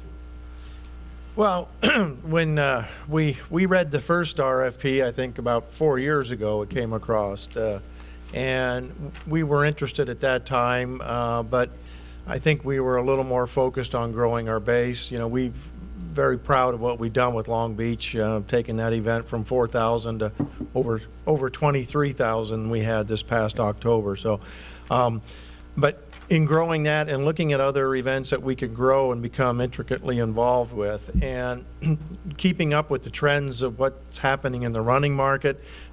Yes, the half marathon is the fastest growing running distance out there, but there's the other emerging activities that we call them the weekend warrior, these mud type runs, the obstacle course. It's a whole different audience, and that's what sort of really intrigued our company when we got this current proposal. Being on a military base, capitalizing on that, we think there's great opportunity. We sat down, we had some pretty frank conversations about it. I asked that same thing, what's your goal? What do you want it to be? And I wanted to make sure it was a match with what we want it to be. And I think being right close to us, we're based in Long Beach, very easy for us to get over here and pay attention to this event. And as Angie said earlier, I think just our database sort of speaks for itself. I think we have, in some of the comments that were made earlier, there is buying power and using our vendors. We can help reduce some of the costs. And there's a great upside for us as well, looking at it and in becoming a real, partnering in it. I'm not really interested in being in the management business and just coming in and taking a small fee for running the event and then going home. We want to grow it, and we want to be part of it, and hopefully we get rewarded for that. Sure. Okay. And then what's your company's relationship with the city of Long Beach? And how do you interact with them? Is it the Parks and Recs, or is it the council? Well, when I heard about Long Beach being available, the previous promoter back in 2001, it went out, didn't go out for bid. There was the previous promoter that was about $450,000 in debt, was pretty sure he was not going to get the permit, came across my desk. I put a small group together, and we ended up going through the bid process with the city. They hadn't had that situation prior. They had to put a special committee together to hear both sides and then award one of the companies. We ended up getting the award. So we're on a, I've been trying for many years. I think I'm this close to getting a 10-year contract with the city, very similar to what the Grand Prix has. They're telling us that by late this spring or next year we should have it. But it still is a year-to-year contract, and we pay our bills. Like, we get no special treatment. Don't ask for it.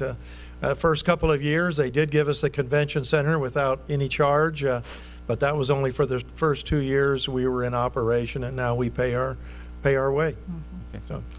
And we expect to do the same here. We just think we can make this event from 3,500 to 8,000 people, hopefully, and within a couple of years. So you think you're looking at a once a year kind of event for this venue here in the Joint Force? I think there's other opportunities, and I was very frank in discussing with the Parks and Rec, Angie, and that we have interest beyond just the race on the base. We think there's some other opportunities that we'd like to explore and develop with them. But, let's get the race on the base, moving first. So.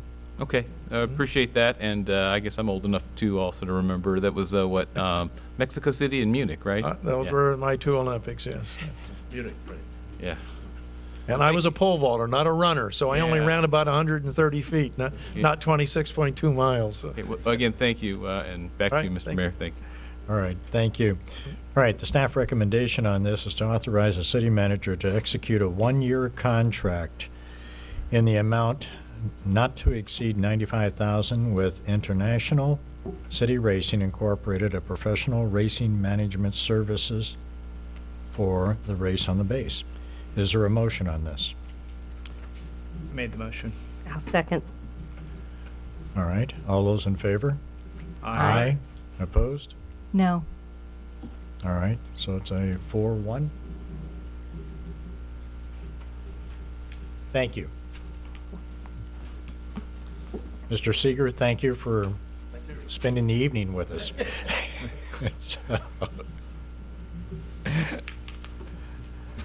All right, moving on, we're going to go on to council-initiated business. And we'll start off with Councilmember Poe. Thank you. On October 30th, I did spend the day out at Wings, Wheels, and Rotors. It was mentioned during public comment. It was, as usual, it was a beautiful day, actually, and a great event.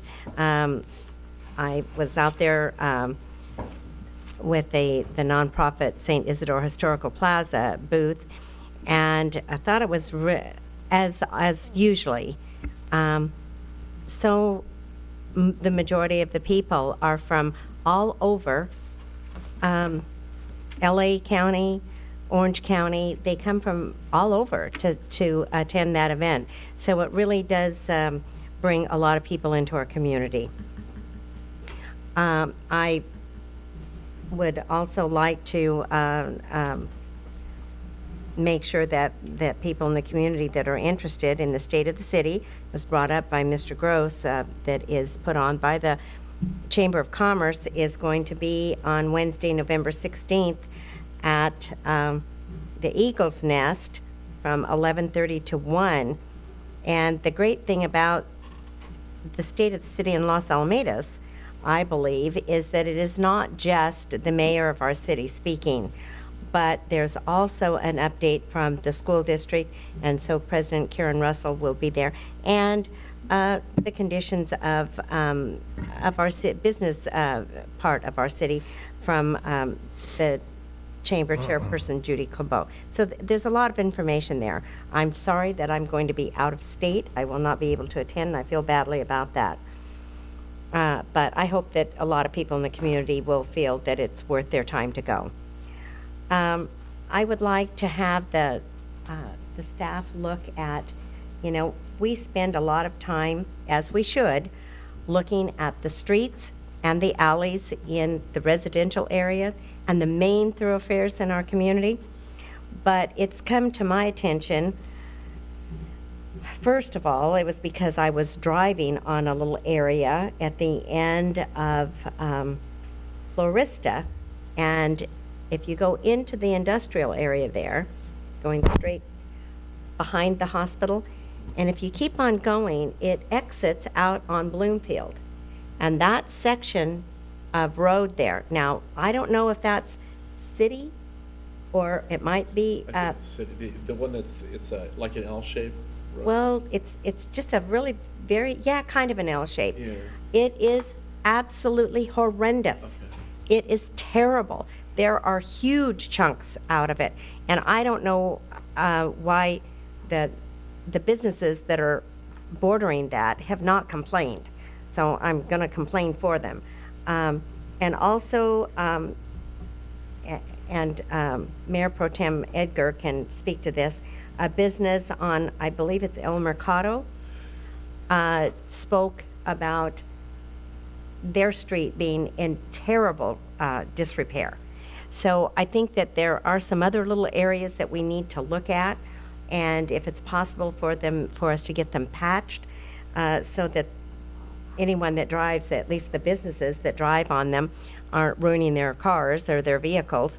And then if we can get it into the somehow into our road repair program, I would appreciate that. I will end by saying that my sympathy and prayers go to the entire Sheridan family. This was quite a shock for everyone. It is an unthinkable loss for the community. And I just think that it's been a difficult thing, I'm sure, for not only their family, but for Brad's close friends. And I really feel badly about that. Okay. All right. Moving on, Mayor Pro Tem Edgar. Yeah, just wanted to report, had an opportunity on October 20th to go to the fire station number 46 dedication in the city of Stanton. Beautiful new fire station, one of the oldest that was in Orange County. As it was on its last legs, they allowed the SWAT team to go in and actually, I guess, really kind of tear the thing apart, shoot through there, do all sorts of crazy stuff, and then they demolished it and then built up a brand new fire station.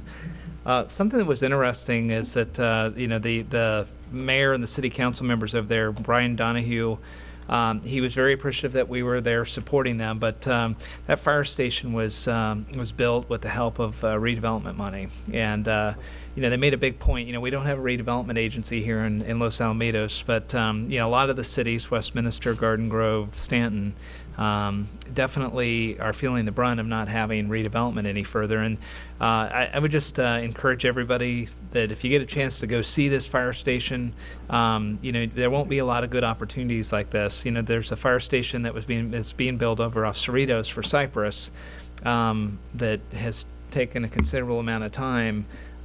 Different funding mechanism, and so to me, this is just another example how redevelopment could actually really work, and it's unfortunate we won't have that opportunity to utilize that in the future. A couple meetings with the Orange County Sand District. We've had a strategy session October 19th. Mayor Pro Tem, or Mayor Stevens actually accompanied me to go through that strategy session. A lot of stuff going on over the next year, and so I appreciate you going to that and getting an idea of what we're up against there. I had an opportunity last Saturday to go to the Boys and Girls Club of Cypress. Great event over at the Los Al racetrack, sponsored over there with Doc Alderette and all of the folks. Just put on a great event, and again, just I know some of us were over there. It's just good. We also wanted to make sure, they have a lot of folks in Cypress on their city council that come to our events, and on Seal Beach we do a lot of stuff together, and they were very appreciative to have support from our side too. The November 17th State of the City, I'm very, very intrigued at what Mayor Stevens is going to say. I think everybody should be. So hopefully, I'm just being a little facetious because it's late, but I'm really looking forward to hearing that, and with Karen Russell and the school district. School district's got a great story too. That proposition, I think it was K, that was the bond funding. All of that construction is now coming to an end. I know McAuliffe, as I passed by over there, they actually got their tennis courts back. Just a tremendous job by the school district, cosmetically on the surface. But I'm kind of curious what's going on the inside. So I'd encourage everybody to come to that chamber event and hear Mayor Stevens and the president of the school board and Judy. I also want to report on Friday, I went to the chamber wake-up breakfast. They put on a really good speaker series, had a gal there that helps businesses do networking, and it was really interesting. So I would encourage everybody. It was a rainy day, so the participation was not super high, but it was a great event. As Marilyn said, Jeff, I believe it's Via Mercado is the street, and it is the demilitarized zone of Los Al and the business park over there. And they definitely, one of the owners of one of the businesses over there gave me their business card, and what I'd like to do on behalf of Marilyn, I'm just going to send that. I'll copy you both, so you have that. Maybe you can just go over there and talk to them. That'd be very helpful. I guess in closing, I also want to acknowledge Brad Sheridan as somebody that was very active in our community. It's very well known. He was active in the community. I'm sorry to interrupt, but Troy, that's an affront to Brad's memory, and as one of his friends, I just wish you would rather, be forthright. You are interrupting, and continue on. Well, Mayor, I'm sorry, but this is something that's deeply felt by his family and his close friends. And it's being a farce. And it's being shown out of respect by all of us, and that's why we are ending this meeting. Well, you should have showed respect by apologizing to him when he was still alive. And that is why we are ending this meeting in his honor. And I'd ask that you don't do that either. That's also an affront because it's a farce. Carry on, Troy. Okay, so I just wanted to wish prayers and thoughts to Brad's wife and his daughters. We don't want it from you. Just want to let them know that the community's there for them. And with that, Mayor, I appreciate it. Thank you. All right, thank you. All right, City Manager, we received a letter from the City Parks Alliance, and they're asking for our support. And it's the U.S. Conference of Mayors. They're trying to get a lot of mayors in support of going back to Washington and making sure that we don't lose funding for our city parks. So if you would look into that, and I think that's something that we should follow through on. Also, one of the other things I noticed in our packet, and it's refreshing with the economy the way it is, we had a sales tax increase of 11.6% year over year for the second quarter. Wow. Is it trending in the right direction? We're certainly hoping so. That wasn't just clear air turbulence. No, well, I'm not going to get too optimistic until I see the next quarters, but it was a nice surprise. We weren't expecting that this time. That is refreshing. Yeah, very refreshing.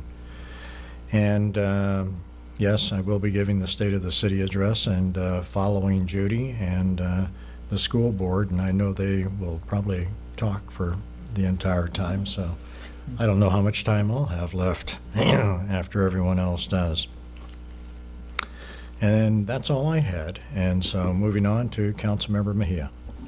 Yes, City Manager, we've talked about this in the past, and since we're going to be going with a different group, I'd like for us to try and track the business income during the race, because if this new company increases the amount of people and that increases the amount of revenue for these businesses locally here, then it would be easier for me to vote for the cost next year. I know we've talked about it. Business income as registrants or business income as sponsorships? No. Business income, like people from the race going and having something to eat or stopping at the store. I mean, if you want, I'll reach out to the businesses and tell them we're looking to see if they see a notice increase, because I know that's one of the things we've used as a factor in the past. So let me know if you want me to do that, and I'm happy to reach out to them.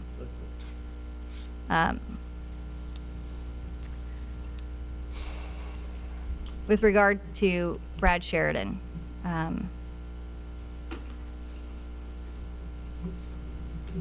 the reason I didn't want to hear any of the council members say anything that was heartfelt, supposedly, with regards to Brad is because for the last year or so, they've done nothing but try and injure him.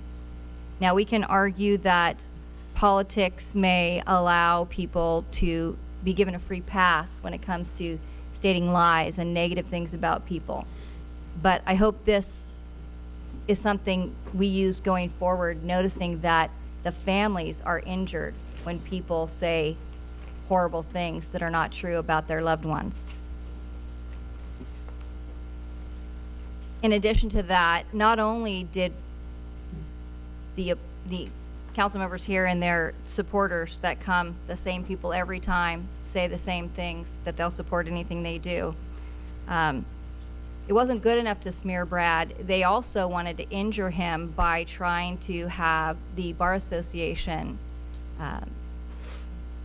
punish him for statements he made regard to this trash contract, saying that it wasn't a legal maneuver for this council to undertake, and that he hoped that before they made the decision, they'd rethink it. And when they didn't, and they were found to be guilty of this, and Brad showed up here just a couple of weeks ago and asked for them to apologize, they wouldn't even look at him when he was speaking. So when you all say that you're sad and your prayers go out to their families, the family, and that you hope everything is good for them, as I said, it's an affront to Brad's memory, because those of us who have been on the receiving end of your tactics know exactly what you think and what you're willing to do in order to injure people who oppose you. So I don't think, since you didn't bother to attend the funeral, any three of you, that you really don't have any right to close in Brad's memory. It's not something that the family wants. It's not something that Brad would have wanted. And I think that it is extremely hypocritical. And being that this friend of ours lost his life and you're using this as a political tool to make yourselves look good is absolutely disgusting to me. And you should be ashamed of yourselves. That's all. Councilmember Kuzimoto. Thank you, Mr. Mayor. I had the opportunity to attend the California JPIA Risk Forum, and I do apologize to the council that I do owe you a summary and trip report. Suffice to say, it was a very eye-opening event, a lot of information, and I'll say there's, well, I have to say, a lot of information flowed to me, and there are several different breakout sessions of which I tried to cover some, and Anita Agramonte showed up, and she covered some other ones.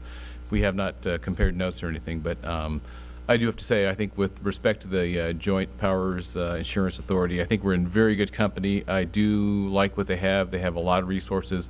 They have policy templates that we can tap into to use, and they raise issues on areas of risk, case law or lawsuits that are out there that are being lodged by creative, personal injury lawyers that are out there trying to argue a point because cities have deep pockets, or not just cities, but agencies. So I do appreciate having been able to go there and learn a bit more about that, and I will get a report out to the council for something to at least to receive and file. And I have a question, a favor of you, Mr. Mayor, and it's just a yes or no. I would ask that you withdraw closing tonight's meeting in honor of Brad Sheridan. Would you agree to that, please? Withdraw that and do not close in his honor. If you feel that you're speaking for the family, I have no problem doing that. Thank you. That's all I have to say. And moving on, City Manager. You already mentioned the hospital once tonight, and I was it's late. I was hoping that Stephen could give me a 2-minute update on what's happening at the hospital right now. Sure. Thank you, Mr. Mayor, members of the council. Earlier this year, the City Council approved a 3-phase expansion of the medical center on their 18 acres. Since that time, the medical center has been working with doctors groups to negotiate a lease for that building that has equity provisions that satisfies everyone.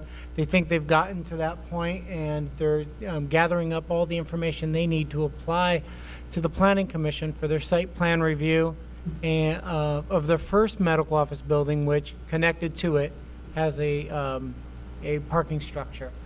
They're pulling together landscape plans, hydrology studies, water quality management plans, elevations, and a 3D drawing in order for the Planning Commission to consider that. Once we get the completed application, there will be kind of a stall on it because, as you remember, we had a condition to work with the City of Cypress for a peer review of that hydrology.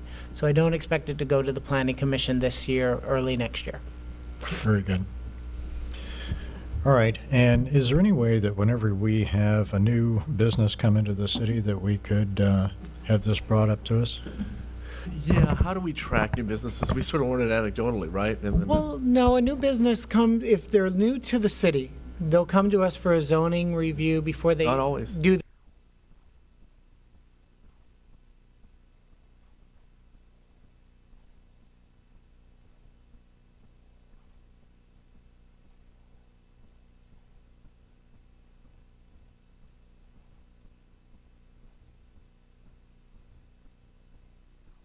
Deal. Yeah.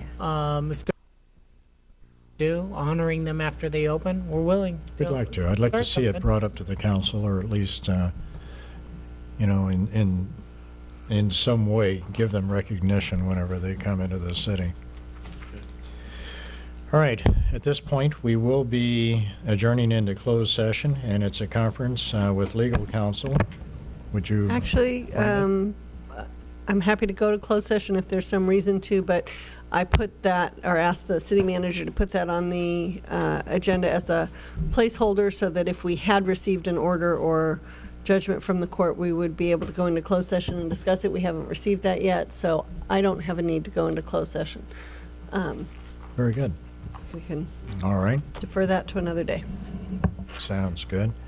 And at this point, we, in fact, I had a question on the next meeting on the 21st to pull, because it is Thanksgiving week. Is there anyone that's going to be out of town during that period of time or would choose not to have a meeting that week?